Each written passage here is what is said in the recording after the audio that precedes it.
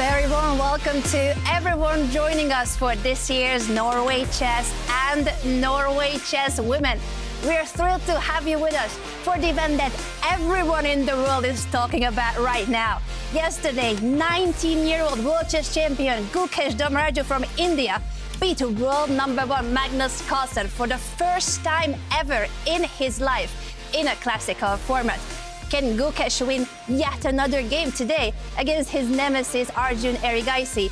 And will Magnus Carlsen recover from the loss and bounce back in his game against world number two Carlsen-Nakamura? There is so much at stake and the tension keeps rising. Everything is out there to play for today.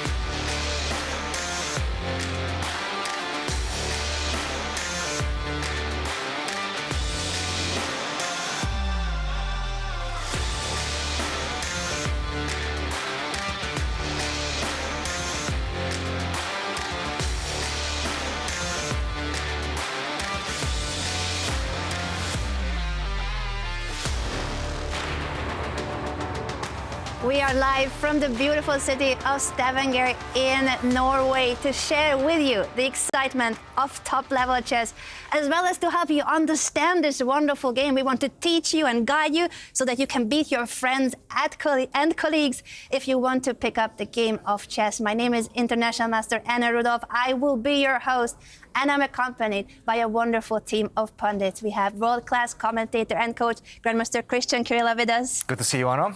Chess.com's chief chef officer, that is a tongue twister, and renowned commentator Danny Rensch. Too much chess in that title, I agree. But thank you for having me. Many chess. And of course, Norway Chess founder and the mastermind behind this event, Kjell Madland. Thank you. I'm so happy to be here.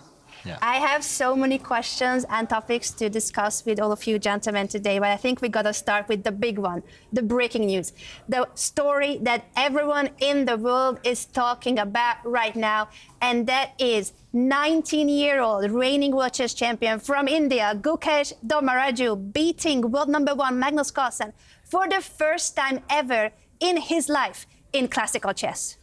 Absolutely, and that was an absolutely historical day of chess and a historical game between these two titans of the chessboard. And as you can see right there, this is the big mistake by Magnus, and Gukesh senses the fact that he's back in the game right now after the last few moves. As we will see, that knight in the corner is going to make the difference, and he knows it right now. He's starting to feel that he got this in the back. He's going to win this. After knight to c4, check. The king moves to the side, and then immediately the king f4. And the moment of realization, take a look at that. It happened so fast. Oh my God. Magnus cannot believe it. Gukesh cannot believe it. He gets up from the board, and there's another element. Take a look at this. Magnus comes in just a second in the frame. Gukesh still cannot believe it and pats him on the back. You got this. Congratulations, Gukesh. Huge moment, historic day, you called it, right? It was breaking news, as Anna said. Now it's currently breaking the internet anywhere that anybody is tuning into this event, or even just getting it randomly fed to them on their TikTok and Instagram feeds. Gukesh beats Magnus Carlsen for the first time. What a moment. He has showed up here in Norway and answered a lot of the questions. What will happen when this young world champion goes up against the world number one? Well, at least as far as classical goes, he will have gone down splitting those two battles, and very big game yesterday. Huge game. He made history. Kjell, what were your feelings in that moment? You were also witnessing it live. Yeah, I think this moment show how important chess is and how important this game was for both of them. So I think everything, you can see everything in this moment of feelings both ways, and that's so in a kind beautiful to see everything. And it's a historical day and historical game. And this is something that Gukesh does so well. He keeps his emotions in check. Right here, right now, you can see him. Everything is going through his mind. What just happened? And it happens so fast. We didn't realize it. The players did not realize what happened either. And as you can see, he comes back to the board. He arranges his pieces. He's such a composed young man. He is, and he came back from the dead in that game. He was completely losing at some point, and then he found chances. He kept fighting. It was incredible to see him, that he kept believing in a position that all of us would have already considered completely lost. And Magnus, he made mistakes.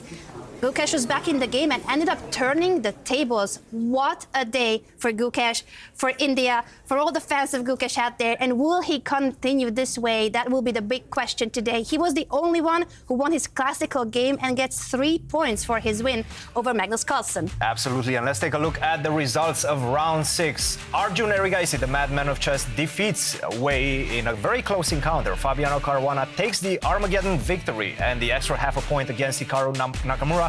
And of course, the match of the day, Gukesh-Domaraju turns it around and defeats Magnus Carlsen. And that leads to the following standings. It's a joint leadership between Magnus Carlsen and Fabiano-Caruana, but right behind them is Gukesh-Domaraju. He started the tournament with 2 losses in classical chess, and now he is up there. After today's game, he could very well be the leader of the tournament, depending on the results of the day. This is incredible, how he bounced back from a very tough start here in Stavanger. Danny, when it comes to yesterday and the big moment that we already broke down, there was also another big moment in Norway chess women. Vaishali against Humpy Koneru. Yeah. It's great whenever you see Vaishali and Humpy go at it, right? You have Humpy Koneru, who's been on top of chess in India, the top woman player for so many years, and here's maybe the future of chess in India in Vaishali. But it was this moment right here where Humpy Koneru blunders her rook on b1. You see the reaction there. It's a heartbreaker. She shakes Vaishali's hand, but that was a game that she was dominating, frankly, from start to finish as black on her way to getting the Armageddon victory. Ultimately blows it with that rook blunder on b1, and you can see the reaction. Puts us in a position where there we go. The results from the day. Go ahead, Anna. Take it away. Absolutely. Let's take a look at the results. As you can see, Koneru-Muzychuk, Vaishali, Rameshbabu, and Wenjun get the victory in Armageddon. No classical victories in yesterday's round against Sarah-Khadem, Koneru-Humpy, and Leing, respectively. And how about the standings, Anna? That means that Koneru-Muzychuk has caught up with Humpy Koneru. They are in joint lead, and Wenjun is in 3rd place. And if we take a look at the results, the score, the top 3 players of Norway chess women and the top 3 players of Norway chess, the exact same score. It is the exact same standings. I'm so excited to see what will happen today and if we are going to see the same leaders after today's crucial round.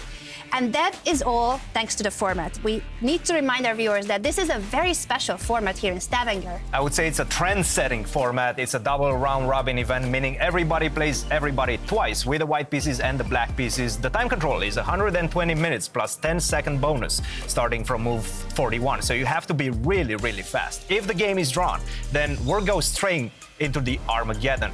The scoring system is as follows. You get 3 points for a classical victory, you get no points for a classical loss, and you get that additional half point, 1.5 points for an Armageddon victory, 1 point for an Armageddon loss. And what are these players fighting for, Anna?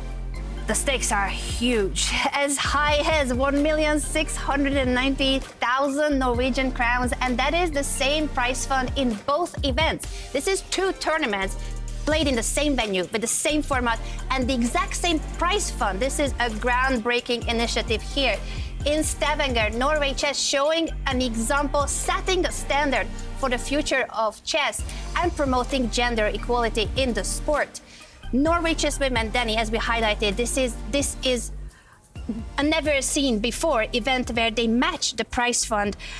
Please share your thoughts with us on that and also break us down to these pairings. You and I had the call last year for a different broadcast. I'm fortunate to be to join you as a guest here, but we talked about it last year, meaning that Norway chess is setting the standard. They are raising the bar. They are letting everybody know that the future of chess, classical elite events before Norway chess never had equal prizes for the top women players. And why not? They deserve it, right? It's time for all the other events to follow suit. Norway chess is leading the way. And now we need to lead into the pairings and talk about the fact that Humpy Koneru will try to bounce back from her Armageddon loss to Vishy. She gets the white pieces against Muzychuk, as you already showed, Anna. They're tied for first. So that's a big deal. But you asked a question, so I'm going to give you my prediction. Who will be leading Norway chess women at the end of the day? Don't turn your back on Ju Wenjun, right? She's the defending Norway chess champion. She's also the strongest active woman player in the world.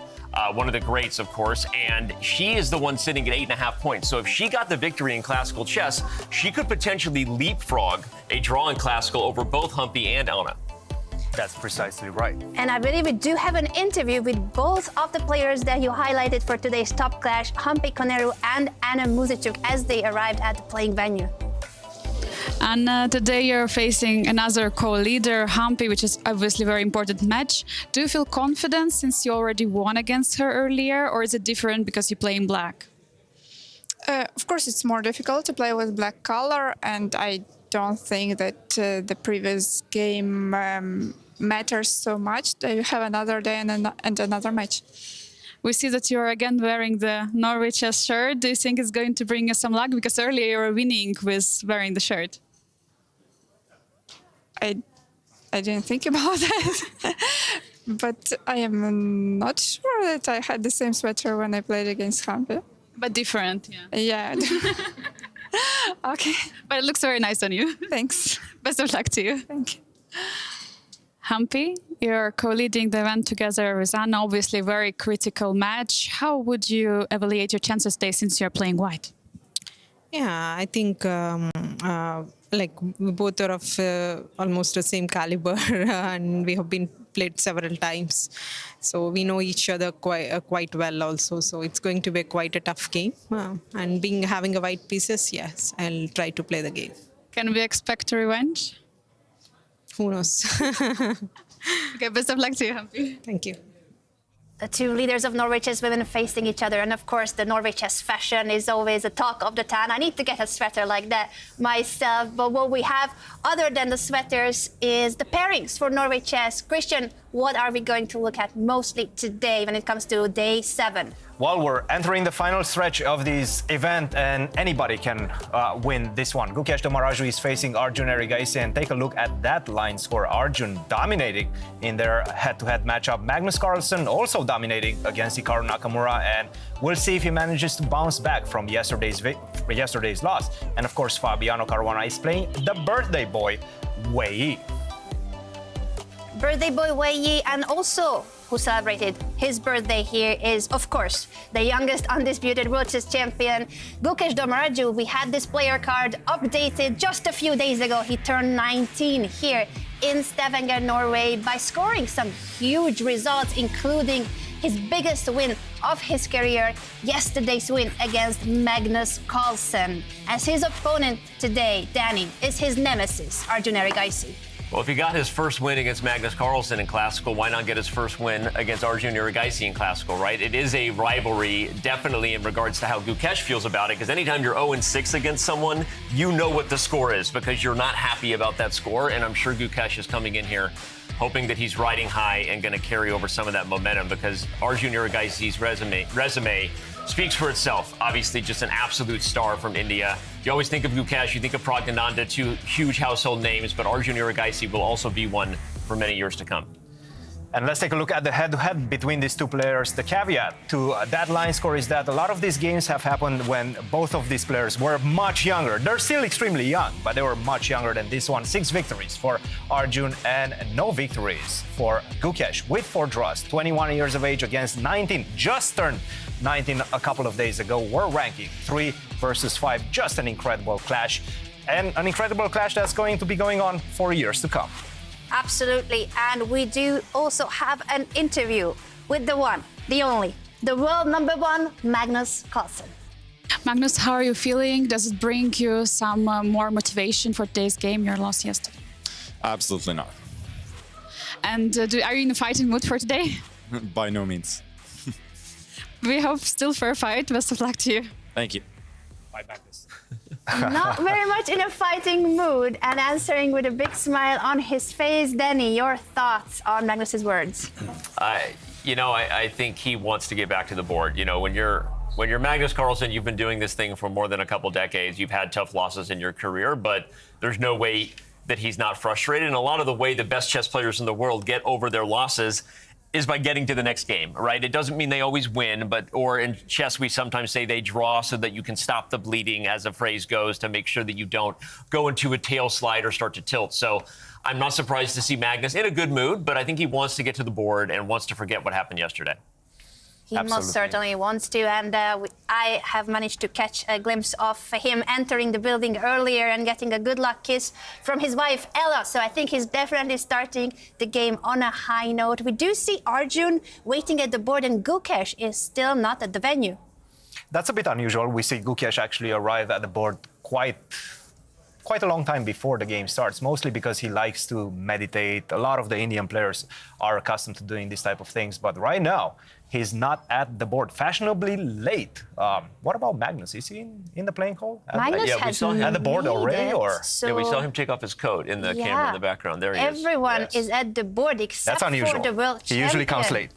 late. I'm with you, and I was only saying because I was observing and saw him sit down, but I haven't even seen Gukesh enter the building. As you said, it's not even just that he's not at the board, he's not at the building. So unusual for the world champion. Obviously, we hope everything's okay, not only because I'm sure... Oh, and the camera crew is there following Gukesh There he as is. he does make it a little bit late, but he is here, of course, to fight against world number 3, Arjun Erigaisi. This man is coming from his most nerve-wracking, I would say, day in the world of chess. He's had many, maybe even the last game of the World Championship match, but yesterday was something special. Yeah. It was just, a change of generations almost. Well, when the game ended, it was the bang heard round the world, yes, right? It was a table slam that will probably follow those two players for however long Magnus Carlsen still wants to keep doing this thing. We think he has a long way to go while he still dominates chess. But I think Gukesh will never forget that moment, the first time he beat Magnus Carlsen, especially given that many people consider Magnus to be the GOAT. So what a huge moment it was. And the bang of that table is the thing that if you go onto the internet, no matter where you follow chess, you are probably getting that served to you in your feed somewhere. Yes, absolutely.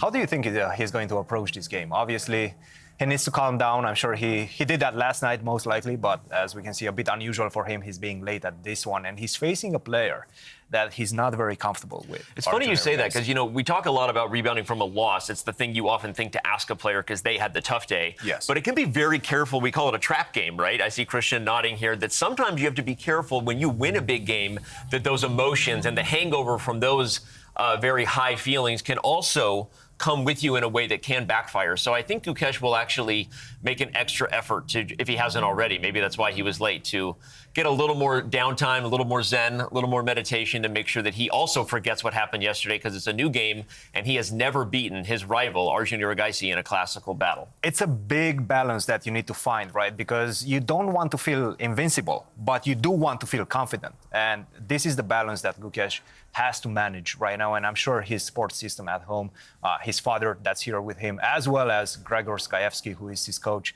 And we talked with Vishy about his relationship with Gregor Skaevsky as well, because he was Vishy's coach. He said he's a very stoic type of figure. So definitely it seems like that spills over into Gukesh's demeanor as well. And you can see him taking his time. His clock has been ticking already for a couple of minutes.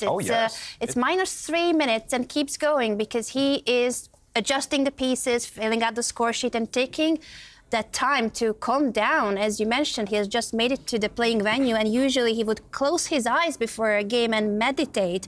So I think that's what we're gonna witness. Even though he's late, even though it's his turn to start and make that first move, he's gonna take some time and get that balance, harmony, inner peace, whatever you call it. He always does that before a game so that he's in the zone, so that he gets into the flow and is ready for the fight. Shea, what do you think?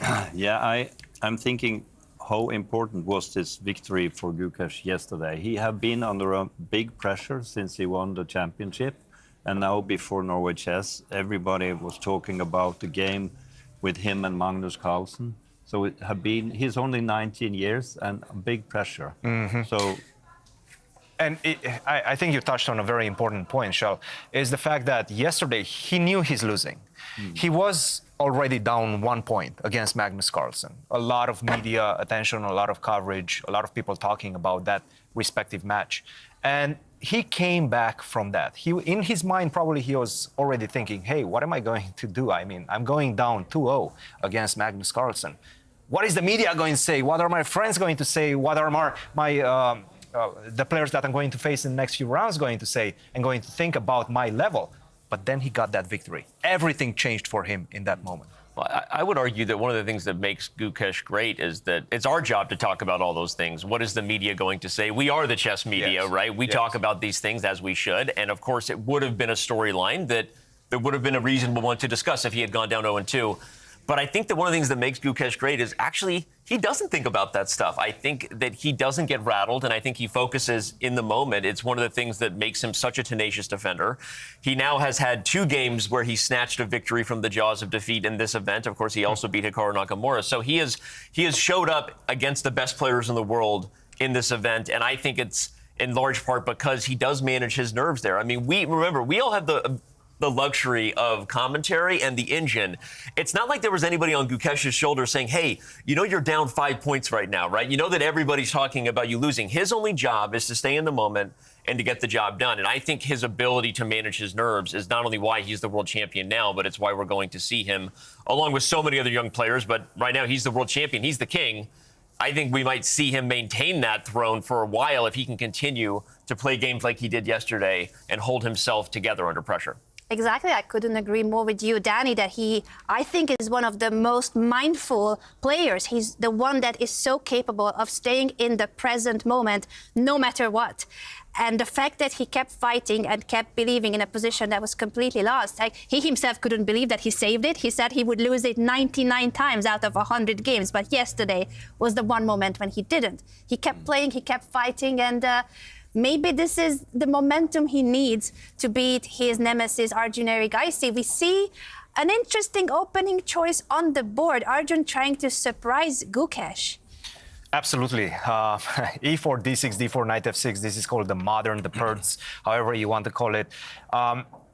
Black is saying that, you know what, I'm going to give you the initiative. I'm probably going to give you an objective advantage. But what I am going to get in return is going to be a very imbalanced position. And we tell you, this is the beginner-friendly stream, we tell you all the time, hey, you need to fight for the center. Black is not doing that with a lot of presence in the center, as you can see already. White has established these 2 very nice pawns in the center, supported by the knight on c3. What Black is doing, he's doing the same thing, but from afar. With the knight on f6, obviously looking at the squares in the center. This pawn on d6 potentially going to support either the push e5 in the center, or maybe even c5, which is going to create a more imbalanced position. And of course, this bishop, the fianchetto bishop that's going to land on g7, this one is going to be a barn burner. I have a feeling that we might be seeing, after something like bishop to e3, maybe queen to d2, maybe a long castle versus a short castle. That's going to be an interesting one. It's funny. I love how you highlighted the difference in terms of the styles of the 2 players and the way they're approaching it, especially for beginner players. Controlling the center, so big, but sometimes you give your opponent an advantage so that you have something to attack in chess. And Black is going to be in a position where he's trying to attack the dark squares for the rest of the game, but he could get in trouble here. Christian just said something. He said, this is going to be a barn burner, and I'm going to translate the Grandmaster real quick. The reason why is because this is actually not an opening you see at high-level chess very often, which means either Arjun has surprised Gukesh. We notice that he is still thinking right now, and Arjun, by the way, not at the board. Or Gukesh will say, look, maybe you shocked me by playing this, but just give me a second to remember my prep, and you're going to get in trouble. Because Christian has always said, there's a reason we don't see certain openings at the top level of chess. It's because against good preparation, this setup for Black, everyone, can get in very big trouble very quickly, depending on how aggressively White chooses to play it, like Christian was highlighting. Well, the thing is, you can see it in the bar. Already, White has an advantage in this very early position, but what I feel Arjun is trying to take advantage of is the high that Gukesh is riding. That sense of being invincible that potentially Gukesh has right now. That means that he's going to take more risks and maybe he's going to get caught.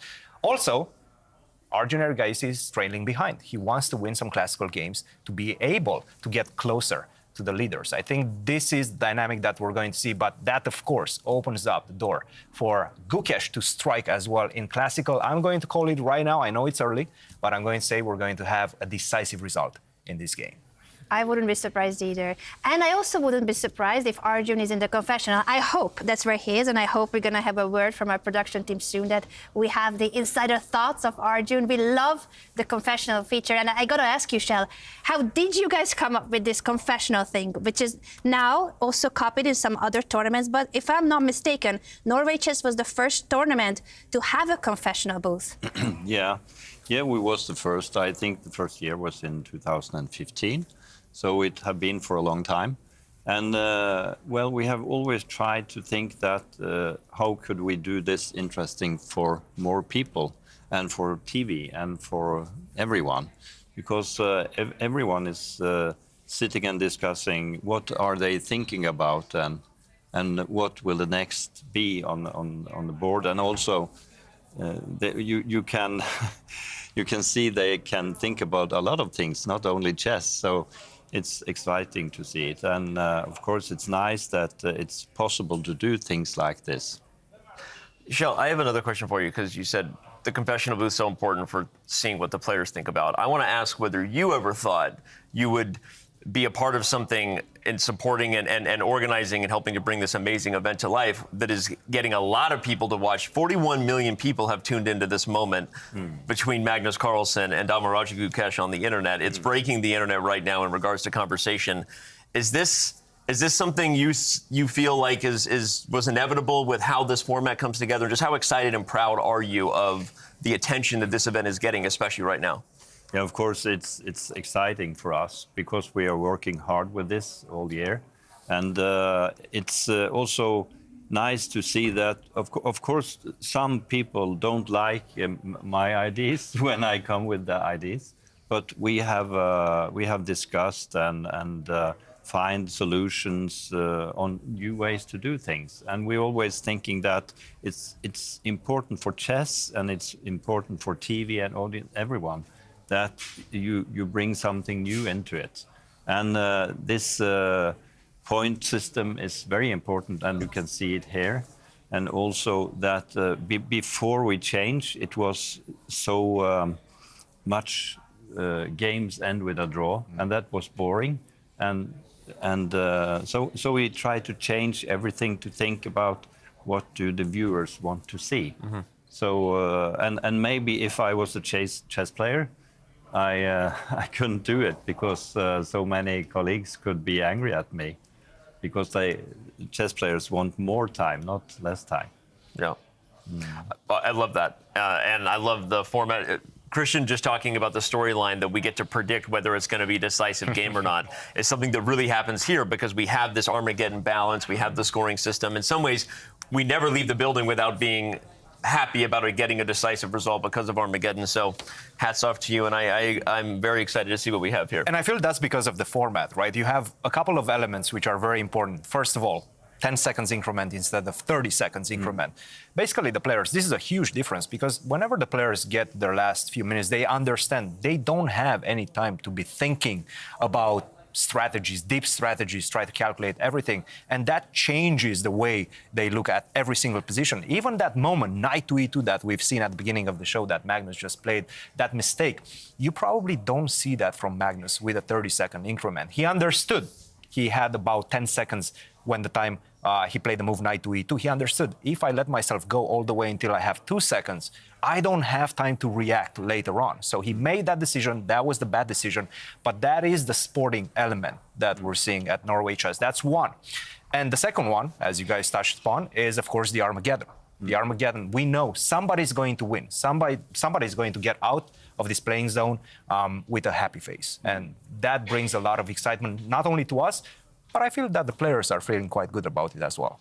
Well, speaking of the players, you talked about how the 10-second increment leads to more of the sporting elements, meaning the players are under more pressure. Yes. Magnus Carlsen is on the top of the list of guys who wants more sporting elements in chess. He loves that. And I think that even though he lost yesterday's game, I want to highlight that, because certainly many will see and remember this moment as the table bang heard around the world and Magnus showing his passion. And I think there's a lot of people who would say that that's a good thing, and chess needs more of that, especially as you saw, it was followed by great sportsmanship from Magnus. These guys are 100% respectful of each other, and you love to see that fire. But moving on from that point, what I would say is that Magnus has been leading the way as the best player in the world to get more sporting elements in chess, to not allow the computer preparation, which is amazing that happens. And we love that part of chess, that it is so cerebral and so thought out.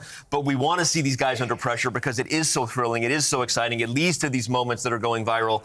And you don't see that if you have a longer increment, and you don't see that moment of just absolute chaos that is so amazing. So I just want to double down that even though Magnus lost, he would agree that that's exactly what chess needs, despite the fact that he was on the worst end that day. Yeah.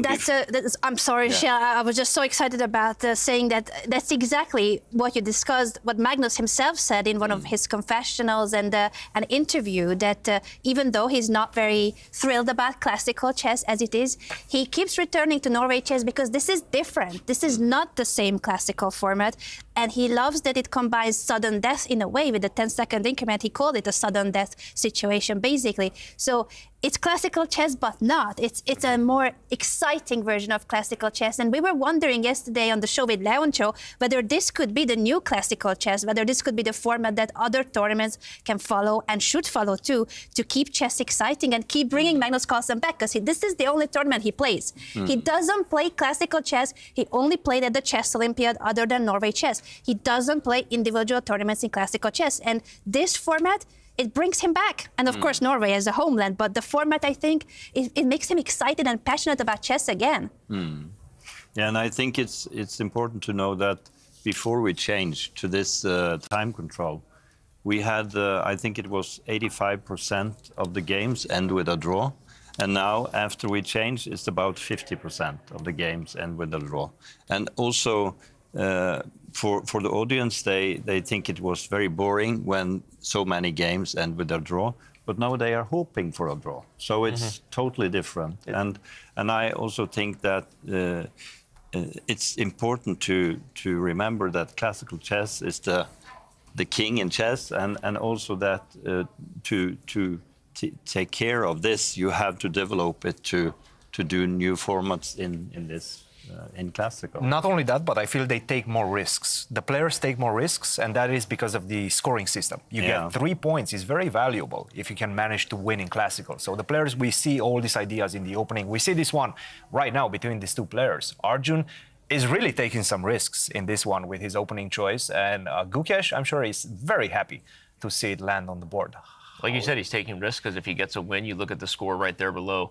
The player profile pictures on the left side of your screen. If Arjun wins, he can leapfrog Gukesh, and he would be right there, along with Viswanathan and Magnus Carlsen. Who knows what's going to happen in their respective games separately. But I love that point. I think that sometimes you make a subtle change that has the direct effect of those more exciting moments, Magnus Carlsen banging the table, that we get Armageddon, but then the pressure and the dynamic of thinking about those games, thinking about how you need to score to keep yourself in the standings, also reverse engineers more fighting chess in classical. So I was here for almost 3 weeks last year, enjoyed every second of doing commentary for Chess.com's main broadcast, and unfortunately couldn't be here for the whole event this time. But I'm literally just looking forward to today. I love this event. It is, and we at Chess.com also spend a lot of energy investing in rapid and blitz events. Everyone knows this. These are the most popular time controls that people are playing on their phones around the world. And so that is our main bread and butter. But we also have been covering classical chess, and we love classical chess. I've been doing this for a very long time, right? And as someone who commentated on everything from Tata Steel in our earliest years to every world championship Magnus Carlsen's ever played in, when I was here last year, I enjoyed it so much. I just want you to know that. Like, I enjoyed the vibe, the organization, and I enjoyed the chess here more than I think I have for any classical event I've ever commentated on. And I think that is just a true testament to everything that's happening here. And I hope we have many more moments like the Magnus Carlsen tape. I'm not encouraging players to slam the table. I hope we have many more moments like that for the years to come. And I just want to say that before we continue to get back to the chess here. But go ahead. Speaking of the slap of the board, Shell, what's your take on that? Do you want Yeah. to see this type of emotions coming from the players? Were you happy to see that, or should there be a penalty? I'm not saying that there should be a penalty, but what do you think about that moment? I think it's very good for chess and for the interest for chess, because when you have feelings like that, they show the feelings. Exactly. Because chess players are very controlled, and I think this is very important, and it's nice moments. Yeah. Absolutely. And just to get back for 1 second at the chess, just because I want to say this is one of those perfect games that you get to see whenever you first start learning chess, because it's the perfect way in which you can develop your pieces and understand the principles of the opening. You got your knights out, knight to f3, towards the center. They're looking nicely at the center, attacking all of the 4 squares. This one is attacking e5 and d4, the other one on c3, d5 and e4. The bishop goes out. Now this h3, forget about it, but it doesn't really matter, because we will be seeing the dark square bishop go to e3 or f4 or g5, and then we're going to see exactly what we always tell our students whenever we teach a beginner, let's say, initiate them in the first step of chess. You say, make the connection between the rooks, put the king to safety, get your pieces out, and get the center. And that's exactly what Gukesh is doing right now. And those arrows and colors, I mean, Christian, this is impressive. We have seen Vishy's son with his paintings. He's a very promising painter. and Christian, ever since, has been very inspired, and he keeps doing it. I love it. Vishy will be returning, by the way, so keep impressing him, too. I can even do other colors, yeah. Sometimes Oh I try to draw a gosh. smiley face. No, but I love what you said. For beginners, I used to use the phrase when I was talking to young kids I was teaching. I said the rooks invented the telephone. And they like to use the telephone. They like to talk long distance. And if you're not going to have the rooks communicating, the rest of the family's unhappy. And so just remember that if you're a beginner, that a big part of every successful game is getting the king safe, because by definition, once the king is castled, and Christian's just going to play a few minutes to show it, once that king is out of the way, the rooks are talking. There's the telephone line between them, and that means you have accomplished the goal of every piece is in the game, the king is safe, and the rooks can now work together wherever the board opens up, because at some point we will get fireworks, we will get action. So pro tip at home, rooks invented the telephone, you heard it here, and they got to use it. I did not know that one with the I telephone. did not know it either. like it. This is amazing. I used to say funny like it. things that kids remembered, and sometimes I remember them. Aw, Dad joke. the telephone. We do have a capture. Can we take a look at this knight capture? This is Whoa, a here we go, sacrifice here that we gets go. a double That's exclamation mark. Wait a minute. Classic fork. Go ahead, Christian. Bishop take... No. Wait a minute, as in what just Wait, happened here? he didn't go for that. We're going to have to... This is a really good tactic, speaking of things beginner players and those new to our game should know, like getting the rooks talking on the telephone. This is a center fork right there. If white had captured back, Arjun would have won his piece back. A pawn, as small as it is, can do mighty things, and it would have won one of either the knight or the bishop. But go ahead, show us what Gukesh did and why he took on f7 instead of that. Well, this is actually very surprising, the fact that he went h3, knight takes e4, as you can see, double exclam. But after bishop takes f7, the bar, remember, the bar was way up high for white. Right now, it doesn't seem like that's the case. I wonder if this is something that Gukesh has deeply prepared at home, or if he's just being surprised. And Arjun is getting a tremendous position out of the opening after, I wouldn't say bluff with the modern, but take immense risk. And bishop takes f7, rook takes f7 most likely is going to happen on the board. What you don't want to see is the king capturing on f7. There's absolutely no reason to do that. You want to keep the king safe. You just put it to safety after castling, keep it there. Rook takes f7, knight takes e4.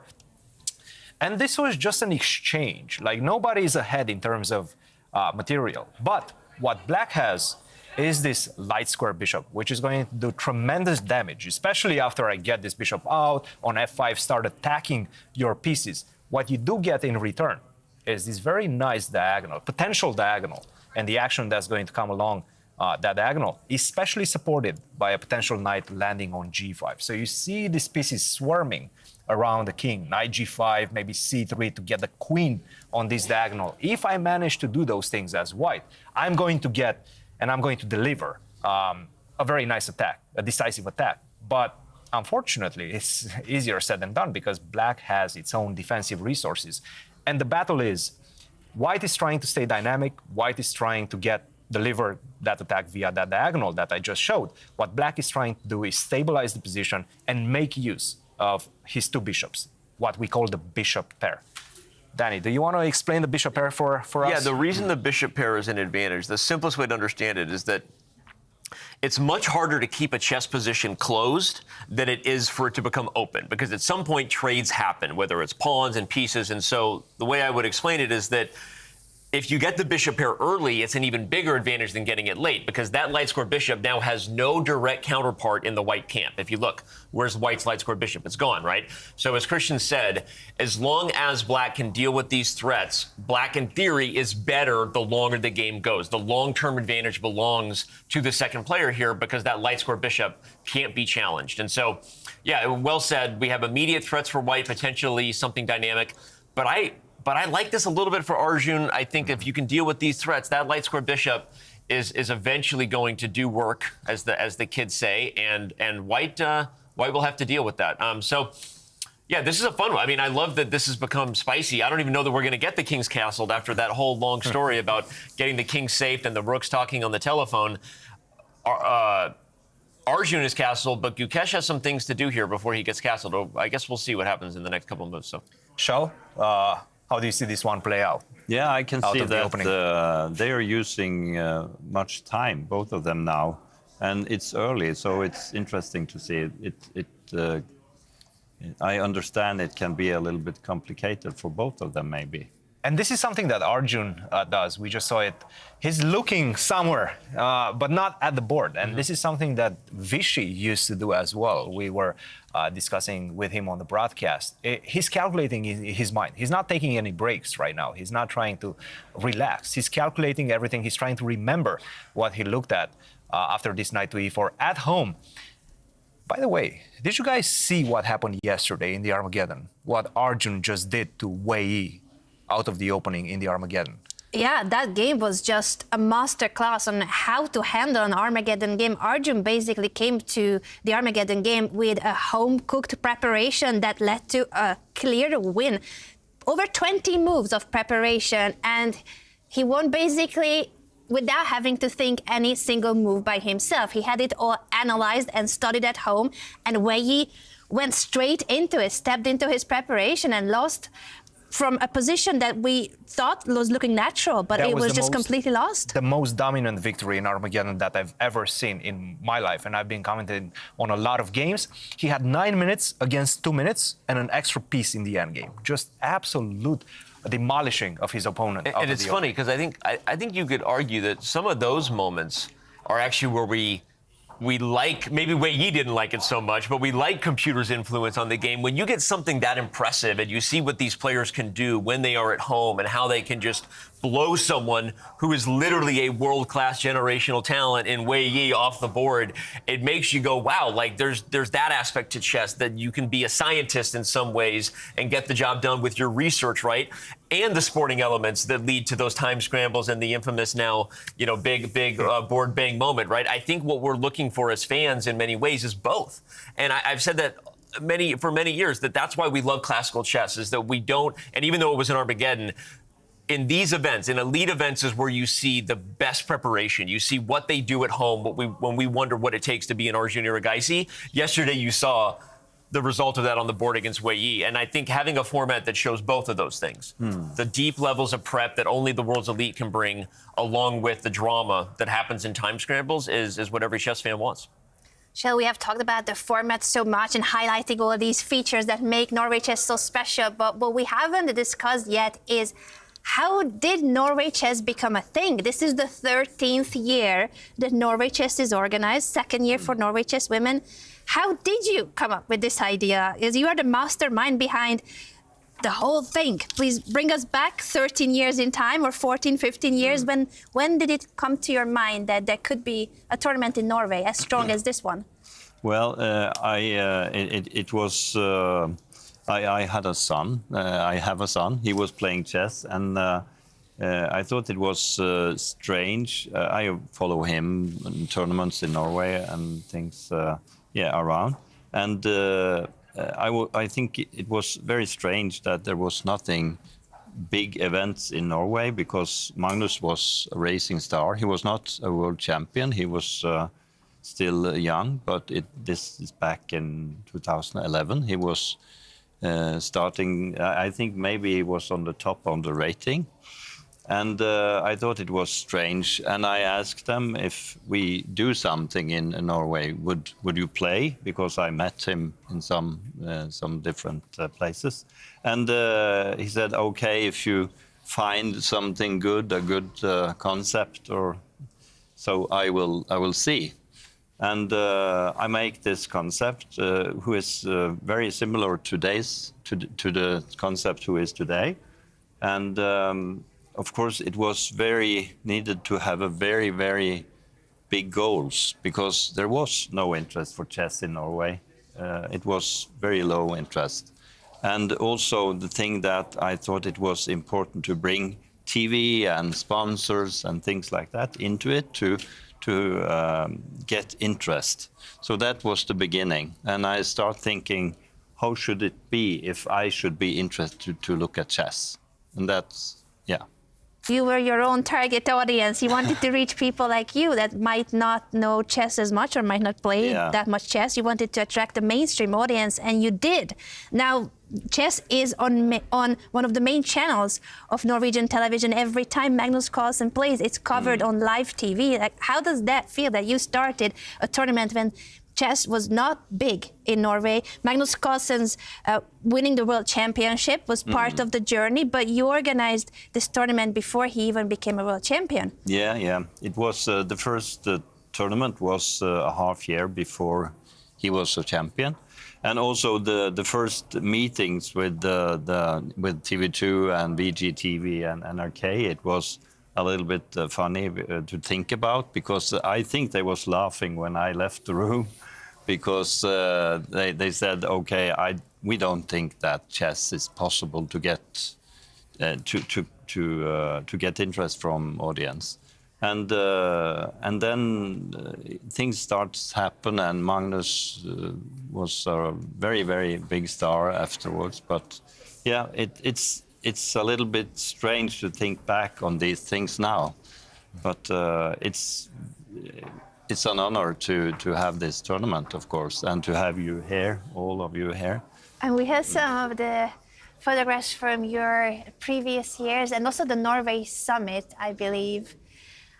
How does it make you feel where Norway chess started and where it is now, and how it has evolved in terms of the popularity of chess in Norway and globally too? Because now we are on international television, broadcast in 18 countries, including Germany, India, and China. Yeah. How do you feel about this development and where it started? Well, it's as I said, it's an honor, of course. And the strange thing is that we are always looking into the details to do things better. So and to think about all this is it's strange, but of course I think the most important thing I have done. Of course, I have a lot of ideas, and that's important, of course, and to think about everything. Here you can see. That's a nice playing venue. We was in a monastery here. Wow. And I think this have never happened before and after to play a tournament in a monastery. But I think the most important thing is to pick the right people to work with you. And I think that's the most important thing I have done, because then you have good discussions, and you find someone who can things you don't can, and discuss things in good ways. So I think that's important. Are we seeing a Vishy right there, all the way in the back? I'm seeing Fabiano, who is here with us at the tournament, but am I seeing a Vishy all the way in the back there as well? Yeah, it's Norway Chess 2015. Vishy was there. Yes. Yeah, he was there. And you can see Caruana there in the front. Yes, MVL. He's playing MVL, that one. Wow, these are just so incredible to see these photographs and all the behind the scenes, the information that reflects on just how far Norway chess has come.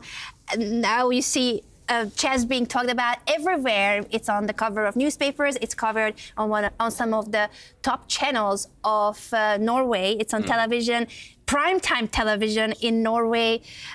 And the players get to go to awesome places. I've been on one of those boat trips myself. It's just one of those events where it's chess, but it goes way beyond chess. You always make sure that the players have an incredible time here in Stavanger.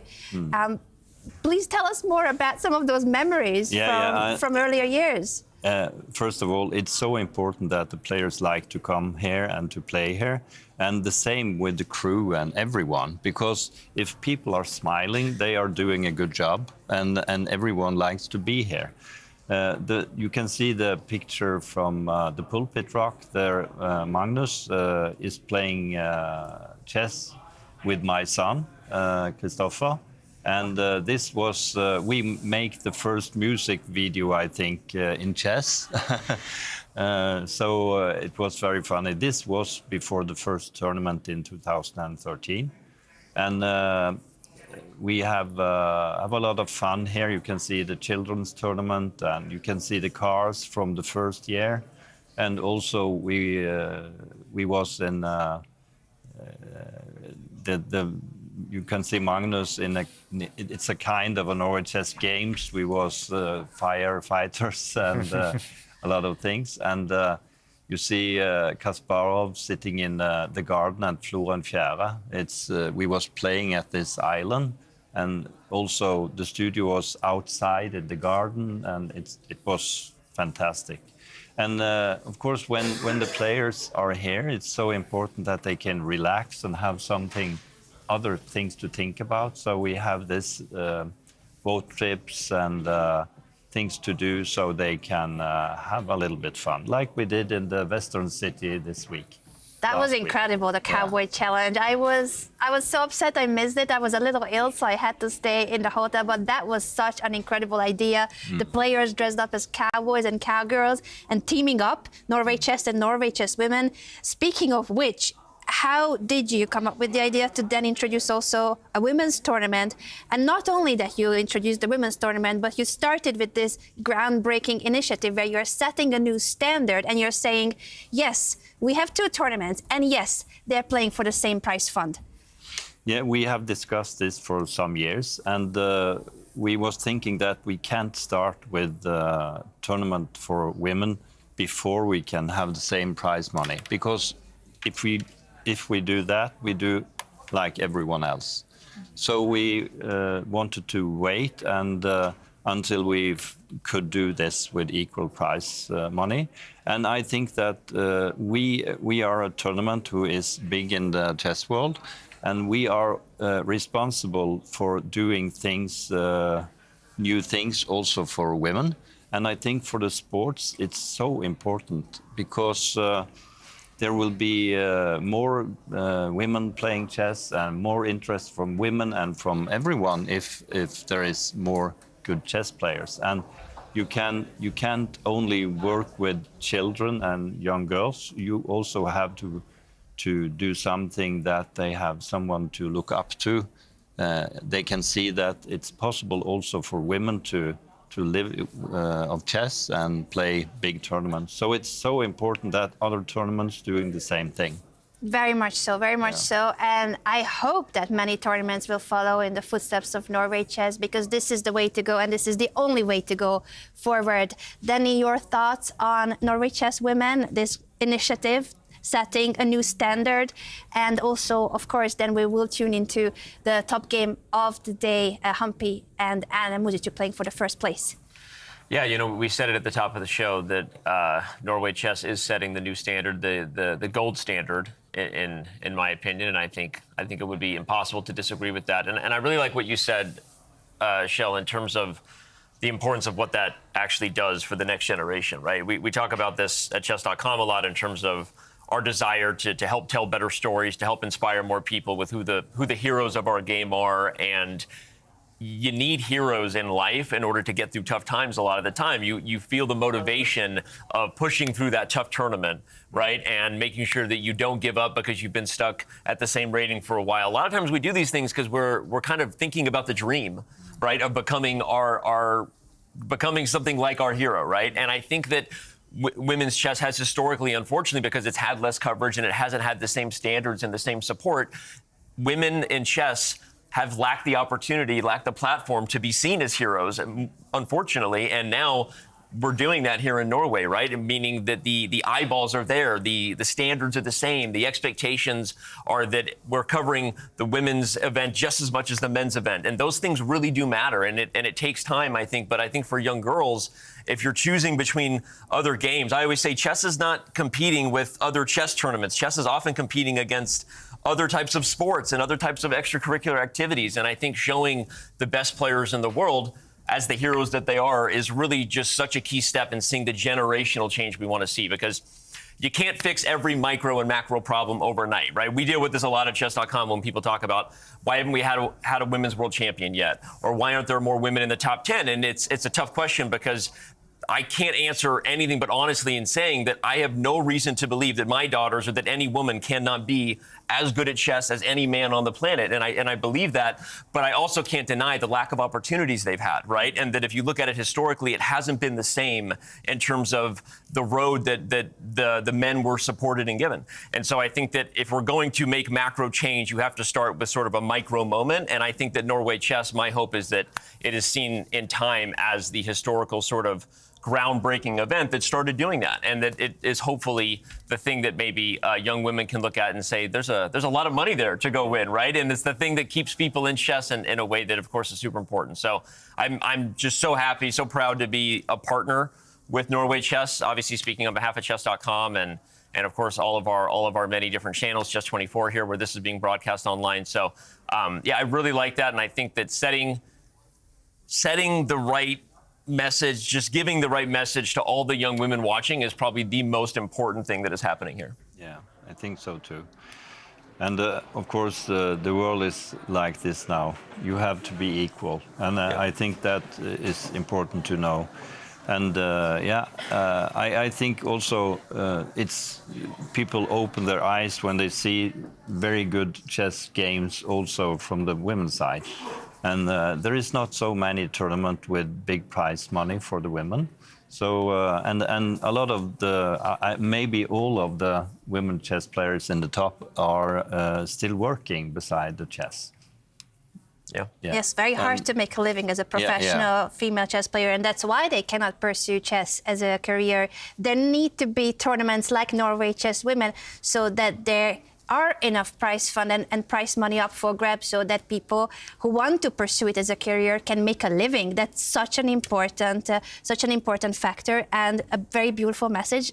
What you both described, that you need these heroes, you need these stories, you need to see these role models, so that girls and women in chess know where to go and what's the goal.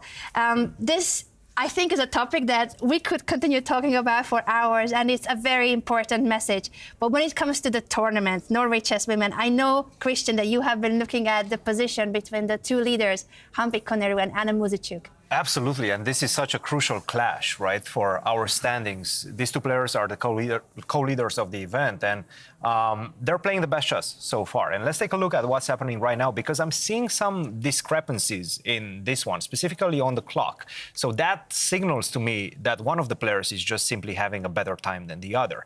And of course, Humpy with 1 hour and 24 minutes against 1 hour and 53 minutes for Muzychuk. And a very good position, by the way, with the black pieces, because if we take it from the beginning, we're going to start off with d4, knight to f6, c4, pawns once again looking towards the center, and it's the same battle that we've been discussing for many, many years.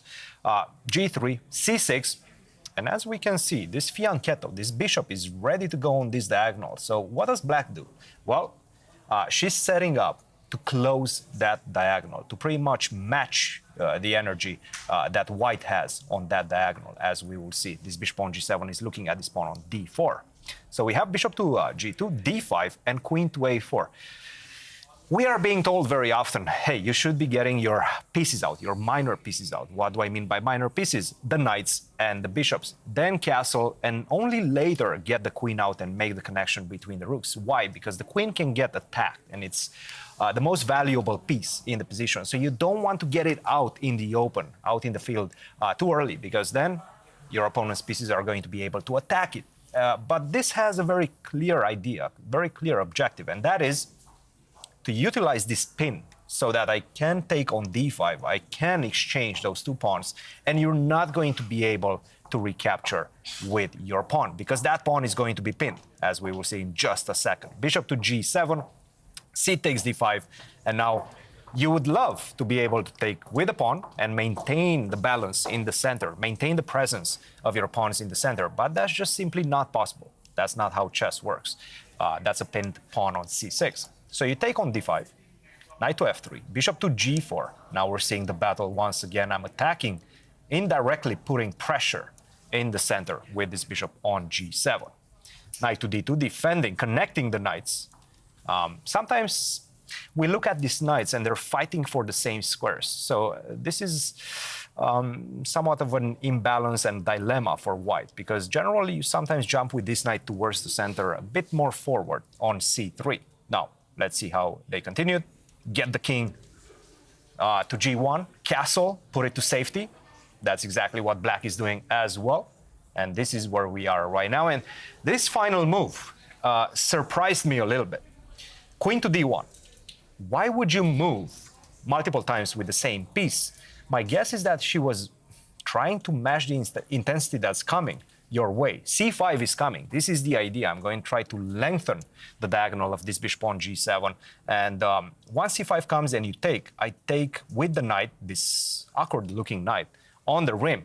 And that's going to attack the queen on a4. So what white wants with this final move that we just seen on the board, and she spent a lot of time, by the way, on this move, she wants to anticipate that, anticipate the move c5. It's an awkward move. I don't like it.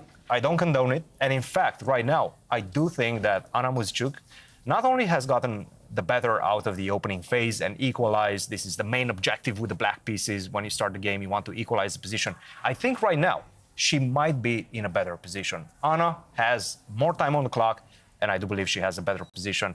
This is an opening success for the young player from Ukraine.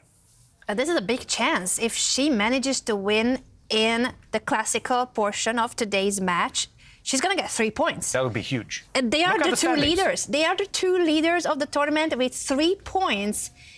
Muzychuk could get a huge lead today. Same goes to Humpy, of course, but what we are seeing in terms of the time management of the players, I feel like Anna has come with a really good preparation today. She's confident, she got on the board what she wanted, she has more time, and she has a more comfortable position. So I think this is looking good, it's looking promising. We are talking, of course, about a very small advantage when it comes to the bar on the left side of the board. But if you add up the factors, that she has more time, that she's the one who is in the preparation she wanted, she's the one who is feeling now more confident about the situation. I think those factors add up to a really good practical chance for Muzychuk. How do you see that, Danny? I agree. I think she's in a great spot. And again, being black and out-preparing your opponent is even better than being white here. Just a good sign that she, knew what she was doing, maybe in terms of what Humpy was going to play. She expected this, perhaps. She hasn't used very much time at all, up more than 20 minutes on the clock. I think I kind of understand the mysterious queen retreat, and we'll just describe it a little bit in beginner terms. I think that Humpy wants to meet. You talk about controlling the center. Center control is the most important, because from the center you can go everywhere. So controlling the center is what everyone wants.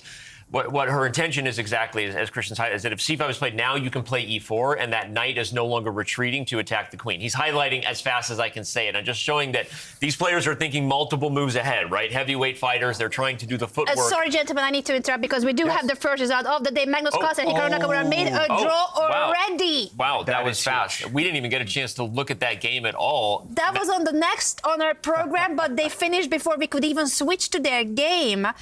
Carlsen not in a fighting mood today. He's coming from that loss against Gukesh yesterday, and you said, he's trying to stop the bleeding.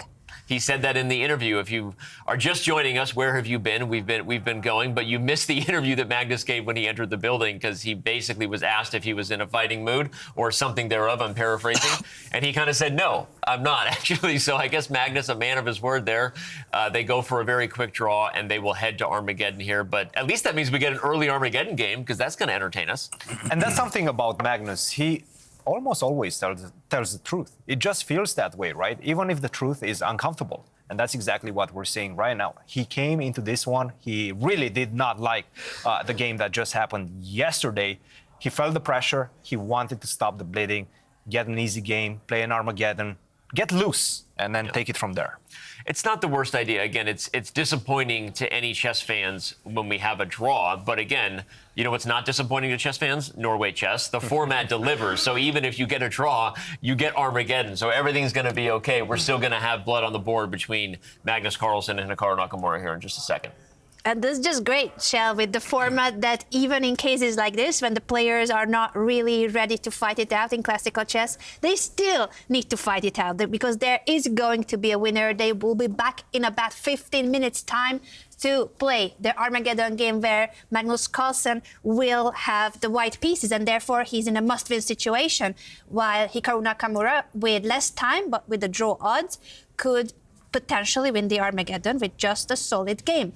Now, when it comes to Magnus and his preparation, we have a bit of an insider information, and that is thanks to his coach, Peter Heine Nielsen.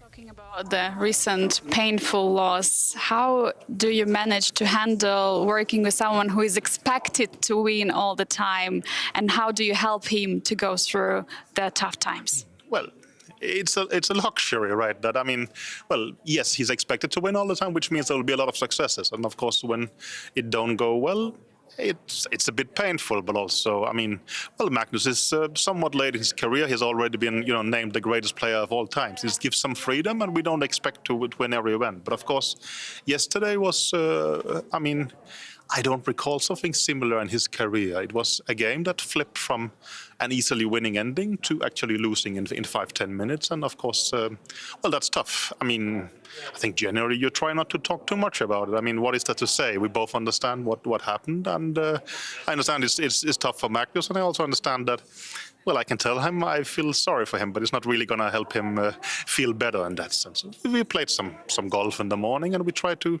move on. But, well, that I've learned both from Vishy and with Magnus that, well, time is gonna heal it to a certain extent, right? But there's not much you can say that helps, or at least in the 20 years I've worked as a second, I have not managed to find out what helps. So, I mean, if someone knows, please let me know. But my general feeling is that, yeah, that's just how it is. But still, after all, it's only sport, right? So it's going to happen at times. Yeah, you're very close also to Magnus. How personally does it affect you, this loss of Magnus? I mean, of course it affects me, but I mean, that's perhaps also something I've learned that, well, while I might be stressed and I might care a lot, I mean, these people care tremendously themselves. So it's not my role to add more pressure. So should I feel nervous about it? Should I be disappointed about it?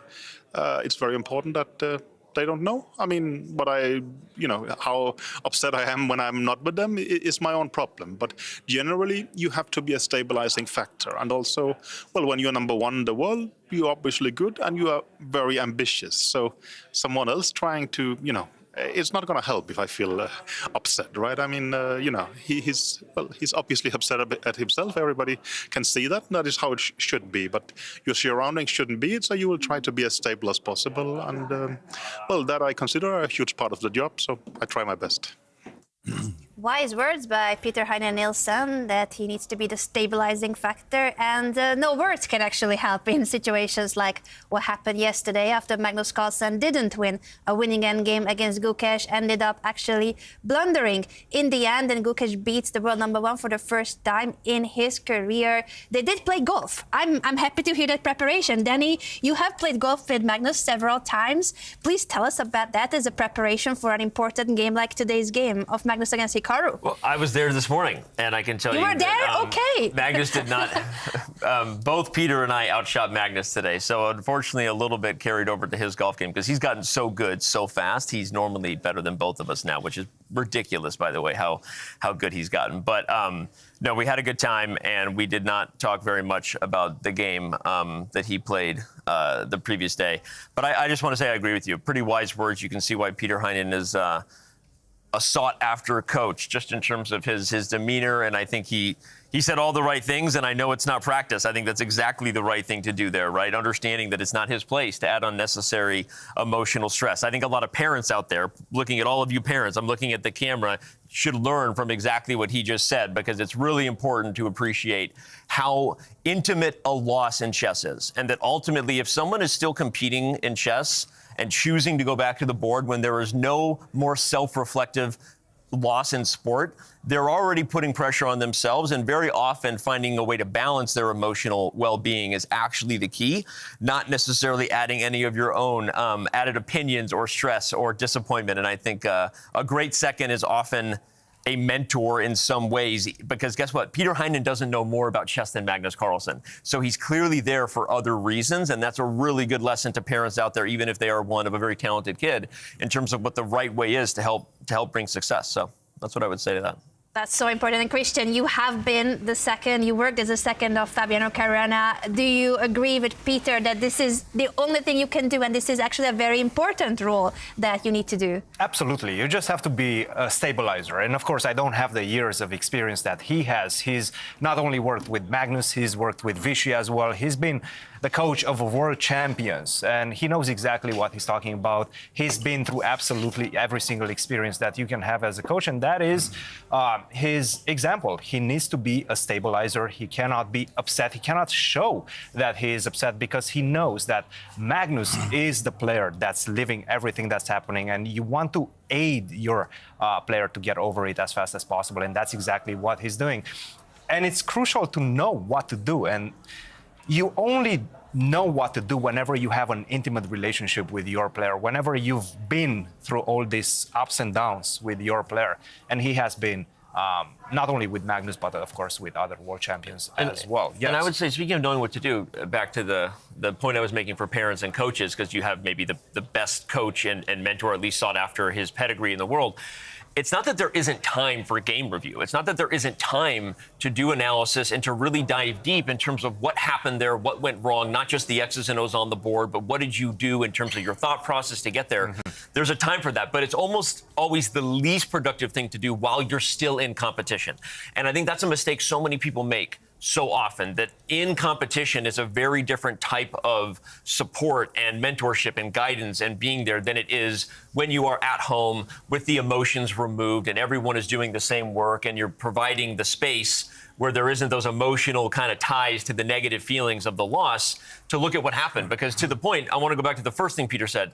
What happened was crazy. People wondering why there was shock. It was shock because Magnus was completely winning and dominating. And I think he's made, I've been following Magnus's career since he came around, and I think he's made like 3 blunders like that I can think of in his life. Like, I think I can remember all of them, actually, because it just doesn't happen that he blows winning positions. So it's so great to see the words there from Peter. That was just an awesome interview.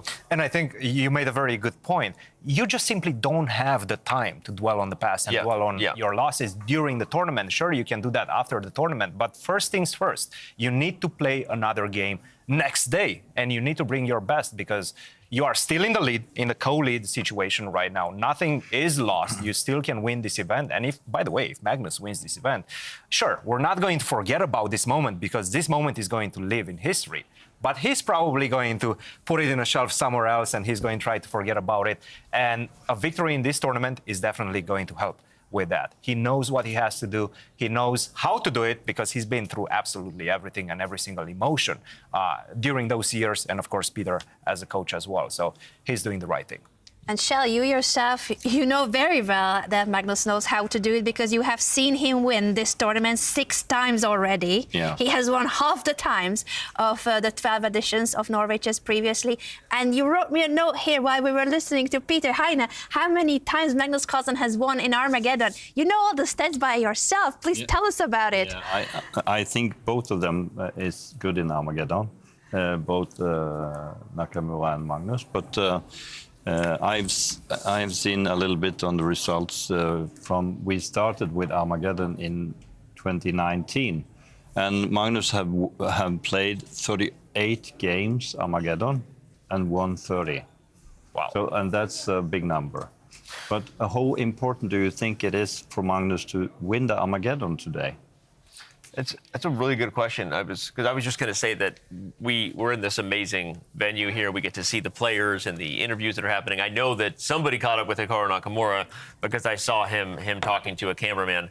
And it made me go, I wonder what Hikaru is thinking about going into the Armageddon game. We're focused on Magnus, but does he sense an opportunity to kind of strike while there's maybe some tilt going on, maybe some lack of focus or lack of desire from Magnus, right? So to answer your question, I think it is important for Magnus because even if he's frustrated right now, he doesn't want to lose this Armageddon game because that's a very quick way to go to full tilt, right? So does Hikaru know that? What is going to be the dynamic we're about to see here? It's going to be an exciting Armageddon game for sure. Absolutely, and he's not the only player that wants to win this one. Hikaru is coming off of 4 losses, straight losses in his matches, and he lost a lot of those in the Armageddon, so he definitely wants to bounce back. We've heard him yesterday. He was saying that, look, the Classical is going all right. I haven't lost in the Classical, so I'm feeling pretty good, but I really don't like losing in the Armageddon. So we're going to see that clash right now. Of course, for Magnus, it's so important. Home turf, he knows he's playing a guy that likes to name their matches El Clasico. I don't know about that. What do you think about that? Do you think that's the El Clasico, or is it Fabi versus Magnus? Is it Gukesh right now versus Magnus? Is that developing? Or is it Hikaru, as he says? It's a good question. I think if I was speaking for Magnus, knowing his swagger, Magnus would say he has no rivals. That would be Magnus's answer to that. That's what I would say. But it's certainly one of the great matchups for sure. Absolutely. We will be getting ready for this crucial Armageddon between world number 1 and world number 2. And let me thank you, Shell, for joining us. Norway Chess setting standards, groundbreaking initiatives in so many ways, and we hope that the world will follow. The world of chess should follow. Thank you so much for joining us today. Thank you. We'll be back in about 5 minutes' time for the Armageddon game between world number 1, Magnus Carlsen, and world number 2, Hikaru-Nakamura.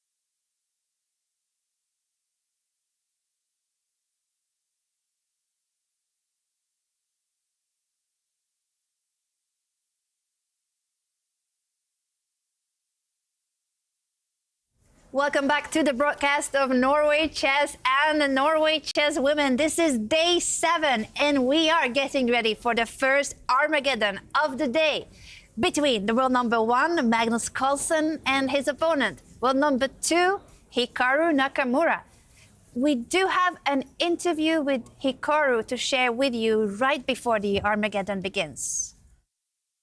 Hikaru, usually you can get some flack with white games where you're not in the mood to play and you feel the tournament it's wrong to really take risks. But today, Magnus, he did not seem too anxious to play chess out here. Yeah, I mean, I think yesterday was obviously a big disappointment for Magnus. It's funny because I've been in that exact situation where I think 2 or 3 games against Magnus, I was completely winning.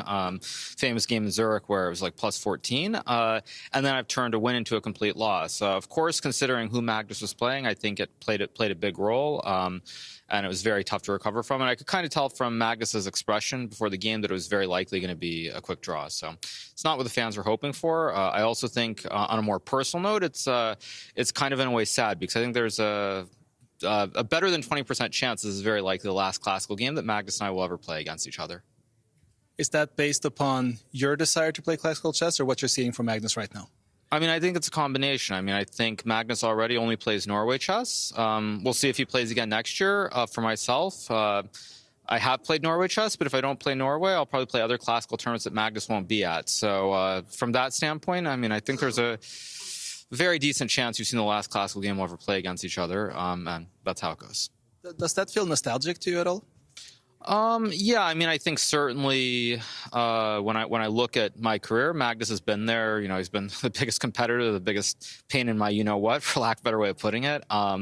So he's always been there. So it's kind of sad to think of a world where maybe he won't be there, I won't. But still, it's been great to play him. And I think, that's life. You know, you keep going, and at some point, it's, not going to last forever. So people should enjoy it, even the haters. Thank you so much, Hikaru. Sure. Will that be the last classical game? We certainly hope it's not the case, but we do have an Armageddon to talk about. Christian, please tell us about the regulations. Absolutely, the very exciting, trend-setting Armageddon. White has 10 minutes, starts with more time than Black. Black has 7 minutes. They get 1 second increment starting from move 41, so you really have to be fast in those first 40 moves. White must win the game. If the game is drawn or Black wins the match. So Black having draw odds. And Shell, before the show started, gave us quite an insight into the scoring of the Armageddon and how it went throughout the years. And he said it's very close to 50-50 for White and Black. And I think we're there in this one as well. Absolutely, and I do want to welcome the co-host that we have just recruited, 5-time world chess champion, Vishy Anand is back. Welcome back. Welcome back, Vishy. Hello, everyone. Nice to be back. Vishy, how did you do it? You won a match yesterday in Italy against Faustino Oro. Congratulations, by the way. And now you're here. When did you arrive? A couple of hours back, and then went to the hotel, quickly changed, and here I am. We appreciate your dedication to the broadcast. We know you were very sad yesterday that you couldn't be here with us. You were enjoying a champagne in Italy, very sunny, beautiful weather. Were you missing us? Not till the end. I must confess, as much as I love you guys, but not till the end. But then it got quite steaming here. What was your feeling on Faustino? I want to know how you feel about the young talent and how it went. Great. I was quite concerned, maybe you can say, about the unknown, because I didn't know what to expect. Yeah. The standard ratings and all don't really capture a 11-year-old prodigy with the way they're growing. First game was choppy, but anyway, I made it. Okay. Well, here we go. The first Armageddon game of the round. We'll see how choppy it is. We've got an exchange Slav on the board. Both players playing fast, so. Before we get into this one, Vishy, I have to say the only thing that stuns my jealousy for not going to Italy like you did is the fact that you missed that pivotal moment between Gukesh and Magnus. What's your take on it? I'm sure you've seen it. Yes, it's pretty raw. I think when I played Mamedyarov a couple of years back and just resigned, I made my move, resigned, and then I had to explain to him why I resigned, which makes it even harder. And I mean, that evening I was as miserable as you could be. But I guess for Magnus it was just too intense. to be winning the whole game. I was not winning him, by the way. Here, I just spoiled a good tournament, but here Magnus would have had a 3-point lead. And he had it. He had played a good game. And to miss that this night comes back. Wow. I wanted to ask you, Vishy, because you just said that you lost that game to Mamedyarov, a game where you had to explain to him why you resigned. It ate you up. I think if we rank how chess players handle their emotions, there's the keep it all bottled inside, at least while they're in the public, and then go back to the hotel room and scream in the pillow or maybe do something worse, right? Then there's those who maybe visibly, show that they're upset, maybe not as visibly there, and then maybe those who kind of lose their temper in the moment. If you were to look back on your career, what are some of your most memorable moments of maybe going against someone who was really animated, maybe not quite banging the table, but some of the players you went up against that really kind of could lose their cool?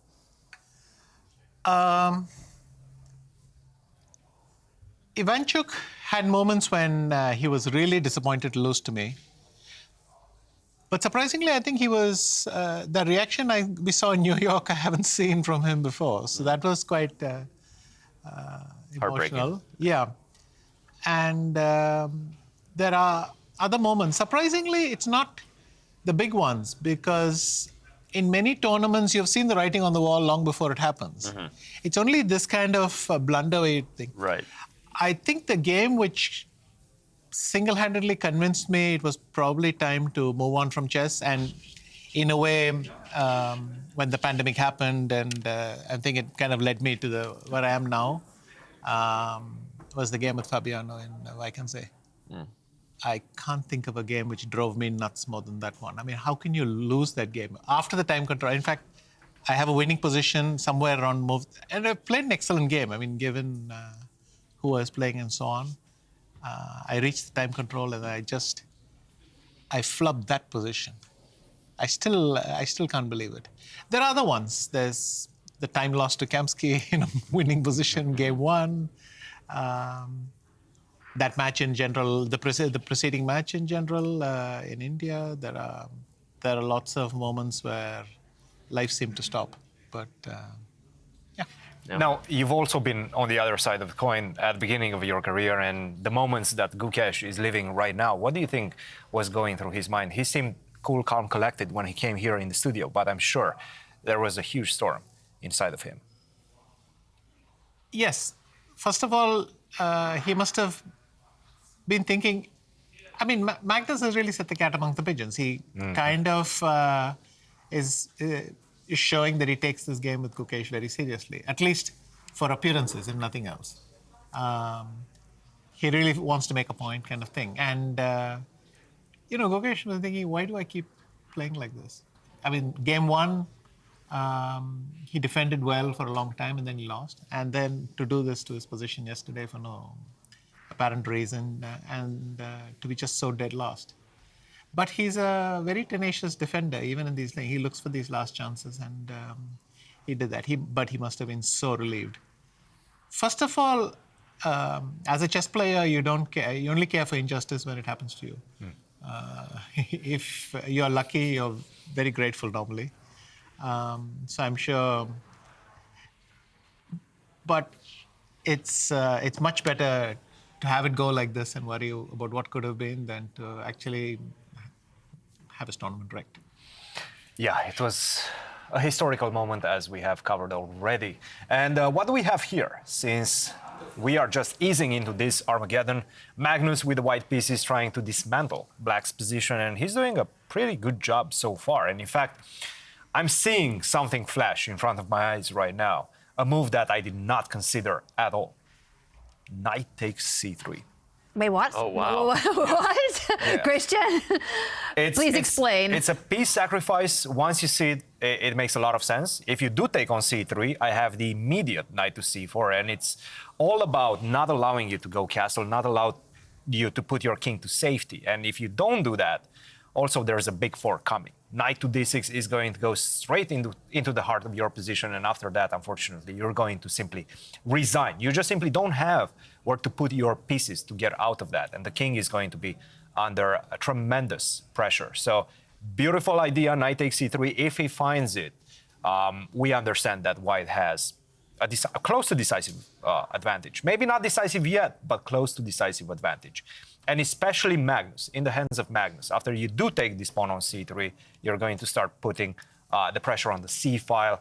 Everything he found plays. it. Magnus found it. Wow. He has thought for 2.5 minutes. I was just about to ask Danny and Vishy if that's what he's calculating, and he did Can I it. play c5, yeah? c5 after taking, or? No, yeah. I see. Both knights go to. You play knight knight to c4, rook b5. a6, knight to b5. Ooh, All the knights are landing on d6. Okay, yeah. yeah, and then it's busted. Yeah. Piling, it's all about this square d6, right? And you don't have the time. You can get out of the check with castle, but you still have some pieces lying around after knight to d6. So everything piles Hikaru up. with the castle, clearly showing that the sacrifice is correct. You cannot capture the knight. He castles to try to get his king out of danger, but is it getting it even worse? The question mark for castling. It's bad. Right now is just a losing position. Both of the players know it. The only thing that Hikaru can do is not spend time and not get himself to the last couple of minutes, because then he's completely busted. I think knight takes d7 must be a d7. Knight takes d7 is the best move. Yeah, because if you take with the knight, I go knight e4. If you take with the queen, knight a4. It's all about the soft squares in your land. And what you don't want to do as white, do not allow black to go c5 in the right position, because that would open up the one really bad piece that you have in this position, the bishop on b7. Christian, can we show why black cannot push the pawn now? What would happen? That is a very good question. And it's the same penetration via d6. This is the key square in the position. And if I manage to get there, I'm just simply going to absolutely destroy your position. Well, and Magnus sees knight takes d7. I think that's instructive for, especially for a lot of our audience who might be looking at the bar on the left that says, wow, white's advantage is huge, but material is equal, right? There's nothing that's been won yet.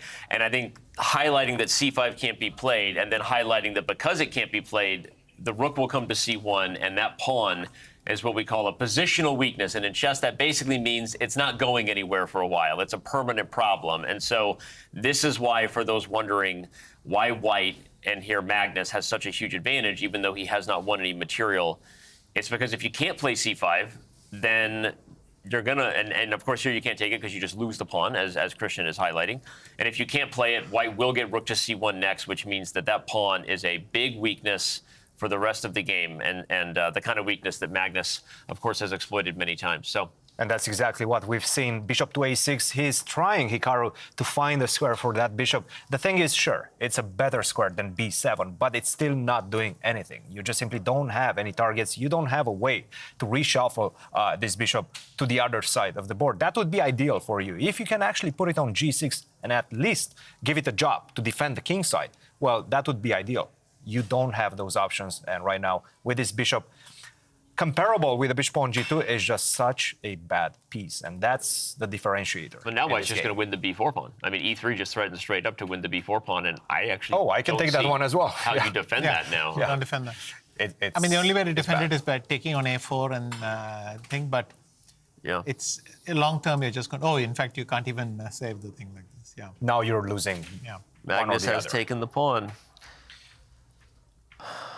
He's doing it. It's still somewhat of a task to finish it off, but if anybody, Magnus is one of the best, if not the best, at doing this type of creating winning chances out of disadvantage. And this is the win he needs. Yes, it's Armageddon. He wasn't very much in fighting spirit in classical chess, but in Armageddon, there will be a result. And if he wins the Armageddon, he will be the sole leader of the tournament. Depending on what Fabiano plays today, it could very well be that Magnus Carlsen will be going into tomorrow's round being the only tournament leader. So this could still be huge, and it could give him back that mojo that he lost yesterday by losing a winning position against Gukesh. And I think this is an instructive moment, because knight to b6, you might be thinking, hey, why can't I take your piece? You take on b6 and your queen is hanging.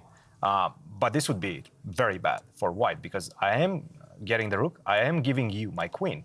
But once I land on the first rank, your king is getting checkmated. So this would be quite problematic. Don't do that. I'm sure he didn't. He played the rook to c5, knight to d5. This is what we have right now. Extra pawn to the good for Magnus, and a better position. And we see a trade in the center. He's trading his bishop for the knight. So what remains on the board, what you can see is that white's pieces are dominating this position through the weaknesses in black's camp. Dropping the rook back so that the knight can land on c5. The computer doesn't like it too much. Vishy, how about this move? Actually, now that bishop on b5 helps stabilize black's pawn structure. And given the weaknesses e2, f3, g2, that bishop is poised to go to f3. So, for a bad position, this is a good version. Yeah. Let's put it that way. Of a bad For position. I like a the way bad you put position, it. you're making it work. That's what black is doing. Vishy, the idea you highlighted about the kingside light squares made me wonder, especially in a fast time control game. Now black has these sort of, last-ditch renegade chances to bring the queen to the light squares on c8 or something, and at some point you have to maybe watch out for that light square bishop abandoning the c6 pawn and flipping sides. I mean, obviously it's a bit of a pipe dream, but that's a real danger in fast time controls. I think Magnus will play queen c3 now, so that he can liberate the knight c5, okay. then force off this pair of rooks. That'll help. But black can play in the meantime queen c8, knight c5. Capture twice and then dump your queen on f5 or even h3. Yeah, and it's not so simple. And look Yeah. at it. Let's catch up with the game because I think there's a slightly different version. And the pawn push on the king side by Hikaru. They're going Oh straight my for that. gosh. Here What we is this go. g5? No, but this must be bad because I'll play e4. Yeah. I'll play e4 somewhere. E4 is the best move right now. Yeah, I'll play e4 and queen e3. I think Hikaru jumped the gun a bit. With g5. Yes, Yeah. he might have. Yes, he might have. But it's not that bad. It's still not that okay. bad. Let's see what he's doing right now. Let's catch up with the players. E4 is indeed on the board. We expect queen to e3. We should highlight that again, Hikaru only needs a draw, everyone. A draw is a win for black here. So if Magnus is to make a mistake, you see Hikaru's that- back in the game. Exactly, the eval bar back to level. What I was pointing out is Magnus's mistake doesn't even have to be a mistake of a loss. It just needs to be a mistake of a perpetual check, right? Or some other sort of blunder that leads to a drawn endgame. So yeah, this is far from over. Hikaru has gotten himself back in it. Completely back in the game. Now you have ideas of rook h8, get something on the h file, and maybe even deliver an attack. Oh, I see the problem. Knight takes e4, rook takes e4 is a perpetual. Yes, it is. Queen takes g3. Yes, G3, it and is. you can never block queen g2 because you're defending e1, right? So. Yes, it is, and that's a very good point. The rook on e1 is just unattended. You lose that. So, in fact, after king g7, the onus is on Magnus to find something because right now the position objectively is equal. And let's not forget, in the Armageddon, Hikaru has drawing chances. So, drawing odds, I might add. So if he makes a draw, he wins the match. And this would be huge for Hikaru as well. These are two wounded lions. Magnus lost yesterday against Gukesh, and Hikaru lost his last 4 Armageddon matches. But rook h8 allows queen takes e4. That might have been missed by Magnus. Oh, sorry, Hikaru. Yeah, you see him shaking his head. That's an honest shake from Hikaru. No psychology there. I think he knows he missed that. But perhaps queen g5 anyway, because that pawn on d4 is quite weak. He can take on g5. Yeah, it might not matter. He probably has to take on g5. And white probably has to swap queens because queen d2 is in the air and what have you. No. He gives a check. He's going for gold. Now he's losing. Now it's bad. You can see the bar shoot up right there. Bishop to f1, he's trying to go from behind, but queen to e5 just finishes the game right now. Yeah. In this moment. Queen e5, the king has to move to the h file. I guess we'll let them play it because if you go back there, Then I just push. I try to okay. completely dismantle your position. You only have a check. This check, I go king to e3, and the checks stop. It's at just this well, point. there's queen g1, but yeah, the king is getting out. The king will get. It's not that easy actually. Yeah, that's. It truly is not that easy. You do allow some checks, but Magnus playing king to f4 instead of the check. Still winning, but what a crazy king. This is wild. That is fun. Great move as well. By the way, now black has no checks, so your threat of queen e5 and g6 is devastating. You can see it on Hikaru's face. You can see it all on his face. He's looking for But it. queen g5 was Yeah, it was completely simple. okay. So Yeah, what do you think Hikaru was thinking there? Is he seeing some sort of mirage, an illusion on queen h3, or is he? Into h2. I don't see the problem even for king f2. Yeah. But if king f2 doesn't work, then he missed king f3. Okay. Queen to e5, and now you have a lot of ways. In fact, why don't you So just simply take why the the bishop bishop is not- on Why F1? not rook takes f1? Yeah, well, there is rook h4 check because the pawn is pinned. And I'm not saying it works, but I think Hikaru is, I don't know. But king e3 and then Magnus has played it. Magnus has captured the bishop. He's up a piece. Yeah. The knight is coming to the defense right now. This is over, guys. This is over. I do believe that Magnus will take this Armageddon, and Hikaru is not going to be happy because he had it in the back. Queen to g2. Rook a1. The rook is ready to invade as well. Threatening Yeah. checkmate in 2. This is not good news for Hikaru-Nakamura. It's going to be his 5th loss in Armageddon in a row. One more check, and once I hide my king on g4, that's it. Yeah. Resignation and the smile by Hikaru. What a game this was. Magnus had a better position, but then Hikaru fought his way back with this crazy move, g5, and the kingside attack. Well, you can read He had a Magnus's draw. lips and he Magnus's said, yeah, lip there. g5, He just yeah. sorry, I didn't mean to cut you off, and I'm sorry, but I was reading his lips, and he was like, I think you could just play queen g5. He's like, I think you just play queen g5, and everything's okay. But anyway, yes, wild stuff there. That is a great point, Danny. And it's always good to see the players analyzing. Good that you can read their lips as well. I'm not always that good at the body language and reading sign language as well. Losing your hearing gives you the skill of reading lips, and yeah, it was definitely, he said, yeah, just play queen g5. So, but there you have it. But even after that, in fact, even after losing this pawn, which he shouldn't have done, he had an easy way out. Instead of rook to h8, what he could have done was just simply give this check on f3. This is a nice, small tactic. If you do take on f3, then I just simply take back on f3. Maybe we can pull the board to see that. Right now, we're obviously going to have some interviews with the players as well. But this was the moment when he sort of lost the thread in the position with rook to h8. He had to give this check. Check. Now, of course, you would love to take this pawn on f3. The problem is the rook on e1 does not have any defender, so you have to defend it. But after this, I have a couple of ways I can finish this one off. I can take on e1. I can go rook to e2 even, perhaps the most precise. Get this pawn on e2. This bishop right now, you remember I was telling you this, the bishop was not doing absolutely anything. Right now is a tremendous piece. I'm defending the pawn on c6, the pawn on e2 as well, and I'm ready to launch the king via g6. This one is looking good, probably very close to equality. He missed that opportunity, and after rook to h8, queen to e4, queen to g5 was the best, but things are already getting out of control for black. Absolutely, and this could be the comeback that Magnus Carlsen needs. We have games to talk about today, but before we go back to the analysis, I do want to have Vishy's thoughts as well on what happened yesterday and this crucial moment, the final moments of the game between Gukesh and Magnus Carlsen. This clip went viral, by the way. It has millions of views in less than a day. Everyone in the world is watching Magnus Carlsen slam the table saying, oh my God. Vishy, what was happening there?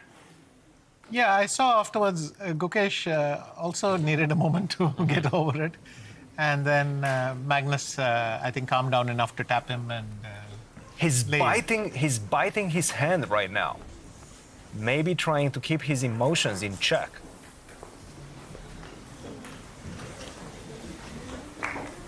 well, he must have felt in front of a firing squad and then it suddenly didn't happen. I mean, I think that's the vibe. That's a great quote right there. Yeah, yeah. And the applause breaking the fourth wall from the audience. That was a moment in time. Danny, you were living and breathing here in Norway this moment. What was your reaction live?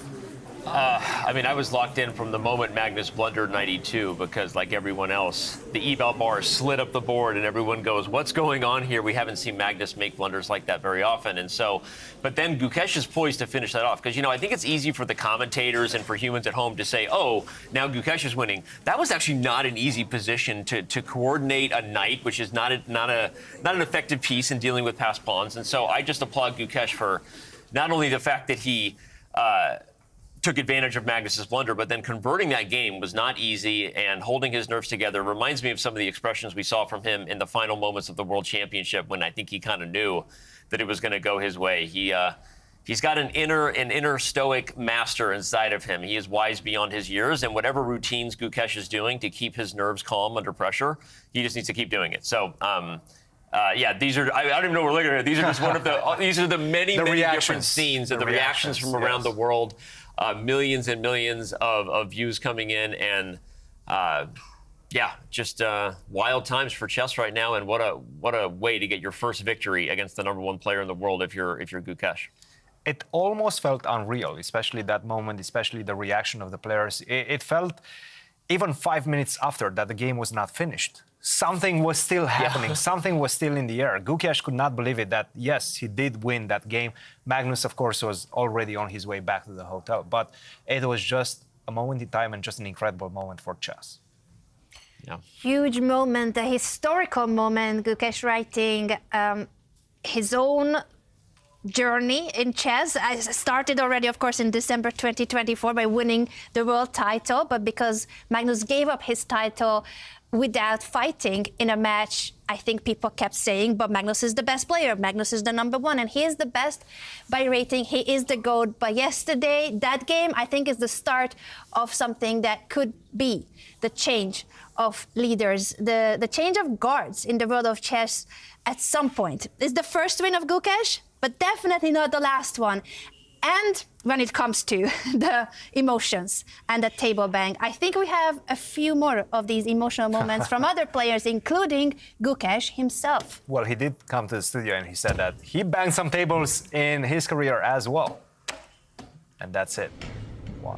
And this is Hikaru with a very similar frustration, resignation, and not understanding how the game got away from him in St. Louis.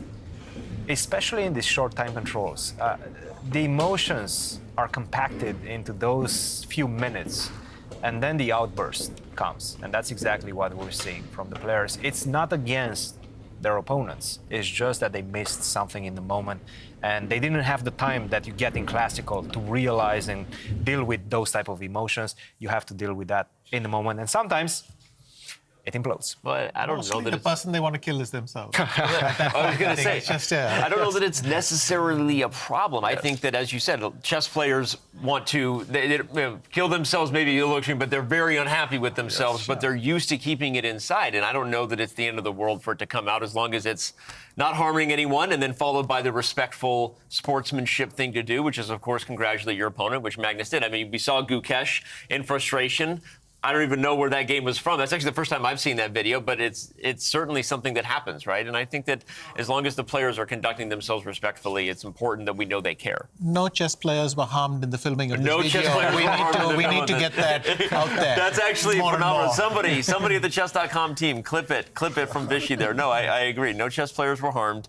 And Magnus Carlsen's score was harmed there, but ultimately he said himself many times that he likes the sporting elements of the game, likes being under pressure, doesn't always deliver himself as he didn't yesterday against Gukesh, but I'm sure if he had the choice, he would take that again.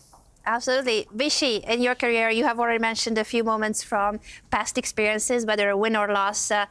Any similar reactions in your career in terms of what you did when you lost the game? No, I don't Not to remember. this level. You need to still train to be at this level of expressive, emotional frustration. Yeah. Also, during a lot of my career, there weren't 20 cameras in the room, so what was the point anyway? But, there's no point banging a table if no one's watching. But also, typically, other games are still going on and that sort of thing. My favorite would have to be Geneva. That's where I think, and that even there, it wasn't me, it was Gary. Tell us about that moment. Well, because I had been very unlucky in the third game. I mean, I thought I was winning and I didn't win it. And then in the fourth game, I must admit, his advantage was much bigger than anything I had. He did this, well, already when he blundered his queen, he started to make faces. And luckily, Frederick was in the audience filming all this, so the clip survives. And at the end, Gary put up an entire performance. And it's probably one video I get shown very, very often to remind me to talk about. So that was intense. But I never. I would go and then I would be very rude to people. Well, brusque, abrupt with people. I mean, sometimes you'll have people come and say it's a good game, and then you realize they haven't followed the game at all, and then you just wave them aside and go. But that's all I've managed, I'm afraid.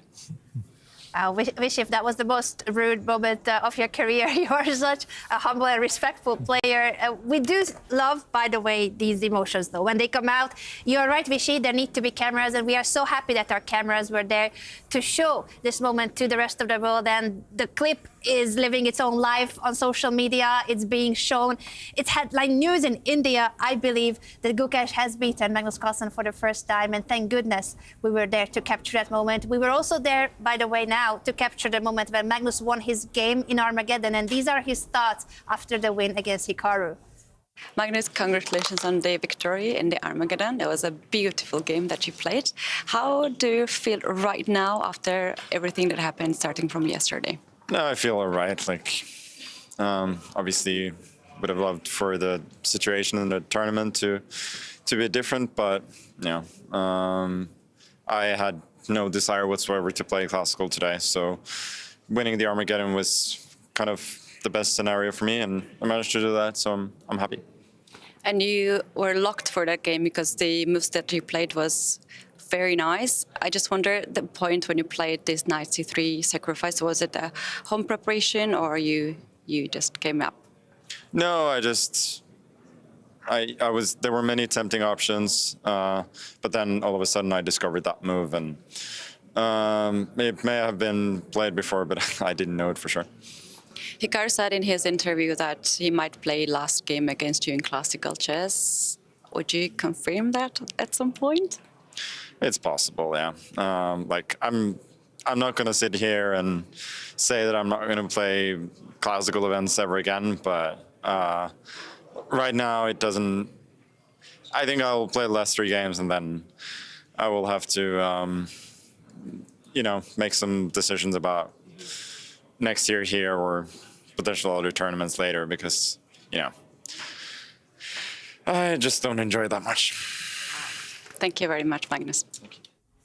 Is this the end of an era if Magnus Carlsen might be considering not playing classical chess in the future? And will we see a change of guards literally by Gukesh being the youngest world champion and continuing to compete? He's going to get stronger and stronger, while Magnus might not even compete in classical anymore or in traditional chess. He might prefer freestyle.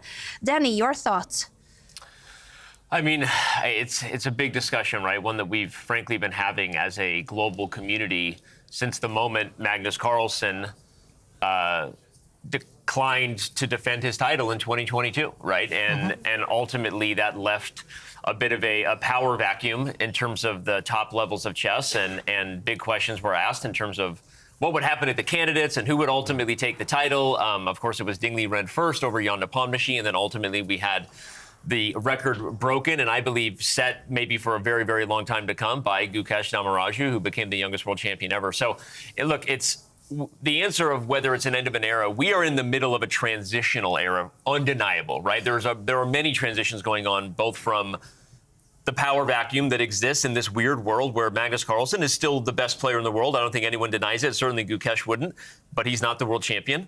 We have all kinds of formats all over the place, more rapid and blitz than ever, more popular time controls there and popular events, and freestyle. So I don't even know how to answer it, right? I mean, we will be looking back in 10 years and everyone will go, you know, if only Vishy had just kept winning the world championship. If he had done that, we wouldn't have entered chaos, and that would have been the storyline that would have happened. No, I'm kidding. I don't know what we're going to talk about. Vishy, what do you think? We haven't had a chance to catch up about this topic. Look, if this is his last classical tournament, it'll be a long time before anybody has a record like his in classical chess. And by the way, because he used to play so many long games, it may be a long time before somebody catches him in moves.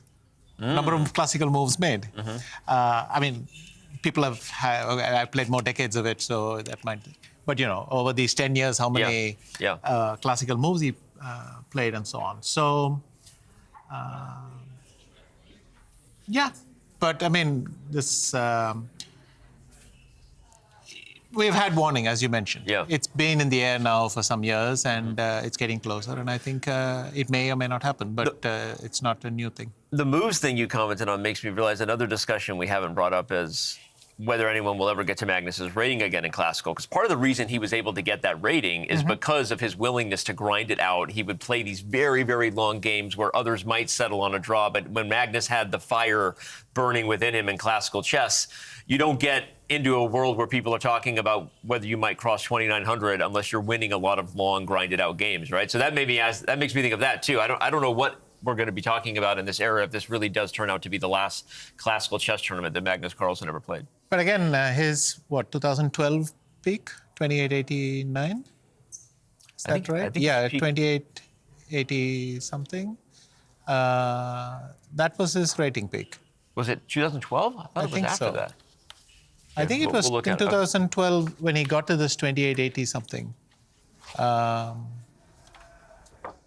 Anyway, so we'll see. I mean, these things don't break every week. So. Okay, yeah, that's true. That's true. The problem with this is that Magnus actually and usually means what he says. And right now he's saying that it's somewhat likely that he's not going to be enjoying classical chess for the rest of his life. But there's also other narratives, other rivalries brewing up. And one of them is, of course, the one between himself and Gukesh, this passing of the torch. Maybe he can lean into that. Maybe he can go back home, recover after this loss, because, maybe he's downplaying it right now to us, to the audience, to himself as well. But it did hurt him. It did hurt him, and he knows that. After this tournament is over, I think he's going to go back. He's going to have a kid soon. So that's going to recalibrate his emotions and his priorities as well. And once the dust settles, he's going to make those decisions. I just don't right now. He's only 34, 35 years of age. I don't see a world without Magnus Carlsen in classical chess. I don't see a world without classical chess. I think it has its place. We have the World Championship match, we have the candidates, we have so many exciting events in classical chess that people want to watch, people are interested. And I do feel like we have a tremendous format here at Norway Chess, which, again, makes classical chess a lot of fun. I do think we're going to see Magnus back, but again, that's going to be his decision. He usually means what he says, but I think once the dust settles, he's going to be able, and he's going to have a much clearer mind and make the right decision.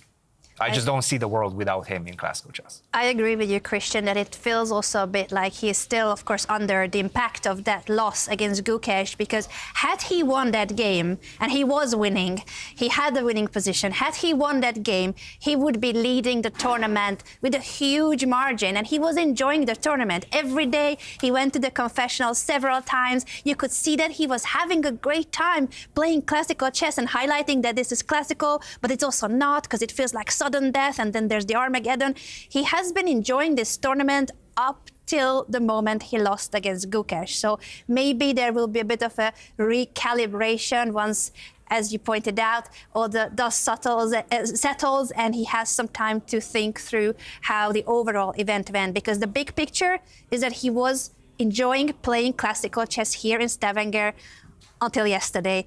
And by the way, his peak rating, 2,882. That's the highest rating of all times. May 2014. I knew I have it somewhere, but I have 14, like 100 pages here. Okay, okay. 2014 May, so over a decade ago.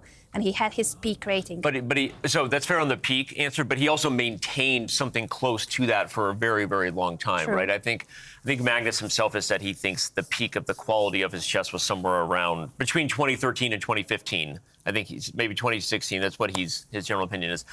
I will say this, regardless of whether I think Magnus Carlsen, if I had to guess, I think Magnus Carlsen will also be back in Norway chess at least one more year. And I don't want to share more than I shouldn't, but obviously I played golf with him and Peter Heinen this morning. And I will say, though, I think Magnus does mean what he says, because he shared that, look, even when he's winning classical games, it's not the format he prefers. And he said, even when I was beating Arjun earlier in the event, I don't know that now he appreciates the format of Norway chess. He loves that it feels like sudden death is always on the table. And of course, the Armageddon. And again, that along with the local fans. But I think he means what he says in terms of what he's enjoying and whether people like that part of Magnus or not. I don't think he thinks about the legacy aspects that a lot of the media and the fans do as much as he does about being a sportsman who really wants to be challenged and do something he enjoys. And I think that he has stayed true to that in terms of his actions, whether people like it or not. And I think at some point, whether it's Norway chess this year or next year, we will be in a world where, if I had to guess, the best chess player in the world will not be playing classical chess at all. I think at some point that is going to happen over the next few years. The question is, will Gukesh prove me wrong? Will, Fabiano, I don't know what's going to happen with the young generation, but I don't know that they're there yet. And I don't know that, Vishy, you would disagree with that, right? Magnus is still the best player in the world. The question is, how soon can the next young players catch him? What do you think? Correct. But on the other hand, look, I think that's a rivalry for the future, because these two, for sure, both of them, Prague as well. Yeah. They are looking forward to many, many years of classical chess and so on. So, but yes, Magnus has mentioned more than once, and he doesn't say these things for fun. Yeah. Speaking of this rivalry, you've known all these. Is it ever hard for you to watch them, or do you have like a grandfather and father rooting interest to any of them? I mean, no one's listening or watching right now, so just tell me, who are you rooting for? No, I'm kidding. But when you've got Gukesh and Arjun and Prague, and of course so many others too. But or is it just all pride when you see what's been able to happen here, and the fact that we have these two guys going at it? It's pride as well, but also I switched to being a fan. Okay. They are great players to watch. Yeah. They go for each other's throat again and again and again. Yeah.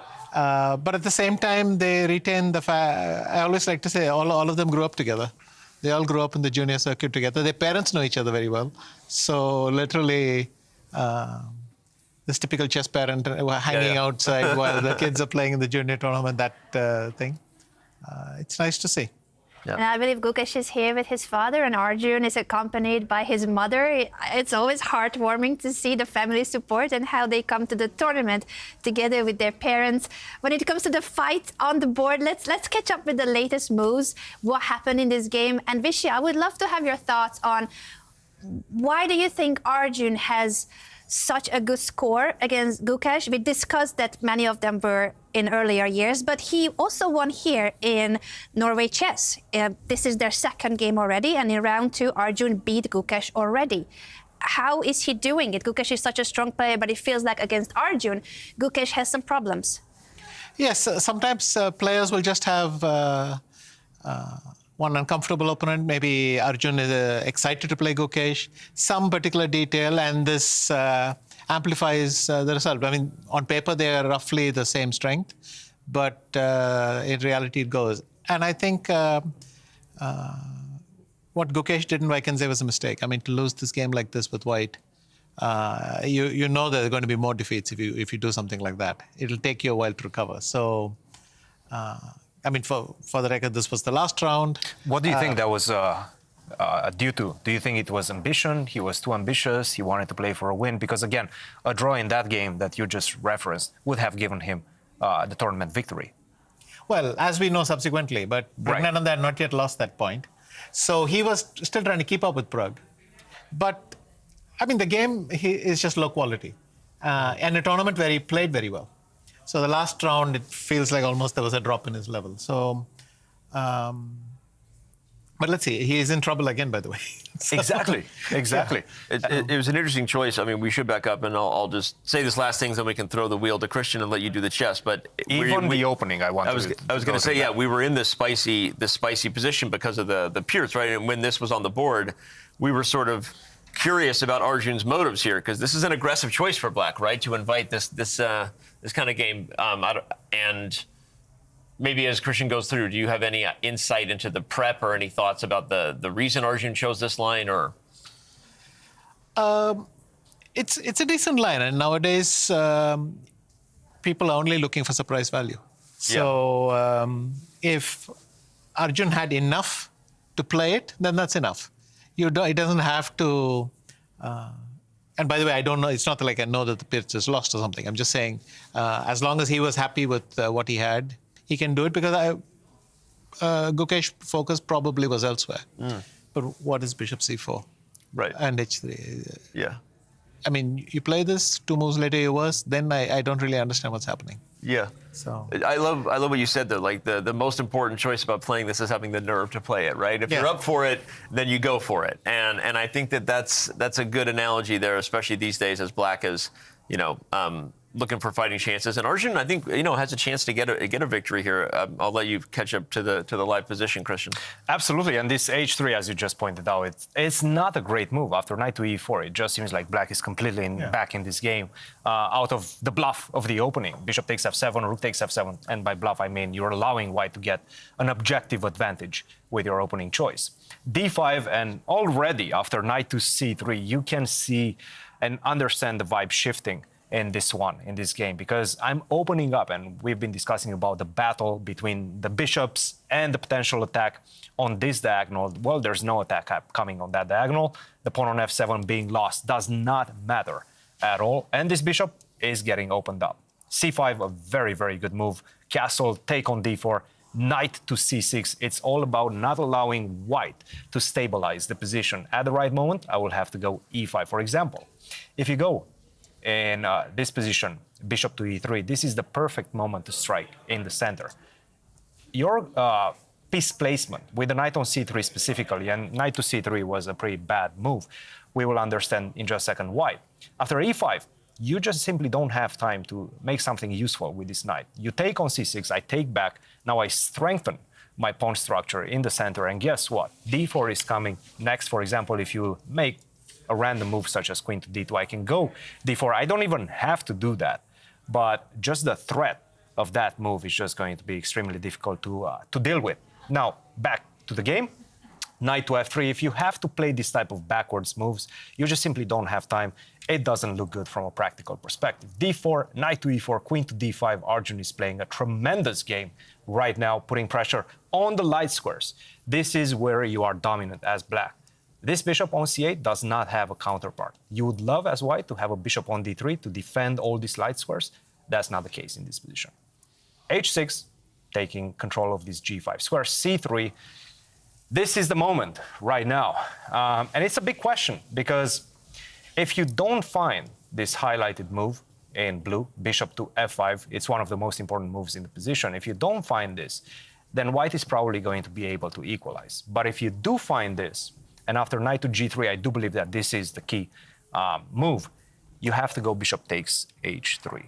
This is the tactic in the position, taking advantage of the fact that if you do take back on h3, the knight on f3 is going to be lost. I'm going to be a pawn up. Not only that, but your king is also extremely unsafe as White. Do I have c4?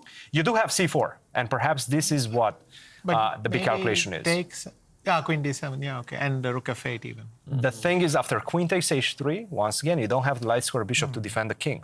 And rook f8 is coming. Knight e5, once you move this knight, and you will probably have to move this knight joins the attack via g4. You don't have a good way to displace this queen. Probably rook f8 instead of queen h3 might be winning. That's also great, yes. That also wins. So, more human move too, because you just see that. very one-sided. That also wins, and at the right moment, you'll take it. Yeah. You can do a lot of things in this position. But yes, this seems to be the way. If you do play bishop f5, if you do make that decision, you have to take on h3 next. You have to calculate that. The other move, from a practical perspective, from a human's perspective, is d3. This is the first thing that I'm looking at. What if I just pass by and then support that bishop, that pawn on d3 with the bishop on f5?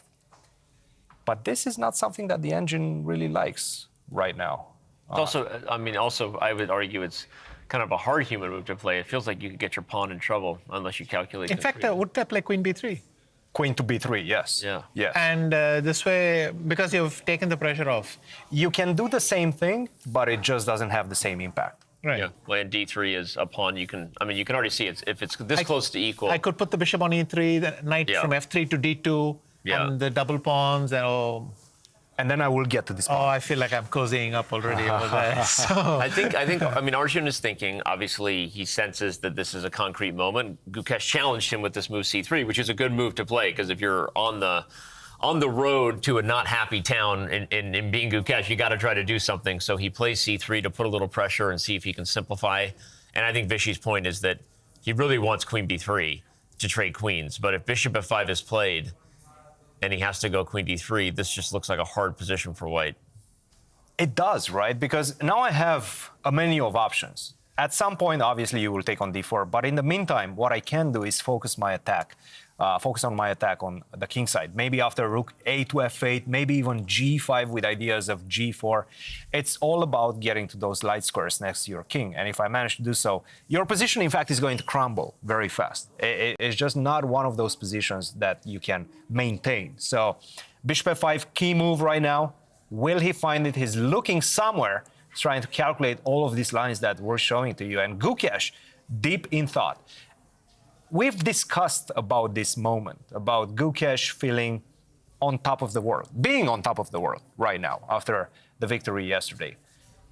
That makes him also feel a little bit invincible, perhaps in his eyes as well. And maybe he opens up because of that. Do you think that could be the situation right now that we're seeing unfold? Bishop to c4, h3, didn't feel like he eased into the game. But today. look, if I was Gukesh, I would feel the rivalry with Arjun more intensely than I would feel it with Magnus. Mm-hmm.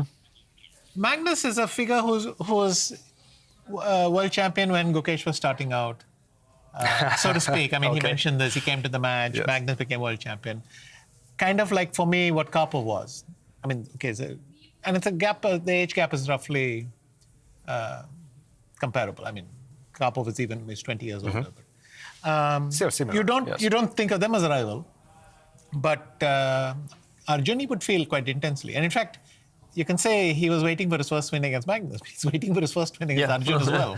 So I would think this rivalry he feels more intensely. That's a very good point. Well, he did show up late to the game, borderline late. He was so to the point of. He obviously didn't start with an opening he's happy with. I think the board position speaks for itself. Yeah. Gukesh is clearly not happy with this position. Bishop to c4 and h3 were a very sort of like kind of passive way to approach the opening, and he's paying the price. And I guess what I'm wondering is Anna, do you think there was like, maybe there's something else just practical that happened? Because he definitely didn't start off on the right foot. And I agree with Vishy. I made that point before you got here. I said he got his first win against Magnus, but can he get his first win against Arjun at the top of the show? And it doesn't look like he's trending that way.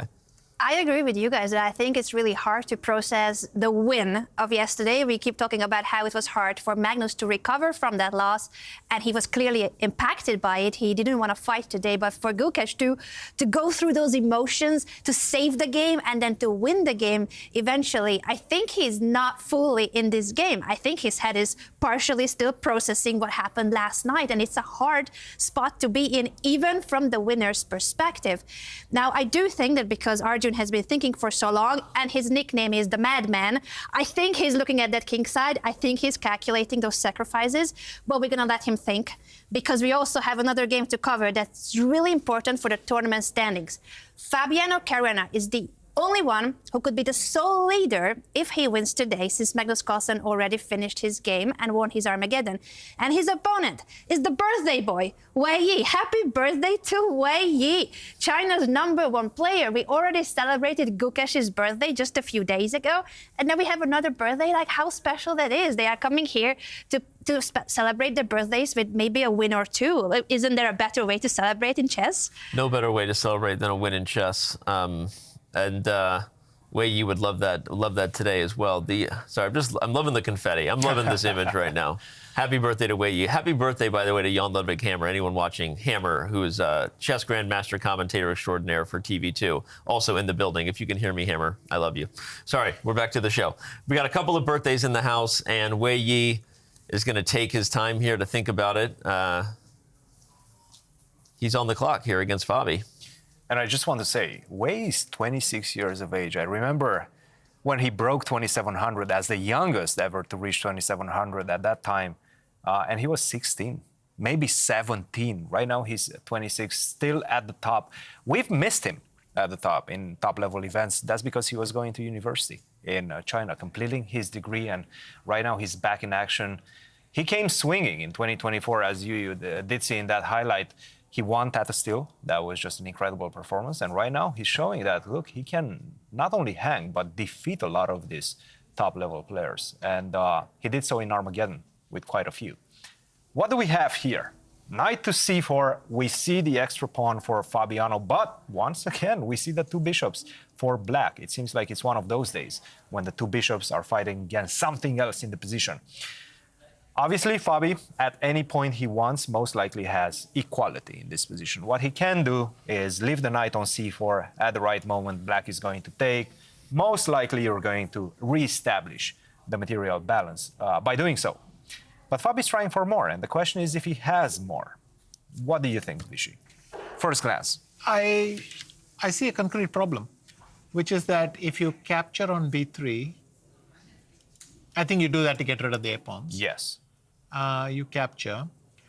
Then if I go to, for instance, c5, then you're a healthy pawn up with bishop d7. Correct. It's not the greatest pawn on earth, but it's a fairly healthy, simple pawn. Yeah. Yep. So you can't go to c5. If you go to a7, I'll play bishop d5. And now we understand why a7 is better than c5. You do need to control this d7 square. And But you go bishop d5. I think here black does have full compensation. But then I thought maybe queen c3. After takes, queen c3. You capture, I capture. Now see the possibilities. If you go bishop d7, I'll go bishop takes c4. Oh, and when you take my rook, I fork. Yay. Yes. Fork the rooks. Yes. Confetti. Confetti, please. I fork your rooks. Visualize the forks in this one. Yeah. And So- you move the rook, I take back your rook, and in fact, you have a better position. This one might. And just if be you had winning. gone to d5, Yes. Let me just go back. yeah, if you went to go d5, here, bishop d5. I'll play bishop h3. Yes. Your rook cannot go to e1. So you have to play bishop g2 back. And then I'll go back to e6, and I thought this was a draw. I think you're right. Yeah, so that I'll just knock everything off. I think you're I right. love how Vishy is playing top-level engine moves. Christian has an engine in front of him, and Vishy's just doing this on the top of his head. I'm just Exactly. watching this in the studio and just enjoying the five-time world champion here to my left. We should do this more often. This is so enjoyable. But yeah, no, Vishy just spouting out what looks to be pretty clear ways for Wei Yi to hold. And by the way, Wei Yi has been fantastic in Armageddon. The only person better has been Arjun Erigaisi. But if you take Arjun's win from yesterday back, which was basically a win of home-cooked preparation, if Arjun doesn't win that game, then Wei Yi has played really great in the Armageddon stage overall, right? So I don't know that he would mind getting to the fast time control tiebreaker against Caruana. In fact, Wei only lost Armageddons against Arjun. He lost in the first game, and he lost yesterday in round 6, only against Arjun. Exactly, and I he believe beat he won everybody 3. else. Yeah, he beat 3 Magnus, Armageddons. he beat Hikaru, he beat Gukesh, he beat everybody but Arjun. Arjun is the only player with a perfect score in Armageddon. So I agree with you, Danny, that I think Wei Yi would be happy to get to an Armageddon. Are we predicting an Armageddon? I want to hear everybody's Yes, opinion on this. for sure. Armageddon, Yeah. Vishy?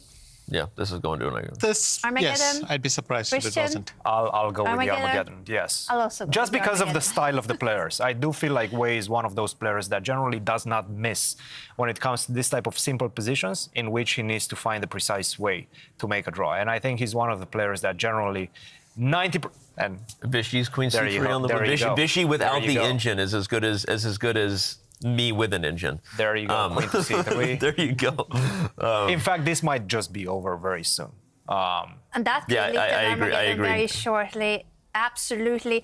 We have already talked about how incredible it is to have you, Vishy, in the studio. You are more than an engine. By the way, Danny, did you know that Vishy has been the most accurate world champion of all times? We have statistics on the accuracy of all the world championship matches played, all the games, and Vishy is the most accurate world champion of all times. I'm not surprised to hear that. Then this is world championship matches. Yes, all the games from World Championships counted.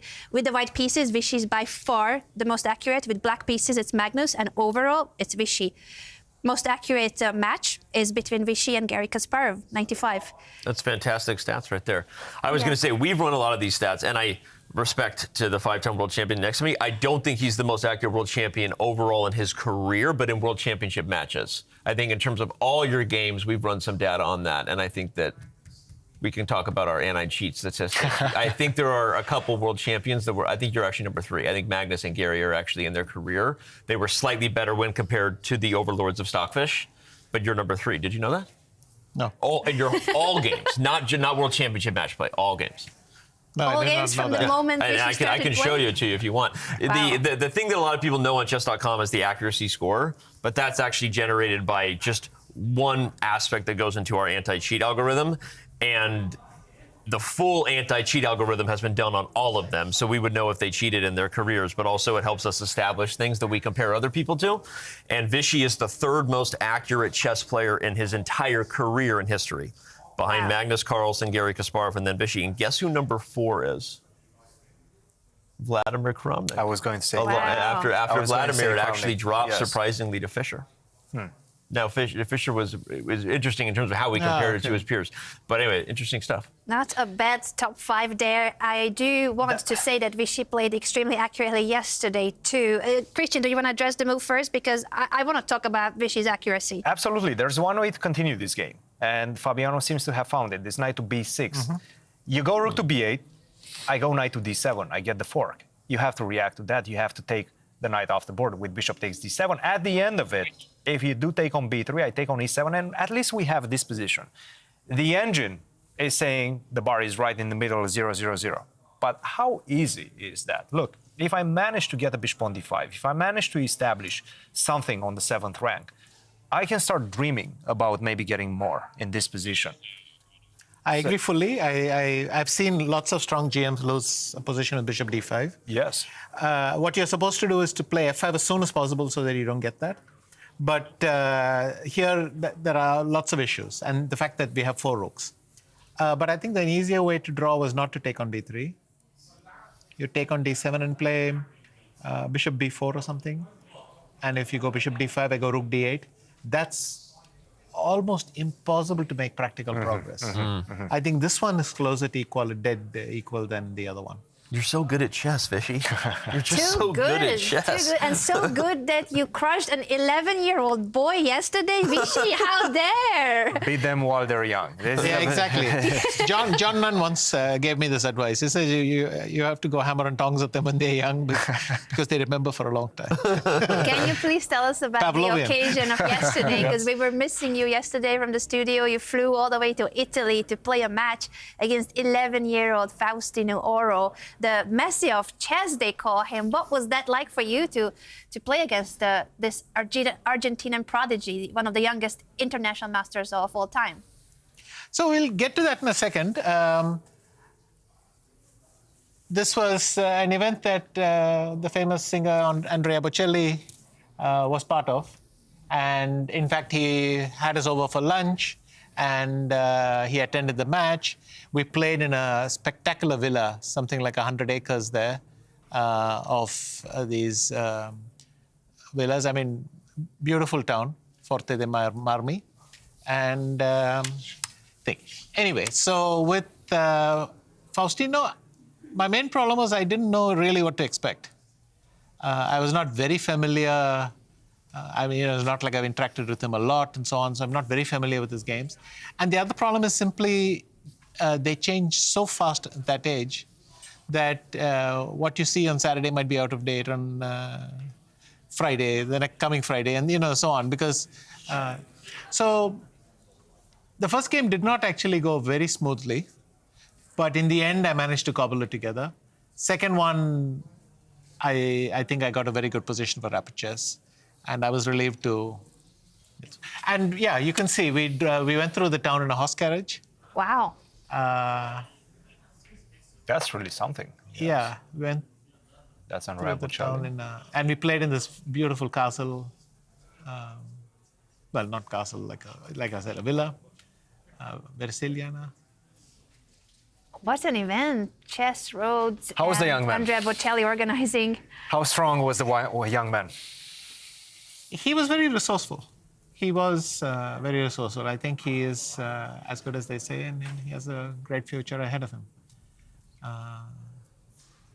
Maybe he'll be playing here in Norway Chess next year or very shortly. We are rooting for Faustino, of course, to be one of the top players here in Norway Chess soon. We will go on a short break to then come back with some of the most exciting games of day 7 from here in Stavanger, Norway, Norway Chess and Norway Chess Women underway.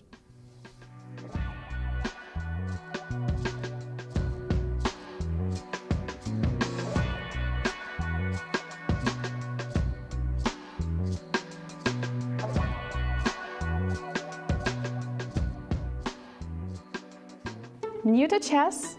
Let's learn how each piece moves in just under 60 seconds. Rooks move in straight lines, any number of squares, but only vertically or horizontally. Bishops move diagonally, again, as far as they want. The queen combines both, rook and bishop, diagonal, vertical, horizontal. It's a powerhouse piece. The king moves one square in any direction. Protect him at all costs. Knights move in an L shape, 2 squares in one direction, then one to the side. It's the only piece that jumps over others. Pawns move forward 1 square, but capture diagonally. On their first move, they can go 2 squares. En passant is a special rule where a pawn can capture an opponent's pawn that just moved 2 squares forward and cross the square attacked by your pawn. That's it. Now you know how all the pieces move. So, let's play. You hear check and panic, but it's a checkmate you should fear. What's the difference? Let's break it down. Check means the king is attacked. You must respond by blocking, running, or capturing. Checkmate ends the game. The king is trapped and there is no escape. Check is a warning. Checkmate is the end. Spot it or fall to it. What is something that only chess players can understand? Another chess player. Well, I love that. What do you prefer, sharp attack or clear squeeze? Maybe now clear squeeze, but when I started to play chess, it was definitely a sharp attack. What is the strangest place you have ever played chess? Well, I played in the galleries, I played in the casino in Monaco. These places were like not usual. If you can borrow a superpower from one chess player per day, who this person would be and why? Maybe Magnus, as he is so universal that he can be helpful in any position. Yeah, I agree with that. What is your favorite chess word in any language? I think checkmate is the most common. So yeah, checkmate. Yeah.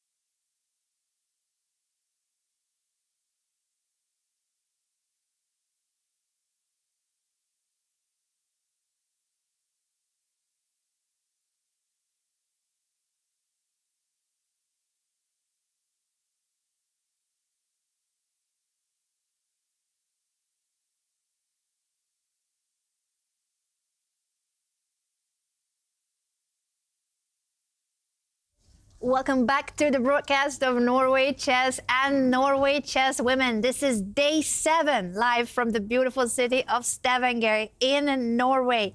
And we have so much to look forward to, including the clash between the tournament leaders at Norway Chess Women, Humpy, Koneru, and Muzychuk, battling it out.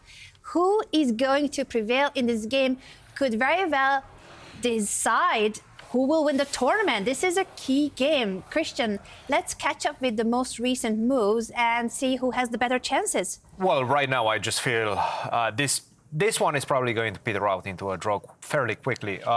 This is a position we currently have on the board. There's a very simple way of entering the endgame, forcing the endgame as black with queen takes c5. You just simply pick up the pawn. We get a lot of trades going on. You do take a pawn on b7, but now I have a couple of ways of recovering. One is rook to b5. That's going to be a double attack. That's probably the most illustrative one. And the other one is rook to c2 as well. Another double attack, a double attack on the 2 pawns on e2 and b2. So this is going to lead to an endgame which is extremely drawish. Now, you can also maintain the queens on the board with rook takes c5. It's all about the mindset that Anna Muzychuk right now is in. If she just simply wants to play it safe, equalize with the black pieces, the usual blueprint. With the black pieces, you want to equalize, make a draw if you can. Now, she could also become a bit more ambitious with rook takes c5, keep the queens on the board. And maybe that's the best way to do it. Rook to d8, you do allow this check. But the king on g7 is extremely safe. So how do you see this one, Vishy? Do you think she's going to go for the easy way out with queen takes c5, or do you think she's going to maintain her chances after rook takes c5? Both seem about equal and also fairly safe. Yes. In fact, after queen c5 as well, I could have played rook d8 check. We just have queen c5. Queen captures, so Anna is going for the queen She could play trade. rook d8 and wipe everything off the board. Exactly. So, actually, this is a very nice way of finishing the game. You go rook to d8, you cannot touch this rook because this rook has already a big employment in the position, and that is to defend this queen on c5. If you take the rook on d8, that's not a free rook, thank you very much. I pick up the queen on c5. So you take on c8, and now you have to take back with the queen. But luckily, also the bishop plays an instrumental role into defending this position. Easy draw in this one. I do think that the ladies might be going for this particular line, which means that we're going to see another Armageddon. Yeah, we don't mind that at all. As Shell also broke it down, the founder of Norway Chess, the main organizer, and who created this format as well, he explained how chess, yes, often leads to draws, but here at Norway Chess, they want to make even the draws exciting. And then we get to see even more chess. We get to see Armageddon. So in a way, viewers, fans around the world are rooting for a draw because they want to see yet another game. They want to see the faster time control. They want to see a situation where there's going to be a winner. And when it comes to the Armageddon, Danny, how do you see the chances of these two players? They have been performing extremely well here. They are the 2 tournament leaders. Would you think one or the other is a favorite, or what would be your prediction if you had to pick a player? If I had to pick a player, I would go with Anna Muzychuk as black. And the reason is I think Armageddon is a bit of a momentum matters. I mean, we see what's happening to Hikaru right now. That's a lot in terms of especially for Hikaru. But I think that given that Humpy blundered the game yesterday against Vishy in a fashion that was uncharacteristic for sure. She was playing very well, but ultimately blundered. I think sometimes I see the momentum go the wrong way when those games start getting away from you. Again, it's a total coin flip, and we're talking about 2 phenomenal players. So I'm being asked to choose something. I have no idea, right? I mean, obviously Humpy with white is dangerous, and she's won many times in that position. But I feel like Anna Muzychuk has had a lot going for her. She's in great form right now, and with black and the draw odds, I would take her chances in the Armageddon. Vishy, would you agree? Would you also pick Anna, or do you think Humpy has a good chance and playing for a win with the white pieces and more time? I think probably, as Danny mentioned, momentum matters even more. And both of them in this tournament have played very good games. but I've also shown quite some weaknesses in Armageddon. And that's kind of the... like, even I think lost 1 positions and all in Armageddon. So that's... yeah. That's something to be... shows that their form is irregular. I think it'll come down to who plays well today. That's all. That's a very good point, Christian. I do believe that Anna just lost against Ju and June. It might have been yesterday or it might have been a couple of days ago, but I do believe she lost in Armageddon as well. Nevertheless, these 2 players have been competing for that top spot in this tournament for the majority of it. I think Humpy has the edge. Humpy is a tremendous player in Rapid and Blitz. She is the reigning Rapid world champion right now. And I do think that despite the fact that she lost that game against Vaishali yesterday with that incredible blunder, rook to b1 that we've seen at the beginning of the show, I think she has the energy, the mental capacity to come back, the resiliency to come back. And I'm going to take Humpy on this one. All right. I love that we're split. That makes it fun. It's going to be exciting. And of course, we are still yet to see whether this game will end in a draw. We are talking about a hypothetical case that there will be an Armageddon. It's likely, though, the position is very even, that this classical game could finish in a draw, and that will mean even more chess. That will mean even more fun and fast-paced time control. I love the Armageddon here, but I don't know if Gukesh will get an Armageddon. I am really worried about his position. I think we need to check in on the latest moves in this game. And what is this knight move, and why is it a question mark? Wow. Let's take a look at what happened. In fact, bishop f5 was not played. Remember, we were mentioning this move as a critical line. He played d3. And queen to b3 was Vishy's reaction, probably the best move in the position that would have equalized this position. He did not do it. He played rook to e3. Understandably so. Look, you're looking at that pawn on d3. You really want to get to it. The best way to do so is in a straight line. And that is, I attack it, you have to defend it, and I don't see the way that you're going to defend it. But there is a way, an indirect way to defend it, and that is bishop to f5, just simply attacking that knight on e4. You don't have time to take on d3, either with a queen or with a rook, because you will lose this knight at the end. So if you take, not the app, bishop takes e4, and that's winning.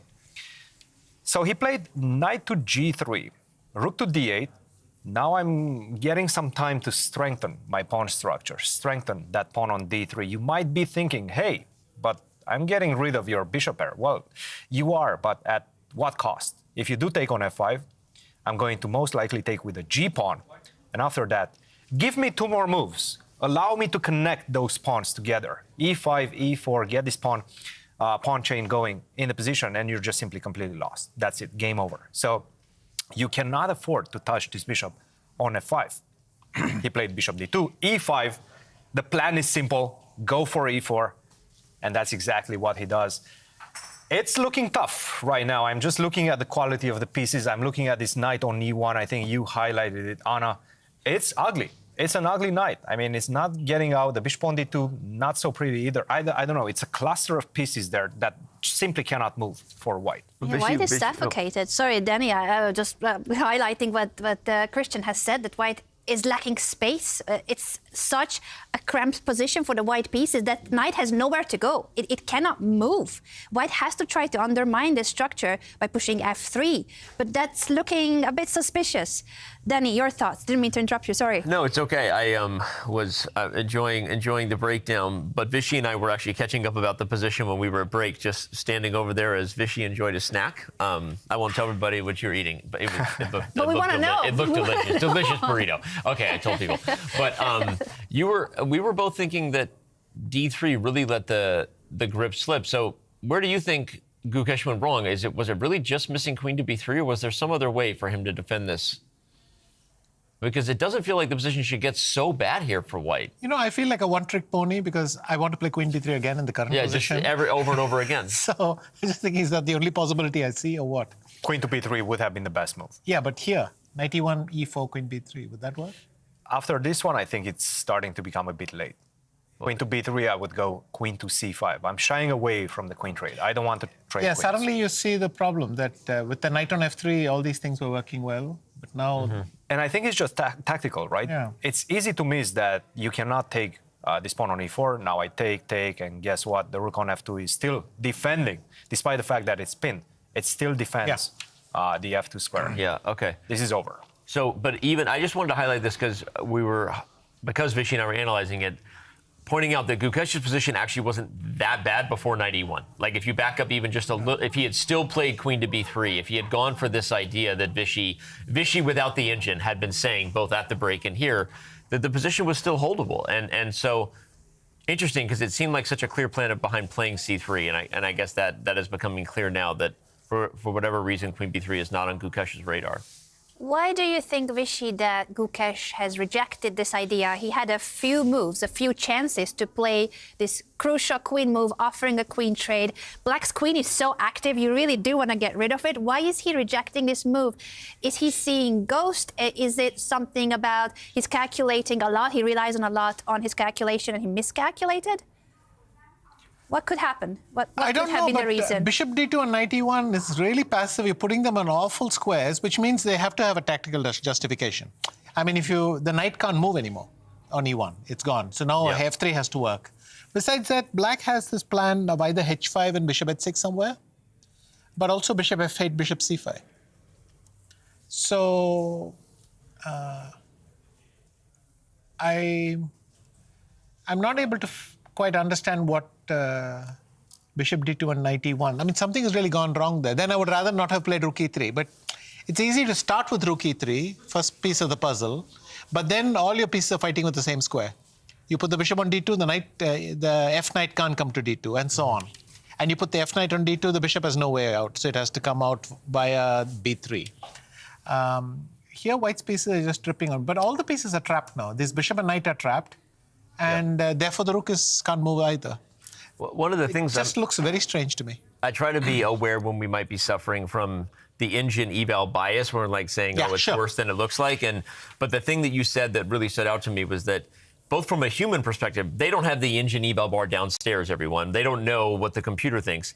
But just from a human perspective, bishop d2 and knight e1 are so voluntarily passive, right, that it's like you better have a concrete idea because it's like not the way you would want to play the position. And he's going to go f3. He's going to f3. He has to. So, okay, this is by far a great move in this position because everybody's coming back. The knight will come back. Now I don't even care if I blunder the rook on e3 to that bishop. I'll have compensation. You know, it's such a... My pieces can move again. Yeah, I mean, they can move again, but here come the dark squares, right? Yeah, sure. So... And right now, it's not that easy, right? Because again, if you do take on f3, which seems to be the most critical line, let's see if he takes it. Yes, he did. It's happening. Immediately taken by Arjun. Yes, he did. Now my knight gets back. Now I just simply go knight takes f3. At least my knight is back. So what do you think? Are we suffering from engine eval bias-itis here, Vishy, or you think this is that tough? It's an affliction commonly known throughout the chess world now, the bias-itis of the eval bar. Yes, the eval bar on its own is enough to spoil it. It's enough to sway you, so you have to be very careful, No, there is that factor that... but when you see a lot of moves that the engine doesn't agree with, that's also showing a pattern. Yeah. So I guess certainly it's true that we can say something looks easy because we have seen the eval bar. But if they don't know that it's equal and they still don't know which evaluation they're searching for, then it's much harder for them. Yeah. But it's hard to say, but you're right. But that could be an excuse or an explanation as to why Gukesh played bishop d2, knight e1. If he doesn't see queen b3 and he thinks he's just much worse, maybe he thought this was like his best plan, right? Was to try to undermine with this very, you know, slightly desperate f3 idea. I'm actually not convinced that he believes he's worse after knight to f3. I'm looking through the engine lines and I'm seeing bishop to e6 being the main move in the position. I look from a practical perspective, human's perspective, I don't understand bishop to e6. I see knight takes knight to e5 and then we get a bunch of trades and everything happens apparently in black's favor, but still not easy to understand, not easy to calculate. What I'm seeing is that if you do allow yourself to, let's say, exchange too many pieces and then go into an endgame with a pawn on d3, you better promote that pawn. Because if you don't, you lose it. And that's going to be a liability instead of a strength. So I'm not convinced that Gukesh right now feels like he's worse. He might, but I do believe that they don't know the precise assessment. And that's going to play into Gukesh's hands. And it's such a messy, complex position that the computer actually didn't even want to take the pawn. It wanted black to sacrifice that pawn by playing queen to c5, pinning the rook and just giving up the e4 pawn. So this is, according to the computer, the best way to react to f3. Just don't care about it. This is very unusual. Like, allowing f takes c4 and then just simply going back bishop to c8 does not make any human sense. Respectfully? No human sense. Respectfully? No. Yes. That type of idea is how we catch cheaters on chess.com. There you go. I'm not kidding. You go. Yeah. That's no, exactly how we catch cheaters on chess.com with his, not just the data that drives what we do, but we have a lot of grandmasters on the Fair Play team. And this type of breakdown is so enjoyable to listen to because it happens behind the scenes when we're catching grandmasters cheating, which is a very hard thing to do. But those are the types of ideas that are very difficult, especially if you do it in blitz. It's like no one plays queen c5 and bishop c8. Nobody. and then Nobody. like 95 is coming. So like we go, oh, okay. Anyway, that's a fun this story. Is the best example because Arjun didn't even think about anything but e takes f3. He took He saw the pawn immediately. on e4 under attack. Yep. He saw that there's no way to defend it. I'm just going to take it on f3. Then you go into, a thinking process and you understand that the knight will come to f3 a couple of tempos later and that the pawn on e4 is in fact going to be useful to black to bring the knight to c4. Sure. You get to that if you're a genius. Or an engine. Or an engine, yes, exactly. But none of those players are. Knight takes f3. But I agree with you, Christian. Is on the board, yes. When I look at the position after knight f3, I'm not even sure that black is worse. Exactly. Sorry, that white is worse. It looks like white is cobbled out of, somehow crawled out of his issues. And I would evaluate it as equal. So I'm quite surprised that the eval bar is that low. Exactly. So it's not clear. Well, the eval bar is that low with a one engine move that is very anti-human. Bishop to e6? Yeah. Right? I mean, like, that's a hard move to find. I don't see it happening. Would you No, play- it's trivial. I mean, you put a bishop in the only square where the rook is still attacking it. Okay, And then it's easier to blunder, Danny. Yeah. Okay, this is sarcasm. For those who don't know, this is Vishy. This is sarcasm. By the way, bishop e6 makes no sense to me. It makes no sense Even at all. g5, bishop g6 makes more sense to me. guys, I just want to tell you the next two moves. Bishop to e6, the best move. b3, bishop to d7. Okay, come on. All right, Not go to C8. moving Not on. C8, but d7. No longer D7. doing this. Okay. This is not going to happen. What is going to happen, though, is another Armageddon starting soon. The game between Humpy, Koneru, and Koneru-Muzychuk ended in a draw. They will be back at the board shortly to fight it out in Armageddon for the first place, because only one of them can get that half a point. There will be a sole leader in Norway chess women, depending on, of course, Ju Wenjun's game, but they are the two leaders at the moment. They drew their classical game, and there will be an Armageddon starting in about 15 minutes' time. And there you have it, the handshake between the tournament leaders and who is going to win the half a point up for grab in Armageddon. What a day this is. And I agree with all the analysis, by the way, about Gukesh's game. And we will, of course, go back to that game in a moment, but we will let Arjun think about it because there's a lot to think about. And all those moves, the engine moves, the bishop dropping back and then dropping back again, I don't think he will play it. He's a great player, but those are not human moves. Now, when it comes to these games and the commentary, I want to recall a memory of mine, actually, with you, Danny, because we were sitting in Stavanger, a floor above, hosting the Chess.com broadcast last year together every day. And before every broadcast, you were actually on your laptop, on your phone, taking calls because you were also in the middle of writing your book. What happened since? That was a year ago. Yeah. Now we are in 2025. Please tell us about your upcoming book. Oh my gosh, that's funny because I forgot how stressed out I was. We were actually trying to get the manuscript over the line so it could finally move into the final stages of editing. That was May of 2024. Man, it's been a long year, and we're in May of 25, and it's not out yet. But indeed, it will be here September 16th. Of this year, it'll finally be published. Something I've been working on for more than 3 years. It's been a very wild ride. The journey of telling my story of how I was raised in a spiritual commune that I would come to realize with time and reflection that I indeed was raised in a cult and had a very unique childhood experience that put me on the path to chess. And then ironically, here I sit as a chess commentator and whatever else is in the world of chess that I do. Yeah, it's a story a lot of people don't know. There's a funny baseball pick. I didn't know they had that one. I played baseball before chess. Vishy, Wait a did you know minute. that? Wait a minute. Vishy, look at that kid. He could have been a baseball player right there. Totally. Totally. But okay, the team grabbed some of these pictures. I guess a pre-chess picture, Innocent Danny before he discovered the Game of Kings. And then the first chess trophy I ever won. Maybe one of the last ones I ever did in my scholastic career there. I think that was actually from winning the high school national championship or something around that time. So The trophy is nearly taller than you, and you're a tall person. yeah, well, the trophies, they make the trophies really big in the USCF National Scholastic. I don't know why they do that. I guess they're making everybody feel good. But yeah, so my book that we just had on the screen a second ago, Dark Squares, is coming out in September, and I'll be able to talk more and more about it as we get closer to it. I'm still under like lock and key from Hachette. They've been a wonderful publisher to work with, and but I'm not allowed to share all the things because we want people to buy the book and to give it some consideration. But even if you go to chess.com/darksquares, even if you just read the synopsis, you'll see that there's a lot more to the story than just the founding of chess.com, which is in there. Also break down a lot of things about the scandal that happened in 2022 with Hans Niemann and Magnus Carlsen. I'll give one story real quick because I think this is interesting. Part of the reason the book took so long is because we had already agreed to do the book. Hachette had thought that this is a fascinating story to tell about a kid who was raised in a cult who discovered chess because the cult leader was obsessed with chess. And that put me on the path to becoming the chief chess officer of chess.com. They're like, oh, okay, this is a good story. Let's go, right? We will buy the rights. And I was super grateful, and we had a great deal. And then about 6 months in to them having bought the rights to my memoir, the cheating scandal happens in St. Louis, September 4, 2022. And they're like, well, and then it was like the wild right after it, right? It was the Hans Niemann report, and it was getting sued for $100 million, and it was the massive scandal that followed.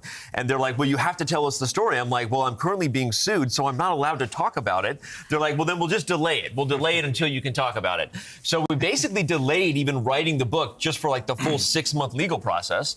And then when that was over and I could finally talk about it, we got into not only adding a lot more about the behind the scenes that people will read when they pick up the book in terms of my relationship with Hans and Magnus and a lot of things that have never actually been shared.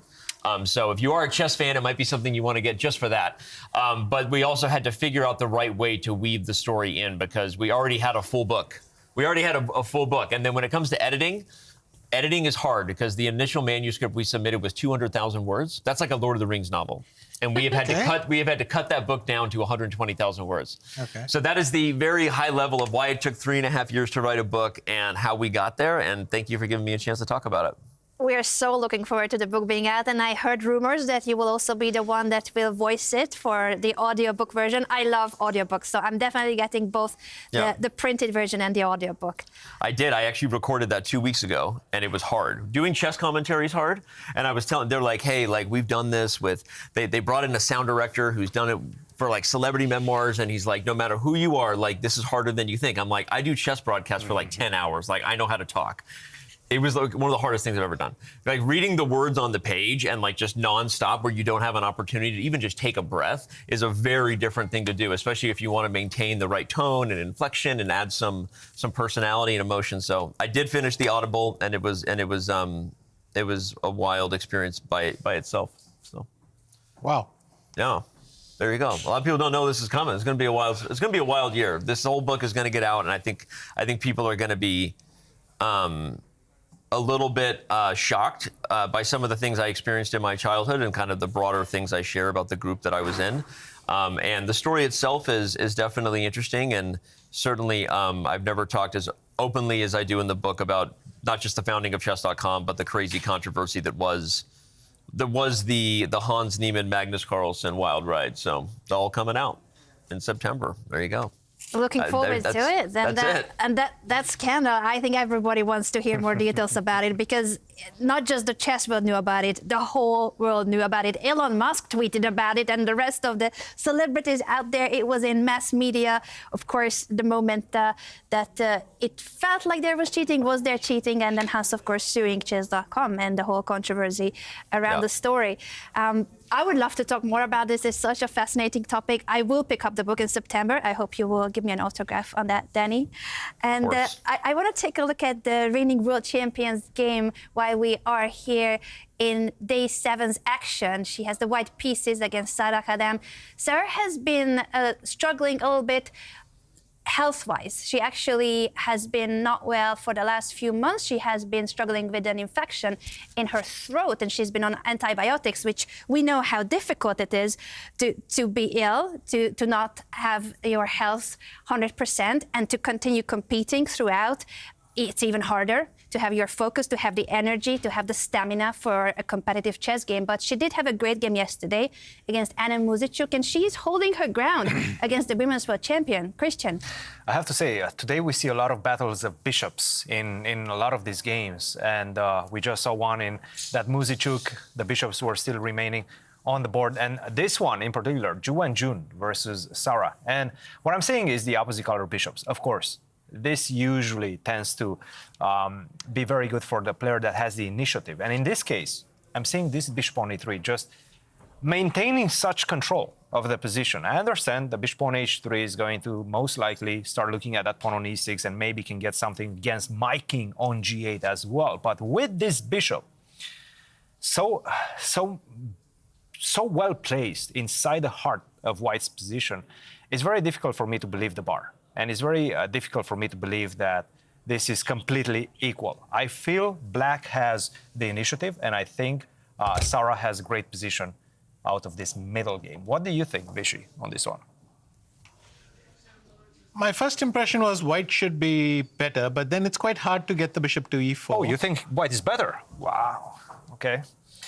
Completely competing ideas. Because I think the bishop on e3 is punching air, whereas the bishop on e4 is threatening mate, potentially. That's essentially it. But, you know, look, everyone can disagree based on which factors they consider the most important. In fact, the Evalba splits the difference and says right now there's nothing very effective white can do, nothing very effective black can do. Also, it's not purely opposite colored bishops, because remember, the queen's around and queens can mimic both bishops. Mm-hmm. So in a way, they cover each other's thing. But if white gets the bishop to e4, then if queen g4, you know, I'm starting to get excited. In addition to that, and I promise I'm not just saying this to agree with the 5-time world champion. You should probably agree with Vishy. I actually had the same evaluation. I was going to make the same point that the bishop on e3 is actually hitting. It's hitting as great as it looks optically. It's actually not doing a lot, unless it could come to c1 and go to b2, a3. But the problem is you can't do that because the rook is pinned. So I was thinking the same thing, that the light square problems for black are potentially higher stakes than the dark square problems are for white. And the only other thing I would say is, as good as black's position looks right now, how do we make a move? You can't move the rook from e5 without e6 falling. The queen has to guard the 7th rank in order to prevent things like queen f7. And if those two pieces in particular are stuck, you're never doubling on the B file, and the C file is essentially just something pretty to look at. So I was sort of like, I actually had the same feeling. I was like, I don't know that I see anything for Zhu Wenjun, but I don't see anything for black to do to improve this current position. And that could be actually the case. Like, none of the players can improve their position. If you do go bishop to g2, then rook to f5 becomes an option for... yeah, there you go. That's a great point. White can't do much either. Yes, yeah. So perhaps this is the battle that we're seeing right now. Perhaps it's not even a battle, it's how the game might end. Like, we're just going to see a shuffling of the pieces. Maybe queen to g4, queen e7, queen back to f3, and so on and so forth. So we might be seeing those type of dynamics in this one. What I would love to see is maybe exchange this rook on the f-file. And why I'm saying that is because I feel this rook at the right moment, especially if you do manage to land a bishop on e4, this rook defends the king very well, defends the first rank. If I manage to exchange that, then maybe I have some chances with black. Well, 20 minutes for Zhu Wenjun, and this is going to be a point of consideration as well, because the time is a big factor. I have finally come up with a plan. Yes. Queen g2. Well, what? Well, I want to play rook c2 somehow. That's a world champion. And then the queen can always go back to f3. But if I get the c file, I'm doing well. That's a world champion's plan. Let's go rook to f8. Yeah, well, then I would take... I'm not going to look at the engine, I promise. And rook c2. And then we make a draw, maybe, Vishy. Let's make a draw. And if it's a draw, we're going to get to see an Armageddon. There will be so many Armageddons today. I think that is on the menu for sure. We are going to take a short break, but when we are back, we will also need to go back to the reigning world champions game because he might be in big trouble. 5-minute break, and then we are back with today's action here from Norway Chess and Norway Chess Women.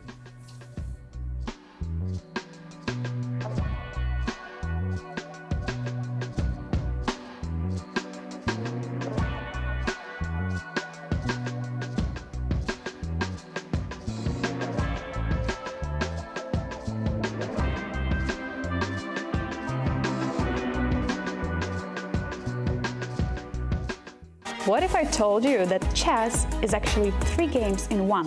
Every chess game has 3 acts: opening, middle game, and end game. Here is how to tell them apart. The opening is where it all begins. Develop your pieces, control the center, and castle your king. The middle game is where strategy kicks in, planning attacks, defending, and finding the right plan. The endgame, well, it's about precision, king's activity, pawn's push, and every move could decide the result. Each phase has its own secrets. Mastering all of them is the key to success in chess. A chess game doesn't always end with a checkmate. Here are all the ways it can finish. The classic, checkmate, and the game is over. Resignation. One player sees no way out and stops the clock. Timeout. If your clock runs out, you lose. Draws happen too, by stalemate, repetition, insufficient material, the 50-move rule, or by players' agreement. Chess games end in many ways, but every ending tells a story.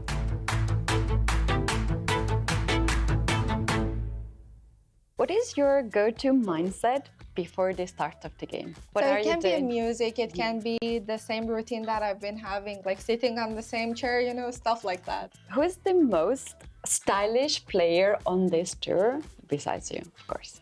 Oh, thank you. My favorite one in the chess world is Alexandra Kostenian. The chess queen. Yeah. If your game were an actress, who it would be? It's a tricky question, I know. Maybe I would pick one Iranian actress. Maybe Taraneh Ali-Dosti. We have to search that. Yeah. If your chess game had a soundtrack, what genre it would be? It would be jazz, rock? Like classical, but very calm tone. Now, time for fun questions. Can you rate your cooking skills? How much would you give to yourself? 2 or 1. If you can swipe your chess talent to someone, historical figure, who it would be? Bobby Fischer. You have 30 seconds to talk to yourself in the past, to just right before the most painful loss. What would you say? Cheer up, you're a brave guy. You can win this. Yeah, that's amazing. If your chess style was a Bollywood movie, which one it would be? I guess maybe Bahubali, just for fun. I'm gonna check that later. Yeah. What is your go-to comfort food? Curd rice. Made by your mom, probably. Ideally by my grandmother. Yeah. What is the question you always get that has to be stopped? When did you start playing chess? What is your secret non-chess talent that might surprise your chess fans? People have said like I'm not too bad at singing, so We're gonna see hopefully one at some point. probably not.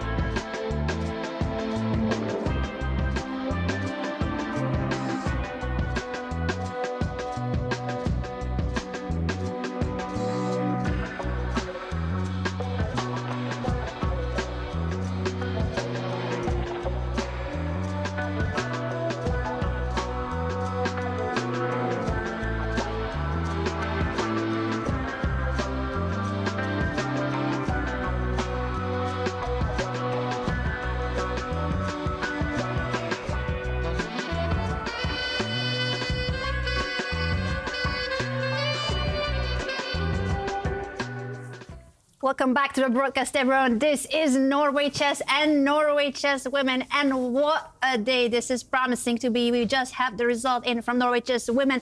Humpy, Koneru, and Anna-Muzychuk drew, and they will be starting their Armageddon game shortly. Let's talk to Anna about her thoughts of the classical game and heading to this crucial Armageddon. Yeah, no, it's an important draw for the tournament standings right now, and this Armageddon becomes extra important when you're a split lead. Do you think about that at all?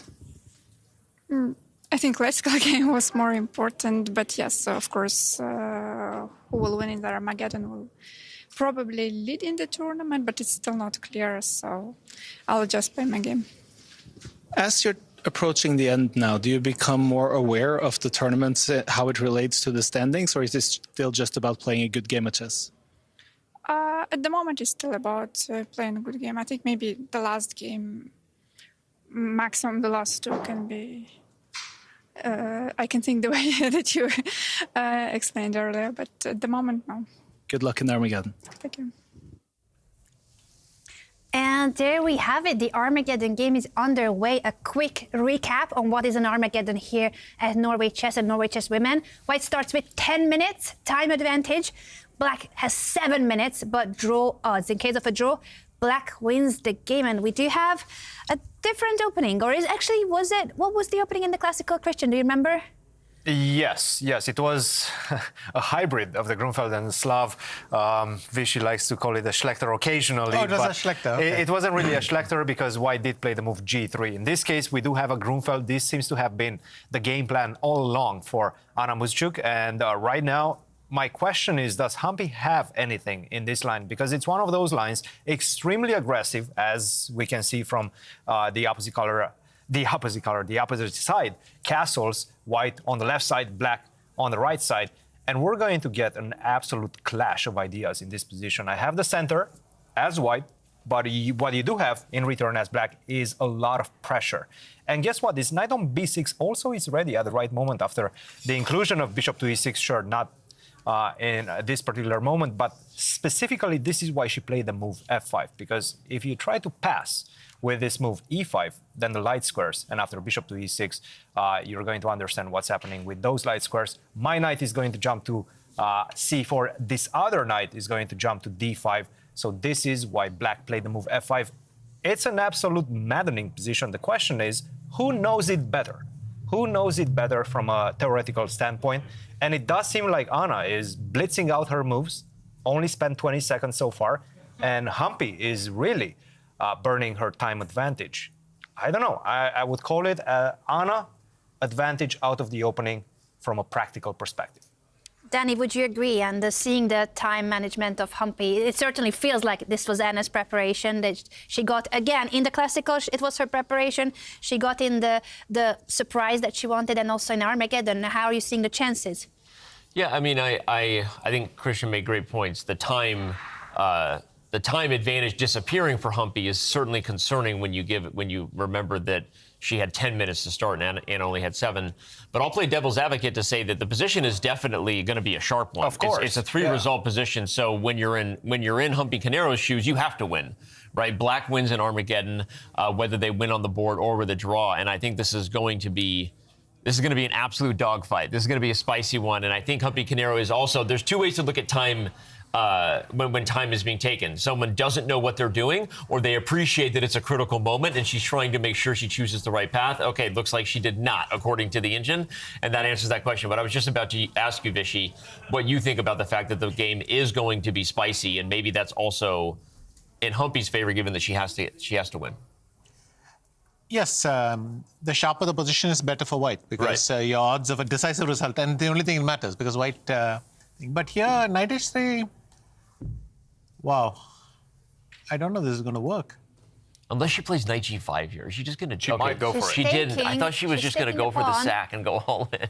Okay, hang on now. Let me play bishop g4. That's the best move, yes. And if you go bishop e2, I capture. You can take. You can take and if you take with the queen, I can take on d4. You take this one. And in fact, you don't have queen c4 check forking because... you would love this check, get bishop on d4, but the knight... But there's a knight watching there. That's a night watcher right there. Classic night watching. I just got it. Night watching. I just got it. Oh, so bishop to g4 is one way, but what if I take on h3? Okay. Wait, we do have a move. Ah, she played bishop g4, and exactly, they're following our analysis. Knight to c4 seems to be the move that we want. Yeah, and if knight c4 is played, which it now is on the board, you have to like the direction this game is going for Anna. You will eliminate that bishop on e3, but now, again, you have to worry about this idea of queen to b3, knight jumps to g5. Give me a few more moves. Give me, in fact, give me one move. e5. e5, and that's exactly why you're not giving me that move, to go knight to g5. Well, I also don't want you to play e5. Good point. Yeah. Because then that bishop is... I will continue, and they're going straight into this line, by the way. We're not talking complete nonsense right here. They do have this position on the board. Big moment right now. Anna needs to find e5, seems to be, and she does. She has just played it. e5 is on the board. What a move by tournament leader Koneru-Muzychuk against the other tournament leader Humpy Koneru. This could be it. She has been playing excellently in the classical format and also now in this Armageddon game. Let's get the knight to g5. Let's jump there. I don't care about the pawn on d4 because I have these very naughty checks on the a2 g8 diagonal. For example, if you go e takes d4 right now after queen to b3, I don't know. I like white chances in this one. Knight to e6. We're getting a game. We're getting a fight. And this I would is take exactly... black. You would take black? I would take black because I get the bishop, I get that pawn on d4, and potentially if that pawn on c5 joins in, yes, I get the e5 square. But it's a fight. I think it's a pretty good deal. Yeah, it's a fight. It is. And that's the best thing that Koneru can hope for at this point as well. But it is going to be a, like I said, it's a 3-result position, meaning anything can happen here, right? Win, loss, or draw. Of course, a draw does mean a win for black. That's the main advantage that Anna has going for her. But this is going to be, this is going to be spicy. And she has more time right now. Anna officially has more time than Koneru. She started Why off don't with I play previous d5, less. knight d4, king b1 or something? Slow like this, yeah. And if I try to go c6? Then maybe... Can I go knight g5? Yes. Again, we have a fight. Because if knight e2, I have knight e6, don't I? Oh, no, queen b6, queen b6, and rook f2. Oh, that's nice. That's nice. That that's is beautiful. Okay. But these are only moves. Like these are easy to miss for both players. Yeah. Humpy playing She's gone for the g5. chain sack, okay. I was sort of expecting that. You can avoid it. You don't have to take on d4. That's one of the ways to continue this one. You can just simply go queen to e7. Now you're getting out of this fork potential. So if you do give a check, I go to h8. Not only knight f7, knight d6 doesn't seem like it's coming with as much impact. Maybe even rook to f2 is an idea. Right. What do you think, Danny, about this one? Do you think she's going to go queen e7, the peaceful way out, or do you think she's going to take the bull by its horns and take on d4? I think she should take on d4. I think Vishy's right. I think it's the right approach. But it is hard to sack the exchange, especially if you felt like the momentum was going your way. You might have this caution within you to say, I only need a draw. Why would I go for the craziest of variations? But if she doesn't go for this, I mean, that knight looks like an octopus. Thank you for drawing that out. That's more of a unicorn than a pony there. But I think this is actually what black wants, just to show everybody all the way. The queen moves to d6, let's say, or e7. And after the trade, the reason we like black here is that dark square bishop. Okay, like here, and the bishop coming to h6. Just show how dangerous. Yeah, that white king is. The emperor has no clothes. That king is in trouble, and this is why we think black could go for this kind of thing. But if we back up and Anna doesn't go for this, if she plays the solid move, because she only needs a draw, it could backfire. If she plays queen e7 and Humpy has some time. Maybe even d5. Maybe now d5. I almost... Yeah, d5, knight to d4 seems to be still fine for black. Nevertheless, again, we do have the help of the engine, right? She plays a different move, bishop to h6. Wait a minute. That allows h4. Yeah, no, now it's immediately great for played. white. I like white. Yeah, now white is on the attack, and that knight. She wanted that pawn Trade on in the d4. center. Maybe it's not that bad, right? Maybe I think Humpy has captured the pawn with the rook.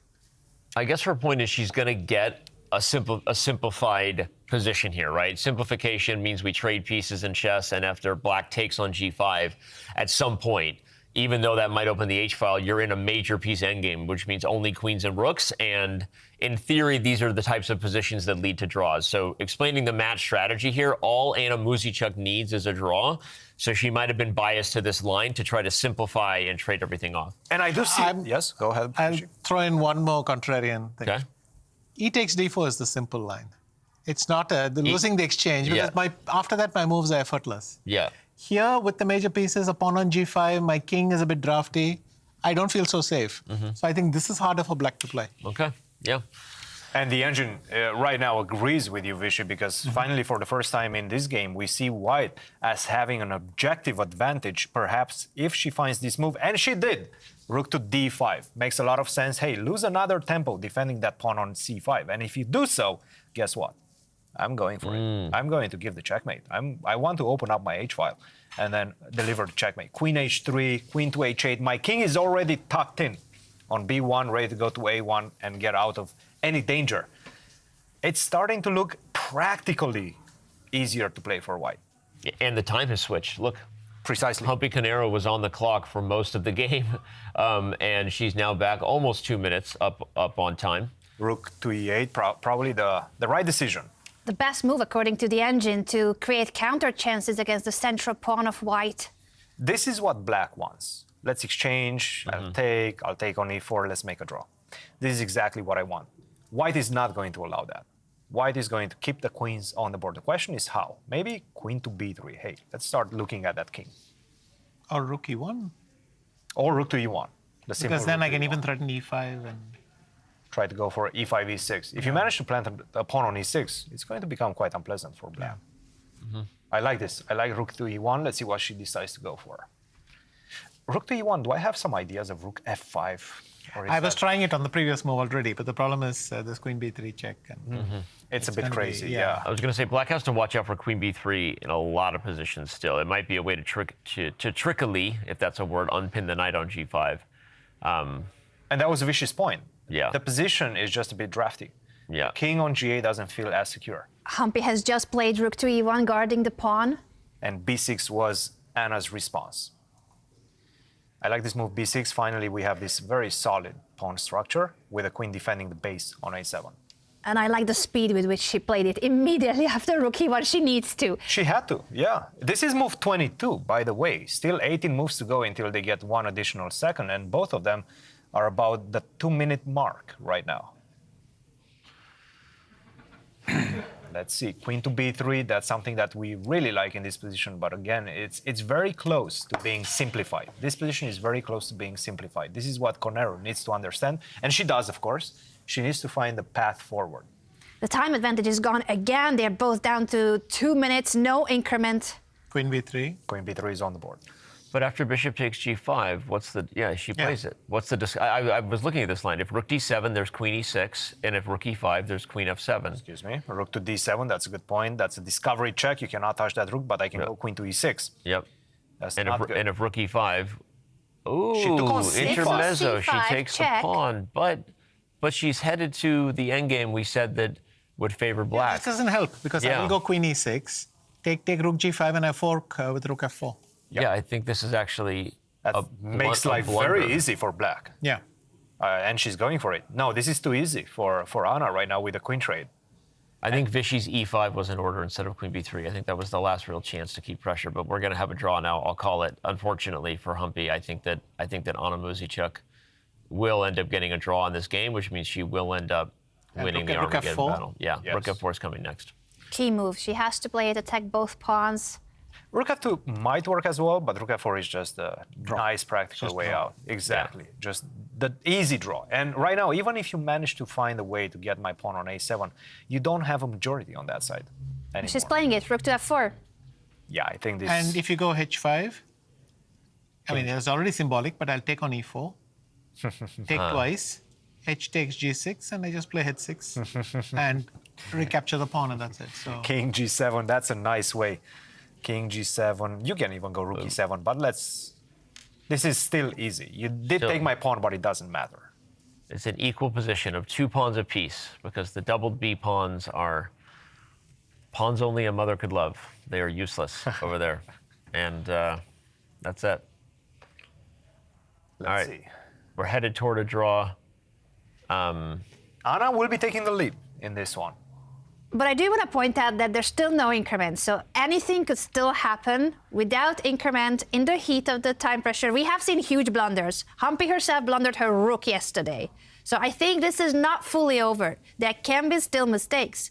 Humpy has 40 seconds against 1 minute and 20 for Anna, and rook to d5 came on the board. Rook takes e4. We're going to see a swap of the rooks right now. The exact line you were just showing. Yeah. Do a different move order.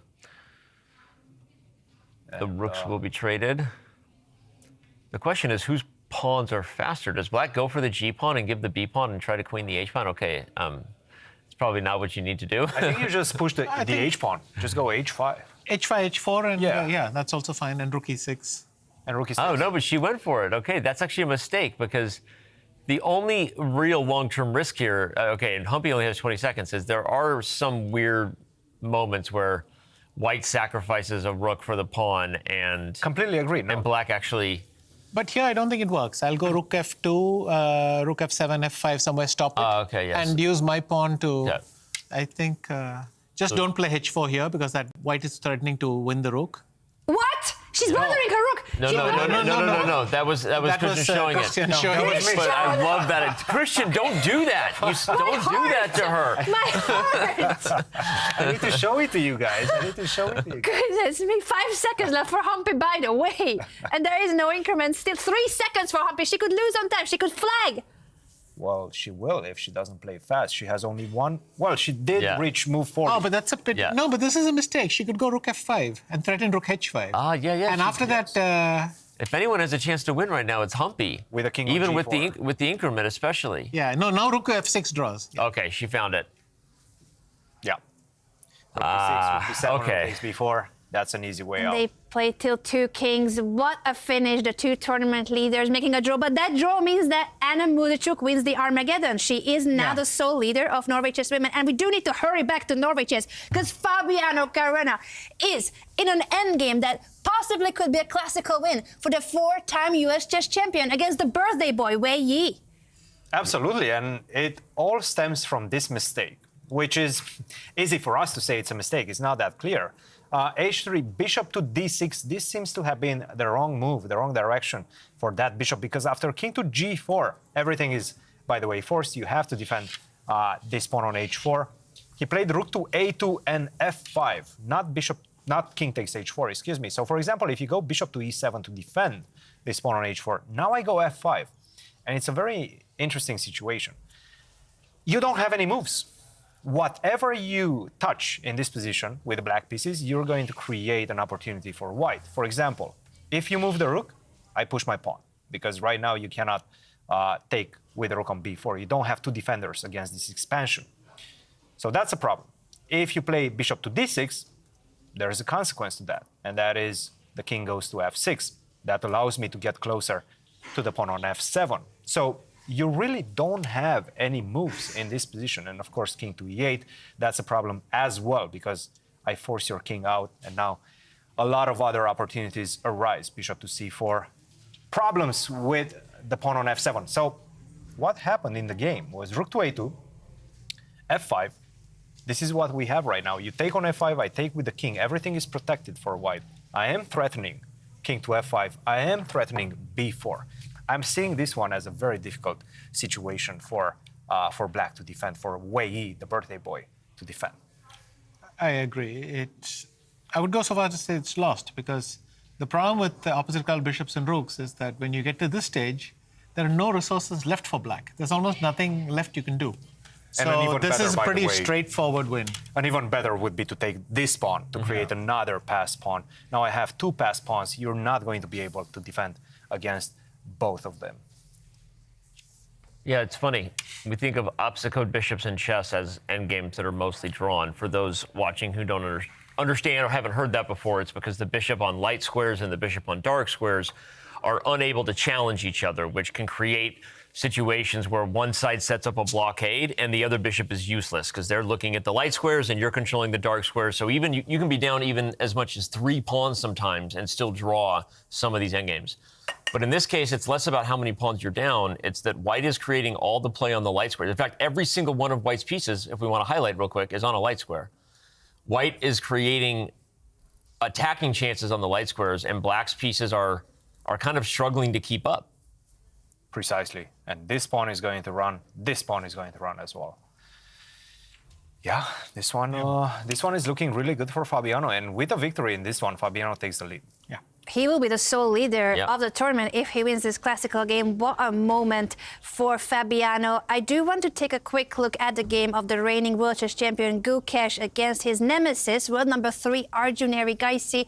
Is Arjun still looking good? I believe he found that bishop move, by the way, that we were saying that no human would play. Really? He found one of them at least. He did play the And move. Gukesh didn't let him find the other one. Oh, man. Because if he had played b3, we would have seen whether he would try to find bishop d7, but Gukesh went knight e4, so... That's incredible. Zero chance he would have played bishop to d7. But he did. But, you know, I find bishop d7 easier to explain than bishop e6. Because after bishop d7, I think, of course, I'll play knight e5 and then play bishop c6. That's what the computer wants. Create a battery, yes. But bishop e6 is still mysterious to me. I think it's only stopping queen b3, but...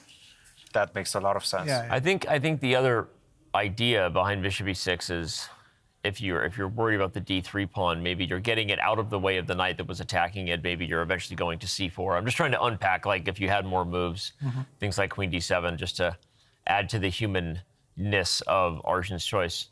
Curious how long he took before he played bishop e6. Must have been tricky. The current position is looking a lot harder for Gukesh than where we left it, for sure. 95. I think 95 was a crucial move. Now we have the 2 bishops against the knight and the bishop. And the 2 bishops are starting to look very menacing, especially against the king, especially on dark squares. I'm seeing maybe even ideas of bishop c7, bishop b6 at the right moment. In fact, bishop c7 might be a good move right now. Bishop 7, bishop b6, you have some problems with that. The problem is, from a practical perspective, from a human's perspective, it's not easy to get off this diagonal, right? Because you have the tendency of trying to keep the bishop next to the king with a bishop on that diagonal, either g7 or e5 in the middle of the board. Bishop to c7 is setting up for different ideas. Bishop to b6, if the knight moves, setting up this battery on the b8, h2 diagonal. So I have options, but it's not easy. They're not easy human options. In this one, this is the moment, queen to e1, 15 minutes for Gukesh, with quite a few moves to go, by the way, until time control, 16 more moves, and 22 minutes for Arjun. Still the lead on the clock, still the lead in the position, and right now he's looking quite good. Looking very good, but I just want to point out that he has been burning a lot of time there. It's already 15 minutes since Arjun has started this deep thing, and he still hasn't made up his mind. So the time advantage could very well disappear, but looking good for Arjun Erigaisi. Gukesh, though, he was in a lost position yesterday against Magnus Carlsen. Never give up on Gukesh. What I do know is that we have a tournament leader in Norway chess women, and her name is Koneru-Muzychuk. Anna, congratulations on your game today. Thank you. Can you talk 2 games, us through... actually. Exactly. Can you please tell us your emotions through the 2 games? I don't mean you to analyze both games in depth, but just how it went in terms of your preparation. We thought that you got your preparation in both games. And how did the classical game go? And what were your feelings and emotions throughout the Armageddon? Okay, in the first game, I was not really expecting this line to be played, but Humpy, she plays many lines against the Grunfeld, so it was difficult to guess. But I think, I got a good position, and her queen d1 was really surprising. It's kind of a sign that something is going wrong, but at the same time, I'm not sure I reacted in the best way, because I also made a bit passive move knight b6. Just with the idea so that I play c5 and she doesn't have this e4 d5 coming, and then it was a draw. And in Armageddon, she really surprised me with the opening choice, because playing third move f3 without a prep, it's quite a bold decision, I would say. But then somehow it got complicated, and I think I was okay, but I didn't find the best moves, and maybe in the very end it was lost. But I really don't know. We were just playing on the seconds, and somehow I saved it. You're saying that maybe it was lost. Any particular moment of the Armageddon where you thought that you might be in trouble? No, just when she had these 2 pawns, and before maybe even playing Christian, b6. are we able to bring it up, by the way? Yes, so we do can have the show? board. If our producer would like to bring that up, we do have the board. Yes, I am following your analysis. I don't know, maybe if not b6, but if she goes king a4 first, because b6, rook f6, I already stopped her pawn. So this is all the way towards the end. King to a4 here, or? Yeah. Okay, after b6, rook f6 is already okay. Yes. I don't... But actually, before she plays b5 also, you had rook f5 maybe. Because you stopped b5, but more important, you're threatening rook h5. It's a very crazy race. Yeah, but I mean, she has 3 seconds, I have a bit more, but still, so... No. It is crazy. In the heat of the time pressure, this was still, of course, very tense. So yeah, I don't know, but it looked more or less okay. It wasn't like it was a hopeless game for me. Vishy, any earlier points of the game that you would like to discuss with Anna? Because we were wondering about that position, and with the knight on g5 and looking a little bit risky for Anna. Would you like to go back to any of those moments in the game? Did you consider the exchange sack after knight g5? Yeah, exactly. That's what I wanted to do. E takes d4, queen b3, king h8, and if knight f7, then I simply take d3 and everything is coming, but knight e6. 96, yeah. Yeah, knight e6, I wasn't sure, and it's like, okay, because in Armageddon, it's like draw is okay for me, so I decided to trade more pieces, and because otherwise, yeah, maybe it's good for black. But at the same time, it's more complicated. Right. So how do you approach these Armageddon situations, right? Because you just kind of gave us a glimpse into your thinking process and the strategies that you use. At this point, you understood that taking on d4 could be an opportunity for you. How did you make that decision to go for this bishop to h6? What did you tell yourself in the heat of the battle? As I just said, I saw that here I trade more pieces, and maybe I could have taken on g5 even earlier. So I thought that it's just safer and easier to play. No, not here. I mean, I don't need to take it immediately, but... Well, to be very honest, I blundered rook takes c5 later on, because I could simply just keep this pawn, like... how did it go? No, like before, maybe 2 moves before. Yeah, if, let's say, instead of b6, I take on g5 and then play b6, yeah. Something like that. And if you go e5, rook f5 seems to be quite good for you. It does seem like you're very close. It does seem like just exchanging that knight for the bishop was the right approach. The only question is, whenever you have a bishop on g7, you feel safe, right? The king feels safe. Whenever you don't have that bishop next to the king, then it becomes a bit more dangerous, at least visually. You have only a few minutes or maybe a few seconds to make that decision. How do you prepare for that, by the way? I don't have time to prepare, so I just play what I feel is the best. Everything is on instinct, it seems like. Okay, in the beginning not, but later on, yeah, when we are going low on time, then yes. You're entering the final 3. You're in the lead right now. How are you feeling about your chances? How are you feeling about your play as well? Because at this point, already after 7 rounds, you sort of understand where you stand. I think it's quite okay. Of course, there were some missed opportunities, as well as in some games I probably got more points than I deserved. But it's like it's a normal tournament. I think I'm playing quite okay so far. We have you in the studio. We need to ask you, did you see what, I'm sure you saw what happened yesterday between Gukesh and Magnus, your reaction to that? Yeah, who didn't see? I think I was lucky that this was the only game left because I was just imagining that I play my Armageddon and then let's say, I don't know, I have 10 seconds and then something like this happens. You may simply lose on time just because you're like, what's some explosion or what? Yeah,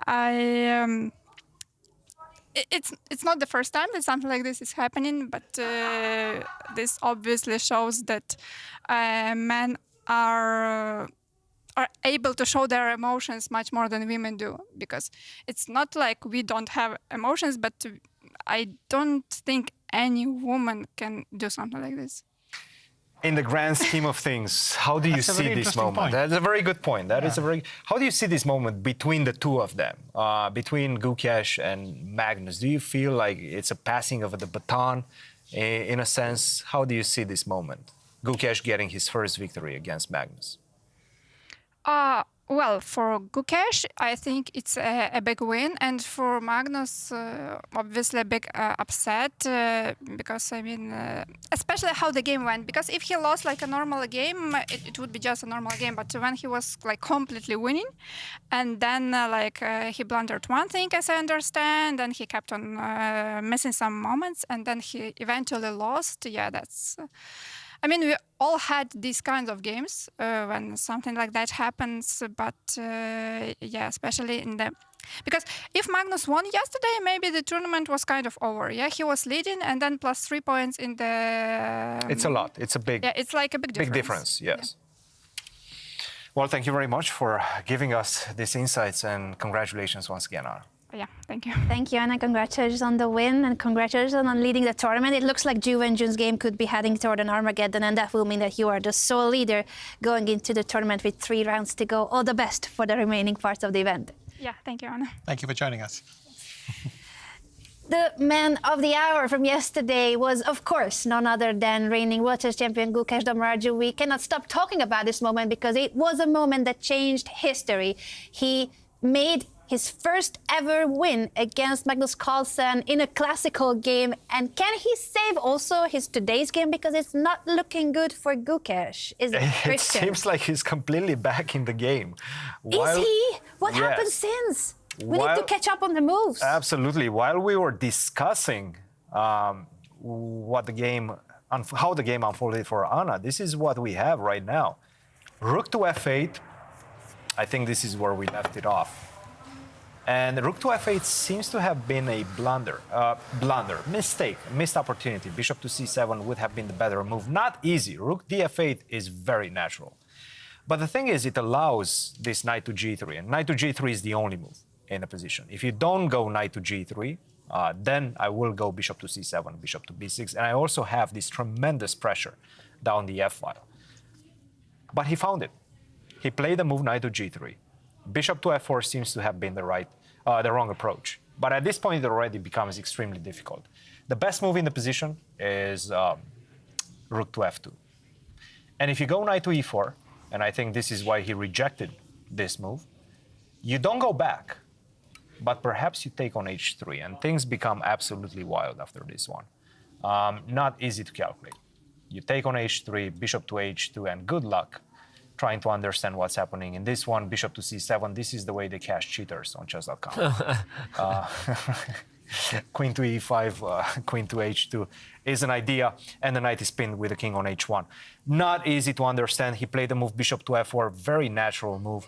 Rook takes e6, bishop takes d2. You cannot take that bishop on d2 because you lose the rook on e6. You have to take on g6 first. But queen to e6, once again, not touching the bishop, but defending the rook with queen to e6. It seems like the ensuing endgame, it is slightly better for black, but I don't think this is enough. So for example, bishop to e3, you can still do that. I'm not going to take on e3 because you lose the rook on g6. You go king somewhere, king to h1 most likely, and now you take, and just drop the bishop to g5. White is a pawn up. I do have this tremendous d-pawn, but I don't think it's enough. Vishy, your take on this one and the way this game unfolded for the last few moves.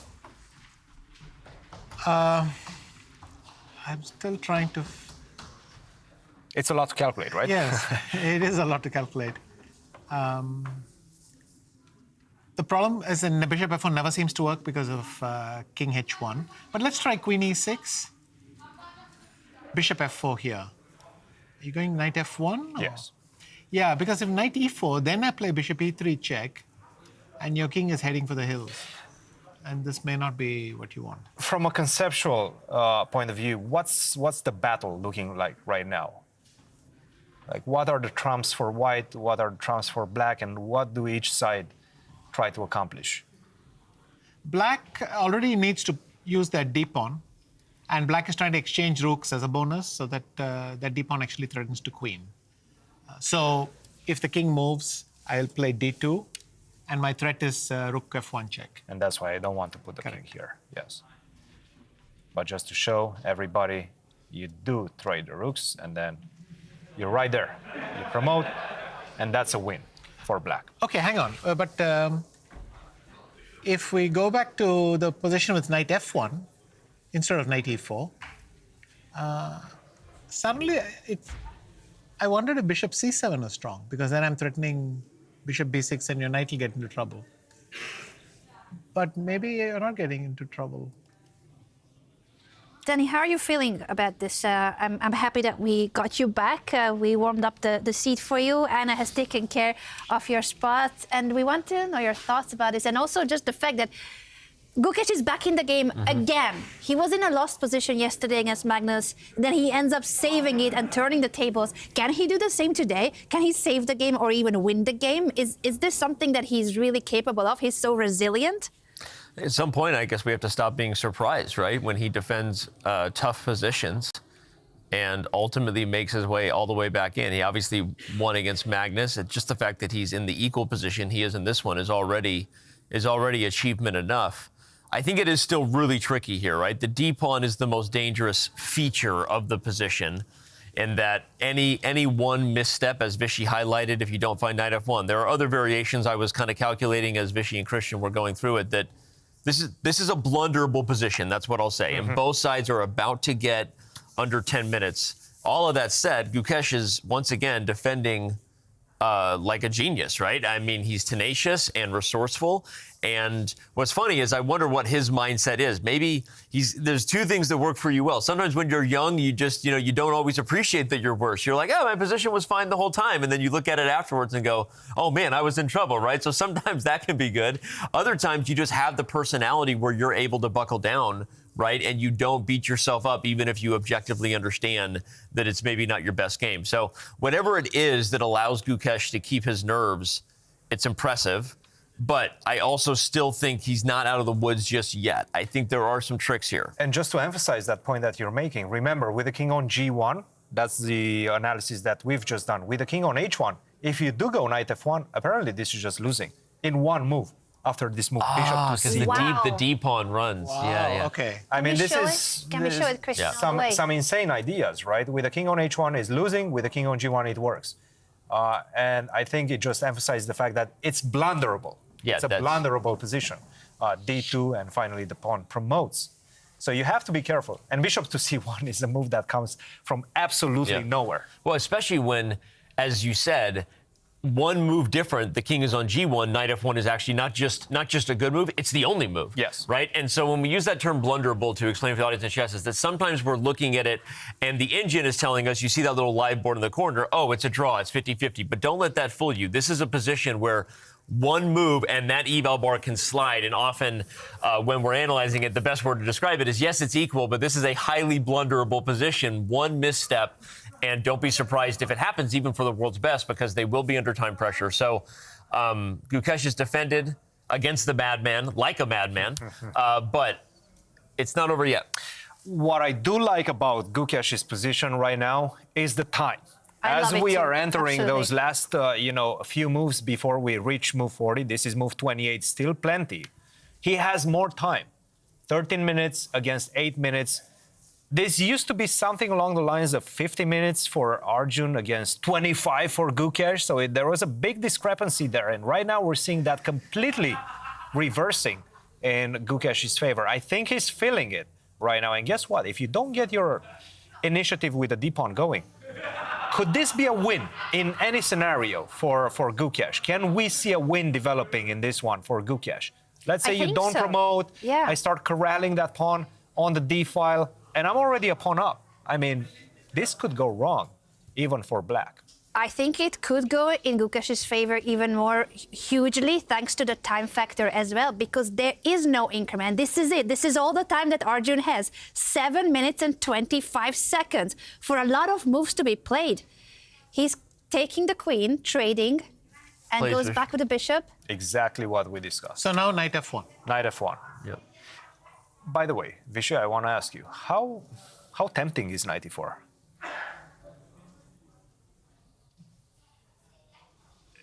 Bishop e3 is one of the best arguments against it. Mm-hmm. And the idea, once again, is that we want to exchange this pair of rooks. Right. The defender. Perhaps starting with d2. Yes. Yep. It feels awkward because you don't have this rook to d6. With a king on h2, rook d6, try to get behind the pawn, you lose it. So that's a problem.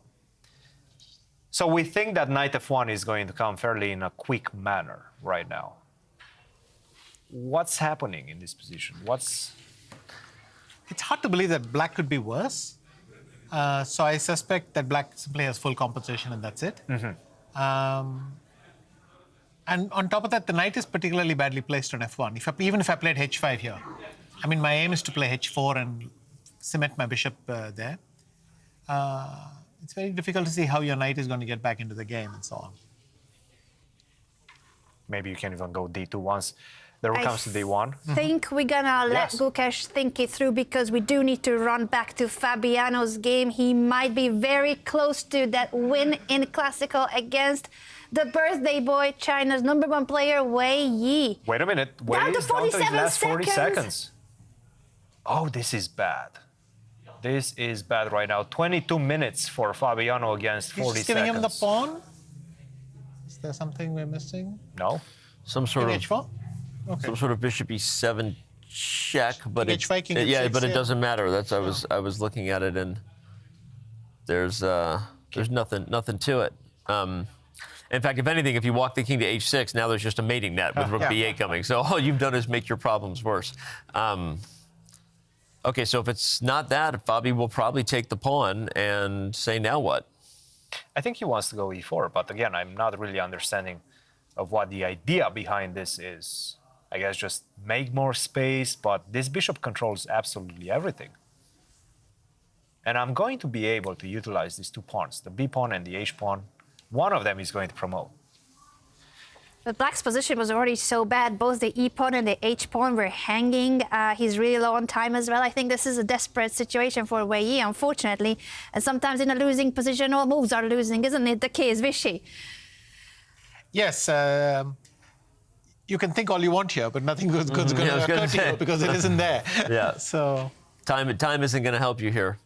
It's so funny to just draw the contrast between the two bishops, right? The light squared bishop for white is dominating like a thorn in your shoe, or like you swallowed a bone and you can't quite get it out, right? It's just there, poking you, controlling all of these critical squares, whereas the dark squared bishop for black is kind of like a big pawn, right? Blocked behind the e5 pawn. And, you know, I guess we kind of said this position felt a little bit tough, that there would be some winning chance. If you backed up a few moves, if we were to foreshadow it, if you look at it just really quickly, like just to show, like, right, as soon as the light squared bishop is on c4, it tells you the difference between white's bishop being defended by pawns while being able to be effective, and black's bishop having like no safety, no ability to defend the pawns without running into trouble. It just, there was never quite this is my goal position. A lot of times when you're defending, if you put that black pawn on e7 and can put the dark square bishop on f6, holds everything and you've got it. But there was no clear goal position for black really ever in this game. But this is the differentiator in this position. Even if you do that, even if you do get your bishop on f6, this is the problem. You cannot stop this pawn. So you need to use this bishop to defend against b4. And unfortunately, that takes away all of your other defensive capabilities. So the bishop is, and also you don't have an outpost for it. You don't have a pawn supporting it. So yeah, quite problematic. Bishop on c4, just tremendous bishop compared to the bishop on d6. Fabi's putting on a masterclass right now. and it's looking really good. I think he's going to take the lead, guys. I think he most certainly will, and kudos to him for getting the winning chances in a position that we thought from the middle game on that it wasn't actually looking anything promising. It was a very even, a very balanced position, and Fabiano managed to capitalize on some of the inaccurate moves of Wei Yi. This is looking like it's going to be 3 points for Fabiano, and he's going to be the sole leader of Norway chess in that case. Can I be extremely greedy with my e4 move? I'm going to say I will take your pawn on h4, no matter what you do. You're losing that one. And I will have an extra, much more active square for my bishop to set later on the outpost on d5. Can I be greedy? And do you think he will be greedy? Why not indeed? You can take the pawn on the next move. There's no bishop e7. Yeah, because of rook b8. I think this is nice to show. Beautiful. Picking up the rook. Well, Fabi's thinking. He hasn't taken it yet, so he's probably thinking about the move e4. And he goes for it. He just played it. It's like you know him very well, Christian. I have a feeling. Yes. You know him very well. I do know him quite well. I do know him quite well, yes. By any chance. Yes. And Very this is tough, somewhat of very a tough for shocker Wei Yi. as well, right? It is, because it was looking all right after the middle game for Wei Yi. We were praising his defensive skills, and it was looking like it was heading to an Armageddon. Rook to e1. He does want to defend the pawn on h4 after bishop to a g5, and he goes for it, bishop d5. We expect bishop e7. Okay, where's the win after bishop e7? I guess you just push the b pawn. How do you defend if you push just the b pawn? Well, I just want to take that h4 pawn. So let's try this. Rook b8 check. Yes. Rook g8 check. Yes. Rook e8. By the way, I think we should definitely show this. Yes, it's a very pretty mate. It's a very nice checkmate in the middle of the board somehow. This bishop controls the light squares. Your own bishop and your own pawn controls the escape squares for the king. This one is nice. So we go all the way to h7. I'm hiding. Now I go rook e8. Yes. So I go bishop f6. Now I go rook f8. Little game of tickle for the win. This is... You've run out of squares with the bishop. This is so unpleasant. Now bishop g8 first. And then maybe not. I can even play just rook. You're right. It might be possible. I think it's a little more concrete because bishop g8, king h8, and then you move the rook to e8, and there's no way to stop bishop f7, bishop g6. Oh, that's a mate. Yeah. That's a mate. Because if bishop f6, then you have king g6 first. Yeah. King g6 that attacks the bishop at the same time attacking this discovery checkmate. We generally have discovery checks, discovery attacks. This is a discovery checkmate in one move, right here. Beautiful lines, gentlemen. This endgame is so instructive and just goes to show the difference between the two bishops. It's like a virtual piece up because it's all about the light squares now. Okay, bishop e7 is on the board. Yes. Bishop e7 is on the board. Anna, do you think Wei Yi has any chances of survival? Ooh, b4. Very little. He's got 25 seconds, and I don't think Fabiano will make a mistake. I think he's converting this. He's gonna get that win, and he's gonna be the tournament leader. And he's spoiling Wei Yi's birthday. This is not nice of Fabiano, I gotta say. It's his birthday. He can cry if he wants to. You know, Wei Yi's allowed to. In fact, Wei Yi's gonna tell Fabi, "You're not invited to my birthday party. You're not invited to my birthday party anymore." But I think Fabi will take being the clear leader here in Norway. By the way, that Team Liquid logo on his suit looks pretty good there. Esports making their way into Overboard. I only just noticed it. I did want to bring that up, that many of the players here have been signed up with the esports teams. Can you quickly break it down to the viewers of what's happening? I will just quickly say that chess is now a part of the Esports World Cup, and a lot of the biggest names in the game have been signed to the biggest brands in esports for those who are fans of digital gaming. And Fabi and Magnus are both competing for Team Liquid, and it's the first time.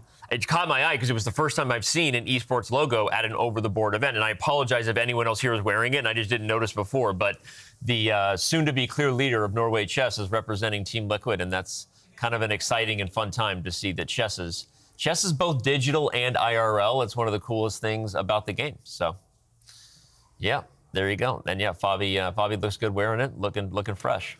And it's interesting because going into this one, it was two Team Liquid players sharing the lead. Yeah. Magnus and, of course, apparently Fabiano. Team Liquid knows how to sign him, if that's what you're saying, right? Pretty decent. There you I go. might have had negotiations with Team Liquid a few years ago, and I'm not saying that I'm in the same Vishy, league. you want to be but- on an esports team with me? I think they would sign me and you together.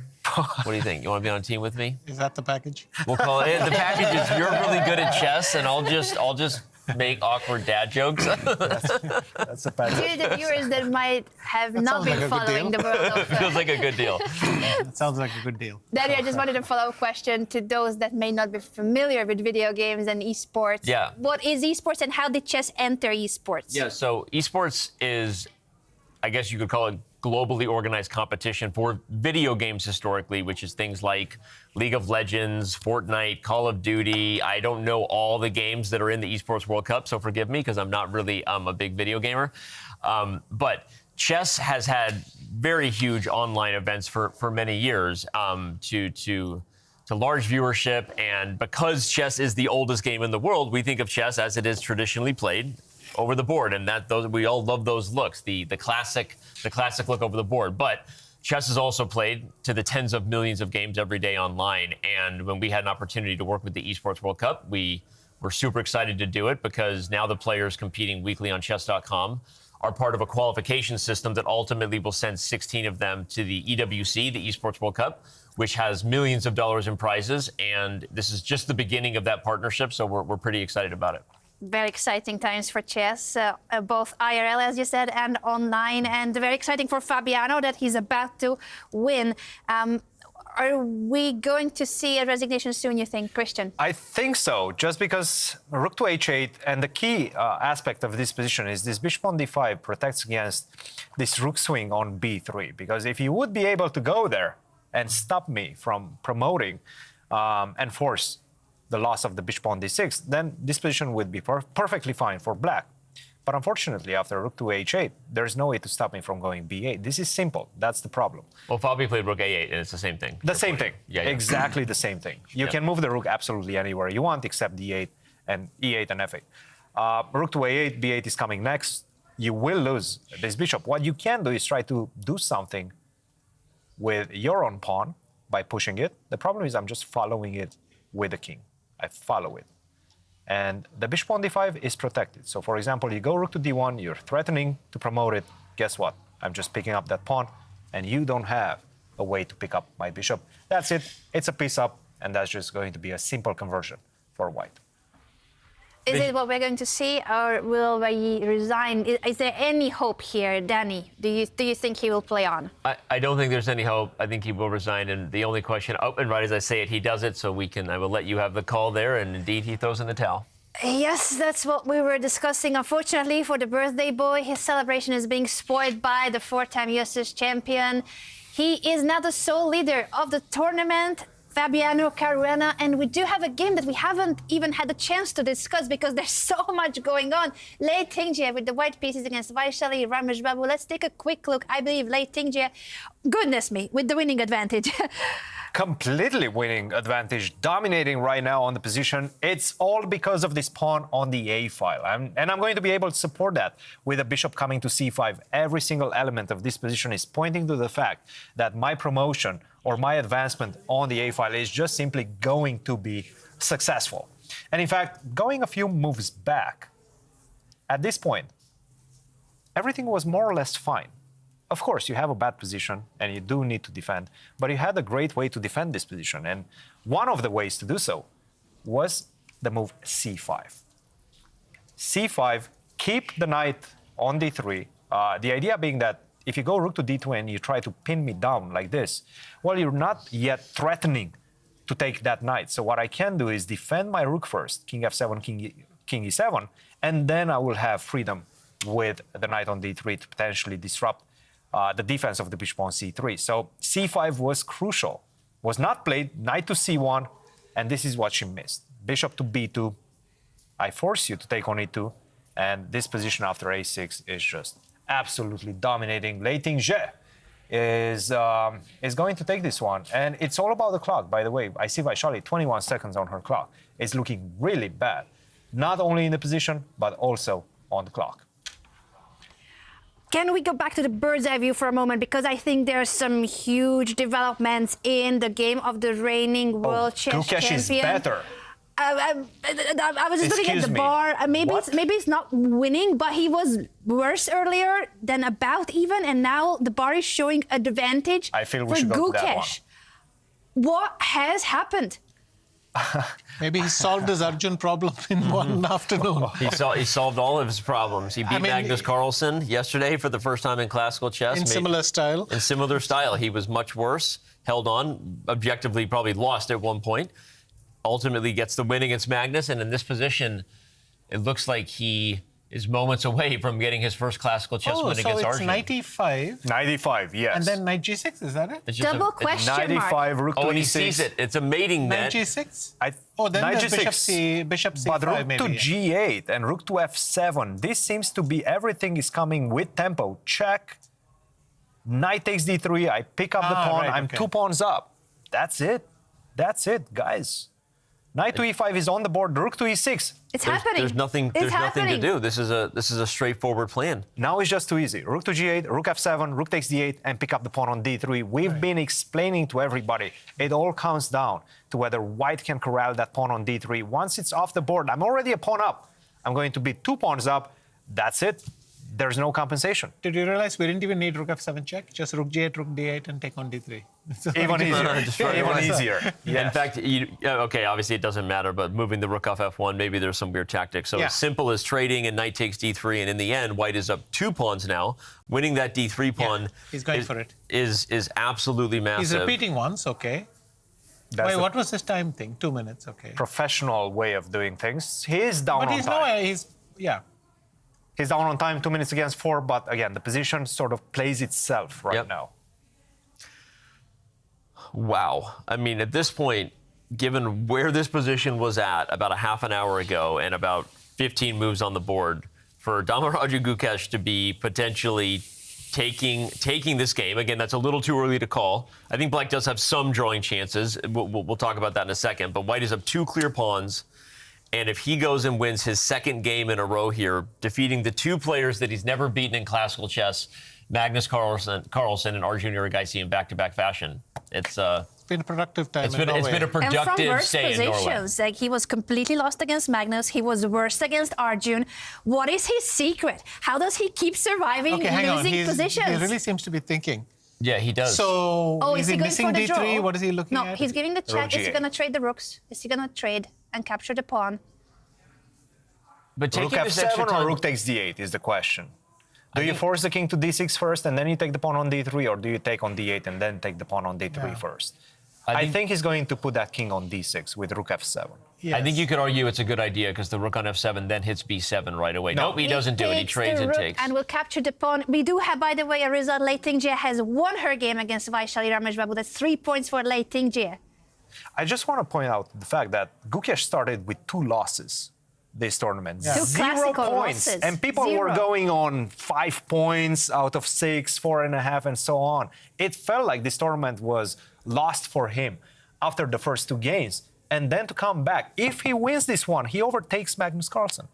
Yes. He's going to go into 2nd position, just behind Fabiano Caruana. I mean, this is an incredible turn But of events. let's not get ahead of ourselves. If rook d2, your technical problems have gone up a lot. Okay, he's freeing his pawns. Yes. Rook to d2, let's say. And he has rook f3, yeah. You have to go rook f3 right now. And he's also defeating. Yeah, rook d2, rook f3. Yes. It's on the board. And you can play bishop to c7 here first. And it's actually... And then I go g4. g4. Okay, that's huge. Okay. But even king g1, f1 should be good enough. Yeah. I think that's a nice way to It's going to defend take a everything. while, but it'll take a while for a white to disentangle, but it doesn't seem like... It's not easy for black to do much either. That rook doesn't have a lot of targets. Can't touch b2, can't go to c1. It's kind of... The rook and the knight are doing a tremendous job defending white's position, and I do guess you're going he's to gone at some a5. point I think, well, might as well... get the king out. Or king H2. Yeah. King Threatening to... No, because I'm not threatening king G3 yet. I would have to play H4 first. I might actually go. Bishop C7 and just go for the H-pawn. Rook takes G2 and I go for the H-pawn. He has pushed his H-pawn, and let's just look at the clock situation too. 47 seconds left for Gukesh, and there's only a 10-second increment. This is a blitz game already for both of them. But it's a simple blitz game for Gukesh. Now he's got it. This has been very clean. He plays king H2, he'll play king H3, he'll play G3 maybe. Then, I mean, he can take his time, sort of walk the dog for a nice stroll on the king side. He'll eventually get a second pass, or a first pass pawn, but a second weakness. And I think we're going to be singing the storyline, singing the praises of the world champion here in terms of his ability to persevere and ultimately get victories here. There's something about Gukesh right now. Everything seems to be working in his favor, even when he does not out of the opening, even when he gets a bad position, the type of position that a lot of worthy players would lose easily. He just simply keeps on fighting. That is the difference right now. He keeps on fighting. He keeps believing that he's just simply going to get his chances. And it does seem like every single game he is getting his chances. Whenever he gets those chances, he makes the the best out of it. I see the bar dropping. What's happening? Well, Black was threatening king D5, and he was understandably reluctant to stop it with C4. If you play C4, that king is shut on the 6th rank. But he doesn't want to spoil his own pawn structure. He was afraid. So he went B4 instead. But now those pawns are, it's not over yet. Arjun isn't exactly rolling over either. So king D5, is that what he did? Yes. Yeah. Now we think bishop B takes A5 would be somewhat of a natural move. Let me welcome, by the way, just for a second, Vishy, sorry, I'm stealing the floor here because I do want to introduce our new co-host, tournament leader, Fabiano Caruana. Fabi, congratulations on the win today. We will ask you about your game, but in the heat of the moment of the Gukesh-Arjun game, can you please help us understand what's going on? Well, white is up 3 pawns. I counted them. And top grandmaster analysis. There's 3 extra pawns. Yes, that's very good. I think you're helping the viewers understand that you got to count the pawns first. I think it should be enough. Are there any chances for Arjun with the time pressure? Yeah. Oh no, with this time control, there's always chances. I mean, you can always blunder. After yesterday, I don't think we're gonna say that any position is hopeless. But but to be honest, if he picks up the H6 pawn, I think it's kind of automatic. He just starts to.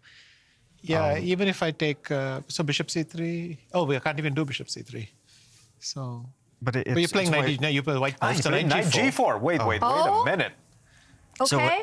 So rook double D6. question mark. Is it that he missed bad? rook D6, I guess. Rook D6 and that defense pawn. But what on was so H6. much better? Knight E4 or something? Knight E4. Yes. Maybe knight E4 is good. Yeah, because rook E2, knight D6, I pick up the last black pawn. The rook is not guarding the pawn, and now it's harder to get to that H pawn.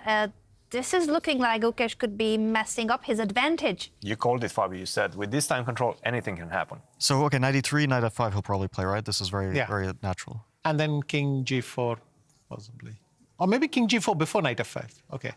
Knight F5 is on the board. Rook A6 right now.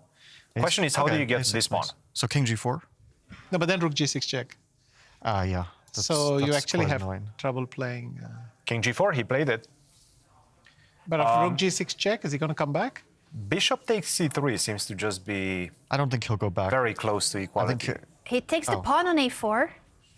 So king H5, it starts to get dangerous again. Yeah, I mean, in the end, 2 pawns should be clinching, right?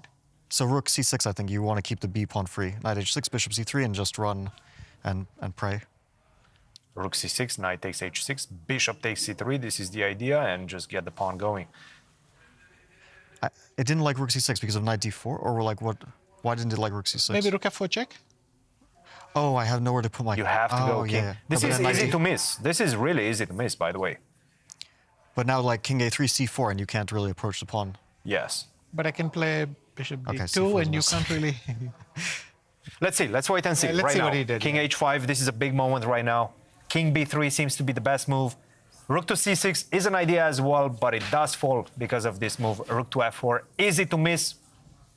Let's see what Arjun does. So king B3, knight H6, bishop C3, G4. How is it just? He plays rook to C6. Now rook F4 is the only move. Rook f4 is winning. If he finds it, he clinches, even though He's found it. he found it. So king a3 is the only move, and now c4. But No, he can knight play d4. knight d4, Knight to right? d4 But with then the fork. if rook c5, c4. c4, he's not playing the knight move. I have to say, this time control does ruin endgames, right? It does. Yes, yes, he does. But It's mistakes back and forth. Okay, bishop d2 is a really logical move. I don't think any other move comes to mind. all right. So rook d4, Bishop c1, rook d7, b6. Do I care? and rook b7. But rook d6, probably taking king b4 is a draw. And probably a very easy one as well. bishop d2 is on the board. He missed bishop d2. That's he made some. He had some reaction to bishop d2. I think he just missed it. Let's see where he's going to put this rook. 25 seconds left for Gukesh, and there's only a 10-second increment per move. Arjun definitely playing a practical game right now. 2 minutes 51 seconds, keeping the edge on the clock. And another Why mistake. c3 though? That one didn't make sense. Rook d7 right now is winning once again. Rook d7 forced the pawn to b6 and then rook to d6. Oh, we have. Playing rook d5.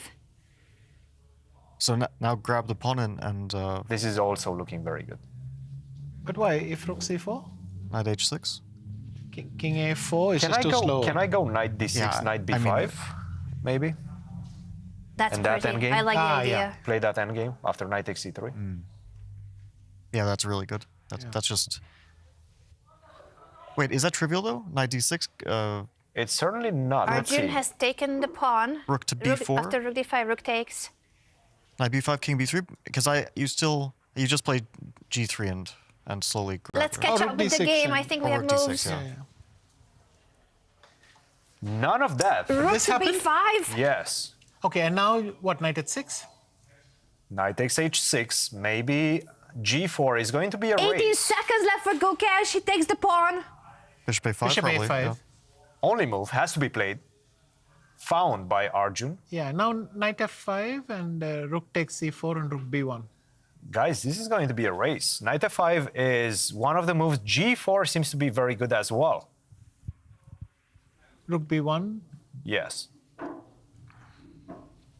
So b5, we have to go, right? Time But to b5, push. I will give a check and then play g4, and you lose more time. Oh, so bishop c3 then, or Yeah. no, but you no, I play can't. I b- can't. Yeah. So what do I do here? yeah.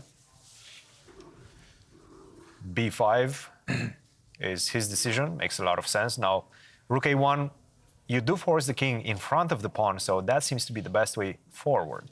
And only after. Actually, g4 is possible. But g4, b4. No, then rook a1 check. But maybe g4 bishop c3 wasn't so easy. Yeah, that's true. Oh, then I wanted to go He gives the knight check d6 first. and maybe no, but it's not worth it. Yeah. He gives the check first. Yeah, and g4.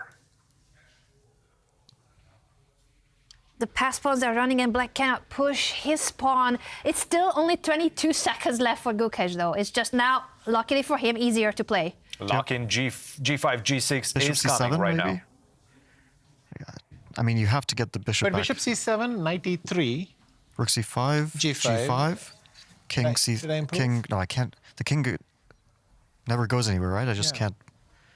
The king never goes on the c file because you exchange the rooks up So rook bishop c1. f4 there. I mean, He's it's still gone not to so b6. easy. No, he went rook c5. He's stopping the pawn from being pushed. But now rook G5. f1 and then just g5. Wait, did you? King to g6 was played, guarding the knight, ready to push the pawns. I like rook f1 because then I Yeah. can just play g5, g6, move the king. Yeah, rook f1 was Check by nice. Arjun. King goes up. It's all about this pawn. He's just giving random checks now. It's usually not a good sign. Yes, it is. Play Rook to knight c7. e7. Or Knight e7 is a winning move. King e6 is a winning move as well. 28 seconds left for Gukesh. A couple of moves are winning here. Any moves that are not winning? No. Okay, then he cannot Everything make is a winning mistake. right now. But he could make a mistake by repeating the moves. It could be a threefold repetition if he steps into it again. He's not going to. He's He's just playing got game 20 time. Yeah. seconds. So king e6, I think. Or knight e7. Even Knight though e7 is thing, but I think he. King e6 feels more natural. And he goes for And it. that's what he does. And now rook c6 check. King d5, rook c5. Yeah, I'm not really escaping, am I? Well, king d... Yeah. e4. Knight d6 is a very good one, yeah. Why? Bishop c7? Ah, rook to d1. Yeah. Some sort of a race. This is not over, guys. This is Let's not catch yet up with over. the game. It's slightly different. But he played rook c4. What happens after g5? Yeah. What is the... He just puts the rook on g4 and tries to hold passively, I guess. Check. Oh. Rook to b1 first. But Once now again, king c3 is... Maybe black is happy to get king c3. He's trying to gain some time, but king to c3 seems to be the better move right now. Rook takes b5? Bishop b4? King c3, rook b5, this is what we're looking at. But you don't really want to do that with no time, right? I mean, Yeah. so... It's winning, but it's not clear. So g5, okay, g5. King c3. Will he go for it, or will he go for king a4 and allow the extra 20 seconds? King a4. That's check exactly what he again. does. Rook And a1. now g5. Push Or the maybe pawn. knight e3 here. Tempting. Very tempting. Yeah, what's wrong with knight I'll e3? confuse someone, but I'm not Maybe, sure whom. maybe bishop c7, King perhaps? d7 King d7.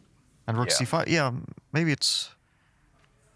But now you push the pawns. This definitely But it feels seems like to be g5 the right bishop way. f4. It doesn't He's feel... pushing the pawn with 28 seconds left on the clock. Well, it's the, Bishop c7 on the board. and now king e6. e6 right? is a good square, right? Yeah. Good thing for Gukesh, any move seems to be winning. King d5, king d7, king e6 as well. By the way, this is the last game of the day because Ju Wenjun has won her classical game against Sarah-Kadem. We will take a look at it after this game because this is everything to play for right now in this one game between Gukesh and Arjun. Rook e4, maybe? He goes for it, king f7. Not king d5, that would have allowed rook to e5. King f7, and now the g-pawn is going to go down the board. The h-pawn is going to follow suit as well. It just seems like white is much faster right now. You have to play bishop e5 here. I mean... Rook g1, perhaps? Actually, I like rook f1. Rook f1. And then g6 and then h5, h6. I want to stop rook f4 even more than anything else. And that's bothering me quite often. The pin. Sorry. Yeah. Bishop e5, rook Okay. f1. Even rook b1 is fine. Rook b1, rook f1, but rook f1, it definitely seems compelling.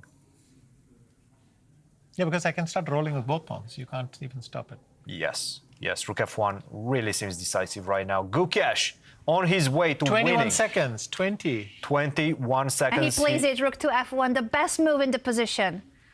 Great move, and it does feel like right now he sees the path ahead. He sees the blueprint of how to promote these pawns. g6, h5, h6, g7, nothing stopping them. The knight on f5 is tremendously placed, and you're just simply too slow with black. Yeah. You're not in time.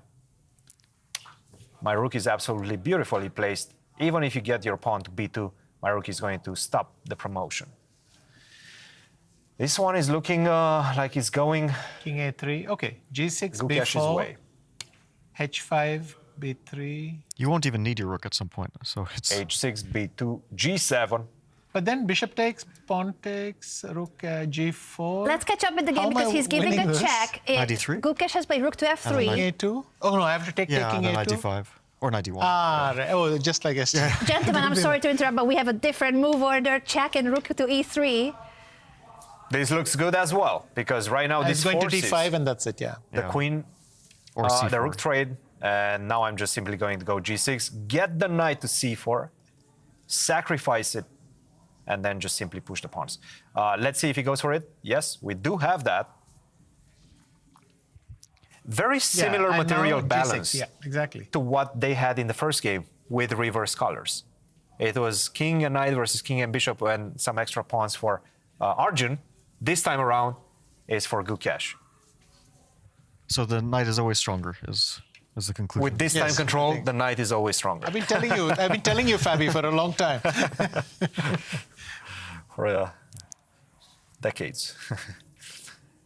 What a game this has been. Like, we are still just trying to process that Gukesh was in a worse position, then he managed to find chances, balance it out, and now he's winning. He's winning again. That's an easy way out. Knight to c4, b3, knight to d2. That's going to capture the pawn on b3. And if you don't and now play knight that, a5. knight a5. Actually, and resignation will come. g7, that's it. You don't even need to bother with the details. After knight a5, I think it's over. He g7. pushes the pawn. Good enough. Bishop takes, king takes. Because knight a5 is always there, yeah. And then he will push his pawn. So he gives up the knight for black's pawn and will promote the h-pawn. Yeah. Gukesh-Domraju wins again a game where he was worse. He defended so resiliently with so much hope. We thought that it was looking very bad for the reigning world chess champion. He turned the tables around completely and wins yet another game. And let's just emphasize how important this is for Gukesh. He beat Arjun Erigaisi for the first time in his life. He did the same yesterday to Magnus Carlsen. He was lost against Magnus Carlsen. He turned the tables around, and now he beats both Magnus and Arjun for the first time ever in his career. What a tournament for Gukesh. He started with 2 losses. Absolutely. Norway chess. Absolutely, and right now he's only a point behind the leader, who's with us in the studio here, Fabiano. Fabiano, welcome to the show. Well, obviously, we've had you for a while. We've had you as a co-commentator, but now you finally get the chance to talk about your game. Great game. It didn't look like much. In fact, at some point, we were saying maybe this game is going to end swiftly, but you kept the pressure on and you got the victory. How are you feeling right now? Sum it up from your perspective. I mean, I was briefly considering to repeat after bishop h3, bishop... Of course, I wasn't really going to, but it is a drawn endgame. I still thought I can play it for a while, but actually, what did you think was his best defense? I was very surprised he put the rook on the second rank. Yes, I thought most of the time bishop on b4 and rook on b8 is what computer usually says is flat in these kinds of things. I thought, I wasn't even sure if e6 was necessary. Sometimes you want the bishop to nestle on d6, and that's an extra. That could be it. Yeah. I thought he would put the rook on the 7th, bishop on b4, f8, and then just stand. But I was surprised because the rook on b2 is trapped, and then I started to get at least some hope. Like if I get my b pawn running, then at least practically there's always going to be some hope. Can we show those positions, Christian? If you I have them. Yeah, it's all about our production, whether they do want to show it or not. But I do follow everything that you guys are saying. So I think you mentioned that the rook on b2 is just somewhat out of the game, right? I was a bit surprised by this defensive setup. I mean, I didn't think it was bad or anything necessarily, but I started to see a lot of hope after, because I thought like if I. Well, okay, he mentioned bishop d6 as like probably the losing move after the game, because clearly after king g4 he's not even holding on to his h-pawn. But I thought that, like, let's say he doesn't play bishop d6, and I play f5 and just take back and then put my bishop on any one of these very comfortable squares, like bishop on g4, and then run my king to the queen side. And f7's weak, so I was at least thinking practically it's very unpleasant. And okay, he mentioned rook a2 here, but I think I would. Well, either b4, I wasn't sure, or just play f5. Maybe f5 is more simple. Take. I guess his point would be b4, he would play rook a4, then bishop d6, and try to win rook a3. And, yeah. Right. But I was thinking bishop d6, f5, and then take and still keep pushing the pawn or something. But, I mean, this is practically really unpleasant. That was my feeling. Yeah. I know. Fabiano, I'm still speechless from what has also happened in Gukesh's game and your game earlier. Do you know that it's the birthday of Wei Yi today? Oh, I didn't. It's probably better that you didn't know it. Oh. Are you feeling bad about spoiling his birthday? Well, I let Gukesh off the hook on his birthday, so... It's good that you didn't know it. That's the conclusion. Don't ever look up your opponent's birthday. No, I've played on my birthday too. It's usually not fun because it gets in your head for some reason. I don't know why. Why would it get in your head? But it somehow does. That I had this game against Neidich in Dortmund many years ago. I was defending for like 6 hours, and all I could think of was don't lose on your birthday. Oh no! But I haven't played on my birthday for a long time, so I think that's a good thing. You're not trying to avoid it on purpose. It's just how the chess calendar is. Yeah, I think it's just luck. Well, for Wei Yi, it was It's not that we really prefer to lose on another day. It's just it stings even more on your birthday, isn't it? Yes. No? But for Gukesh, this has been a great birthday because he celebrated his birthday here. He turned 19 just a few days ago, and that was when he beat Hikaru. And yesterday he beat Magnus, and today he beats Arjun. So for Gukesh, I think it's a great birthday. Not great for Wei Yi, but you are the sole leader of the tournament with 3 rounds to go, Fabiano. What are your feelings going into these final 3 rounds? I think, okay, the lead is very small. It's basically like one Armageddon game. And also with the scoring system, a lot can happen. So even my lead over others, I don't feel at all comfortable about. And over Gukesh, it's just 1 point, which is practically nothing. Of course, I'm really happy. I mean, considering the start, everything after that went perfectly, pretty much. But yeah, I'm not counting my chickens quite yet. Fabi, we do have you in the studio, and I do feel like I am compelled to ask you about the moment yesterday between Gukesh and Magnus and what happened. The emotion that Magnus showed with that resignation, that slap on the board, what did you make out of that? Well, I think he really wanted to beat Gukesh, and especially the way that he was playing. It was an excellent game. Up until the purely technical phase, when I thought this is like Magnus's greatest strength always. Just he never gives any hope, and once it's purely technical, he almost never gives any hope. And then I started to feel like a bit weird about it once his king was going towards d4, and then it's getting tactical, and he's also low on time. Of course, I didn't expect that he would actually lose the position, but he lost control completely, and I think just mostly because it was against Gukesh, he especially wanted to win this game, and he was especially upset because he spoiled it. I've also sometimes felt this against Gukesh, that like it is. I mean, it's meaningful to beat everyone, but it's also a little bit extra meaning to beat the world champion, especially one who is in classical chess playing really great over the last 2 years. And yeah, I think it would have meant a lot to him. What's the attribute of Gukesh that makes him so resilient, I guess? So some would say lucky. He gets bad positions and then he gets out of them, but it's obviously not luck. What is the attributes that get him to that position? I have felt for a while that he's a good defender. Even though people often say that he's not good in time trouble, I think he does defend quite tenaciously with the 30-second increment. Maybe not with like shorter increments in like blitz chess. It's completely different. But I felt this in many games because I've had a lot of games where I'm either pressing or at some point winning, and I don't quite find the win. It's happened very often against him. So I personally had this feeling. I don't know if other players had this feeling, but from the last few games, it's evident that he is a good defender. It's one of his qualities, and also just like being a really good fighter is a great quality that he has, and it does bring you a lot. I mean, just like fighting abilities get you very far, especially if you're already a very strong player. Definitely a great defender, great fighter. And yourself, of course, Fabiano, you are the sole leader of the tournament with Gukesh right behind you. We congratulate you again on your win, and we wish you the very best of luck for the remaining of the tournament. Thank you. And the results, of course, with what we have just mentioned, Fabiano-Caruana has won his game against birthday boy Wei Yi. Good that Fabiano didn't know that it is Wei Yi's birthday. And Gukesh-Carlsen, the reigning world chess champion, wins again from a really tough position against Arjun Erigaisi. He beat Magnus Carlsen yesterday for the first time ever. And today he beats his nemesis, Arjun Erigaisi. What a tournament for Gukesh. Both Fabiano and Gukesh started very poorly the event here in Stavanger, and now they are in number 1 and number 2 position. And of course we see Magnus Carlsen against Carlsen-Nakamura. That was the first game to end today.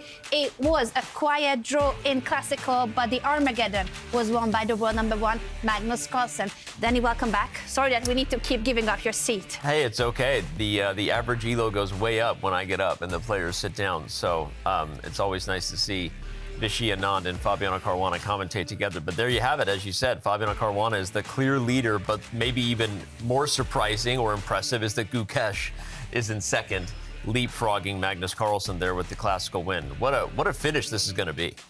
Both of them, by the way, have 3 victories. You can sense the gravity of those victories because you get 3 additional points every time you score 1. Fabi lost first game, Gukesh lost first 2 games, and there they are. That's incredible, actually. And that just goes to show how special this format is and how exciting it makes the tournament with the 3 points for the classical win. And we do have an interview with the one and only youngest world chess champion of all time, Gukesh-Carlsen. Gukesh, huge congratulations on winning this match. It's incredible resilience and fighting spirit you showed. Probably for the first 3.5 hours you were not so satisfied with your performance, but how did you manage to up your game to get a victory? Yeah, probably I was just losing at some point. I was just slowly getting outplayed. From the opening, nothing went my way, but okay. Once I got to this position, I just had to keep making moves which doesn't lose on the spot. And I think, yeah, in the time scrambles, things happen. So, yeah. How difficult is actually Arjun as your opponent, because you're also together part of the Olympic team and you're also playing together for India and you're also very good friends besides the chessboard? Yeah, we have good relations off the board, but once it gets to the game, teammates or friends or enemies, it's all the same. So, yeah, I mean, we've played a lot. I played a lot against Arjun, Prag, with all my Indian teammates. So, yeah, it's nothing new for me. Now that the dust settled a little bit, today Magnus mentioned it might be his last classical tournament. Today he played very fast, as you saw the game against Hikaru, went straight into Armageddon. What is your take on this? I did not see that coming. I'm kind of shocked, but okay. I don't know. Yeah, it's interesting that he announced it now, but He didn't fully announce it, but he said it might be. Okay. Yeah, I mean, he has been pretty clear about not wanting to play classical. So, I mean, it's a bit sad for the others, but okay, I think his decision is understandable.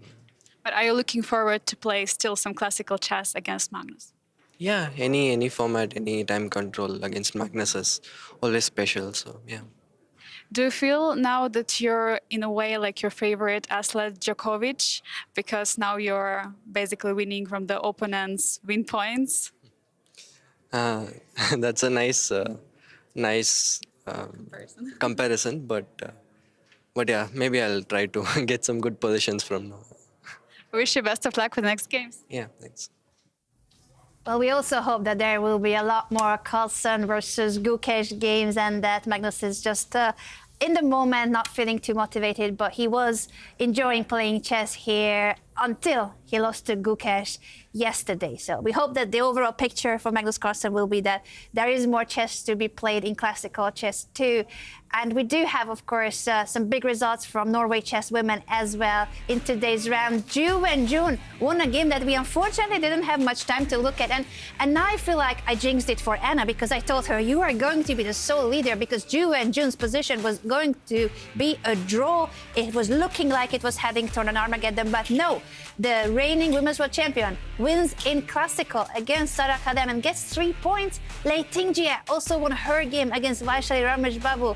And Koneru-Muzychuk won, but in Armageddon, which gives her 1.5 points. And for the standings, Christian, there is a change now. Absolutely. Wenjun out of nowhere right now. She's in pole position to win this one, 11.5 points. Koneru-Muzychuk, 11 points.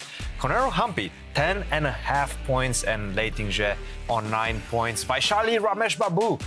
She was surging through the rankings, but she got stopped in today's round. 8 points, and Rensch with 6 points. Everything to be played for in the next 3 rounds. We're entering the final stretch, ladies and gentlemen. Indeed, and that is the defending champion, Wenjun, now in the first place for the first time in the tournament. Let's listen to her thoughts after her game against Rensch.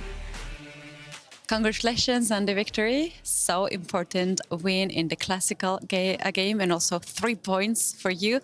How do you feel? And if you can, please take us to the most important points of this game. Today, okay, I mean, I take a little bit of risk with this opening choices, and I feel that it's a very critical game, and as white. I thought she was somehow better. I mean, b5 is interesting. Maybe she can take with bishop or not play b5, but rook a5 is simply like black has the initiative. But then with some different color of bishop, it was very like dangerous for both sides. But I managed well, and in endgame, I think it's winning for white. And we have the tournament leader, also Anna-Muzychuk, who won her game. Is there any strategy for you to weigh how you're planning to catch up with her to take the leader's position by yourself? I feel that okay, there's 3 rounds. I think anything can happen, so I will try my best. And you probably have seen the videos that was all over in the internet, the game from yesterday, Magnus and Gukesh. What is your take about that? Yeah, I mean, like the game is very very pity because black has some very good winning chances and the finish was lost. I guess in rapid that maybe it's not so easy to play precise. Okay. Thank you very much for the interview and best of the luck in the remaining games. Congratulations on the victory against Vaishali in a classical game. Can you please take us through what happened? I think she was in time trouble and she didn't find the correct way. And when she played King f7, I thought the position should be favored by me. And then, you know, the last time I also had the winning position against Sarah. So I was quite shaky about that. And I think I also messed up some points, but you know, she only has like seconds on the clock, so I was quite lucky to beat her. Right, with these 3 points now you will go ahead at the standings. How important it is to win in this part of the tournament, in the classical portion, then to the Armageddon portion for you as the last rounds are approaching soon?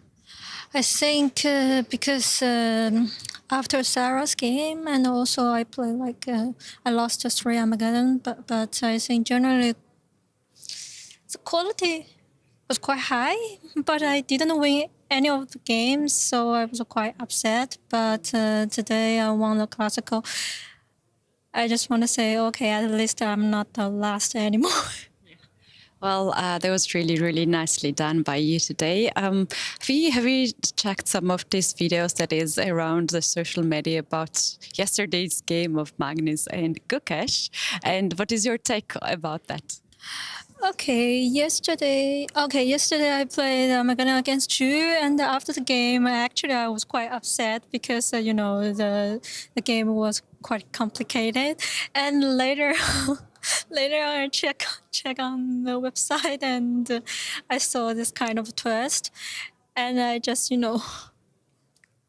tell myself, okay, I lost to Sarah, but now I feel like much better.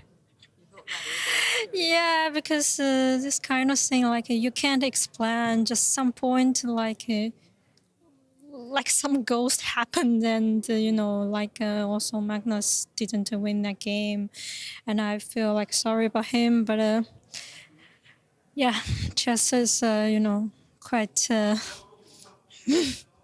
yeah. Chess is quite tough. I think that's what Leing was going to say.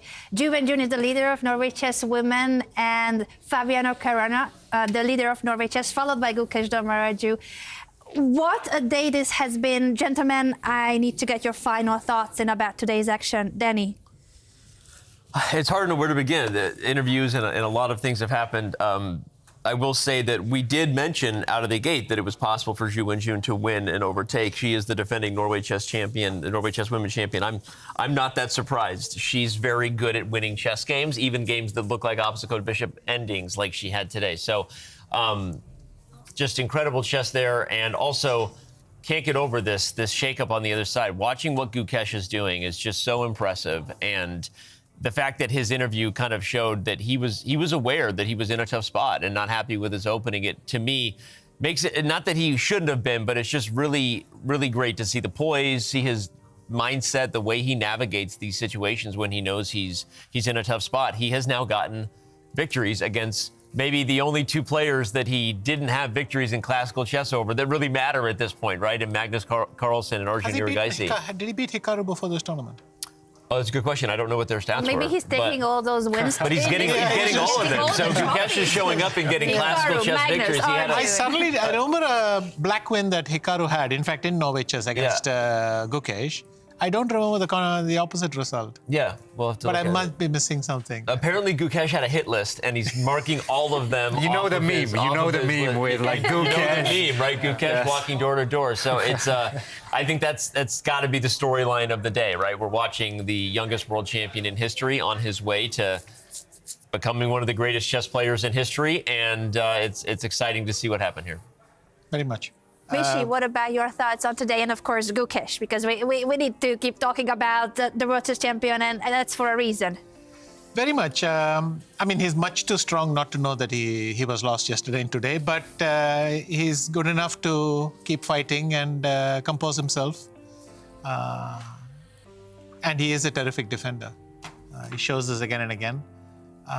From his tournament start to be where he is, huge achievement.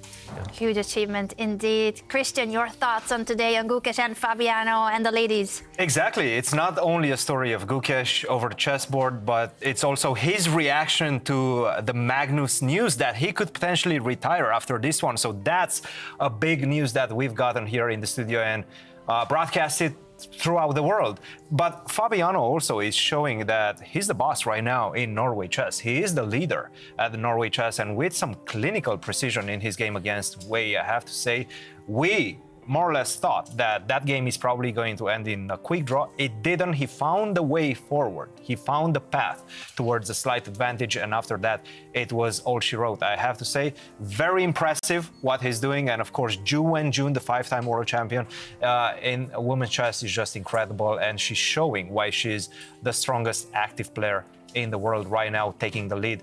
It's going to be an incredible finish. We have only 3 rounds left, and I have a feeling a lot of things are going to change every single day. We're getting changes, we're getting incredible results every single day. Absolutely. We will take a look at the pairings in a second, but I do want to say one more thing.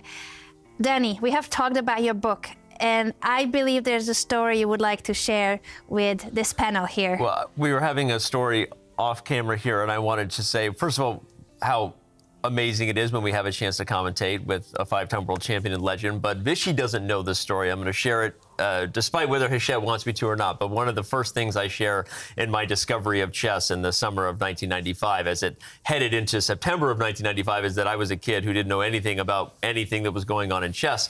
But then there was a newspaper article of a match that was going on in New York between some guy named Viswanathan Anand and Garry Kasparov. And I started following it as closely as I possibly could in a small village in Arizona. And I was rooting for the underdog, whoever they said the underdog was. That was like my attachment. And that guy became one of my chess heroes. I followed his career as closely as I could. His name was Vishy Anand.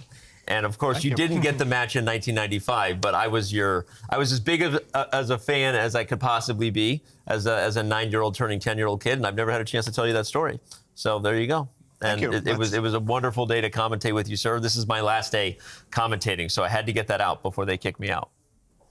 It sounds almost like Magnus playing his last classical game. Apparently, I'm retiring from commentary. No. You're retiring from it's all in the book and more, but I wanted to tell that story from my book because I'm sitting next to a legend, and there you go.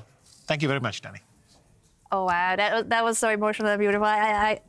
I didn't see that coming, Danny. You should have prepared me with the tissues. We do have to say goodbye to you, but we will have more chess tomorrow. And the pairings will be as follows. Arjun Erigaisi with the white pieces against tournament leader Fabiano-Caruana. Wei Yi will try to bounce back against Magnus Carlsen. And Carlsen-Nakamura has the white pieces against the reigning world champion Gukesh-Armageddon. And that's your answer. Vishy. Gukesh did defeat Hikaru. It does seem like the score stands at 1-1 with 2 draws, so that one is going to be a big one. Koneru-Humpy is playing Sarah-Khadem, definitely an opportunity for her with the black pieces. She already has defeated her 3 times. Leing against Gukesh-Muzychuk, and Wenjun with the black pieces. She will be defending against Vishy Rameshbabu. A big day of chess is coming along in today's round. This is coming tomorrow. I just also want a bit of a spoiler teaser that the last round pairings at Norway Chess is Viswanathan against Gukesh-Carlsen. So tomorrow is going to be a huge day. And if the dust doesn't settle until the last day, it's all going to be depending on the final day. Magnus Carlsen could still bounce back too. So never write Magnus off or Hikaru.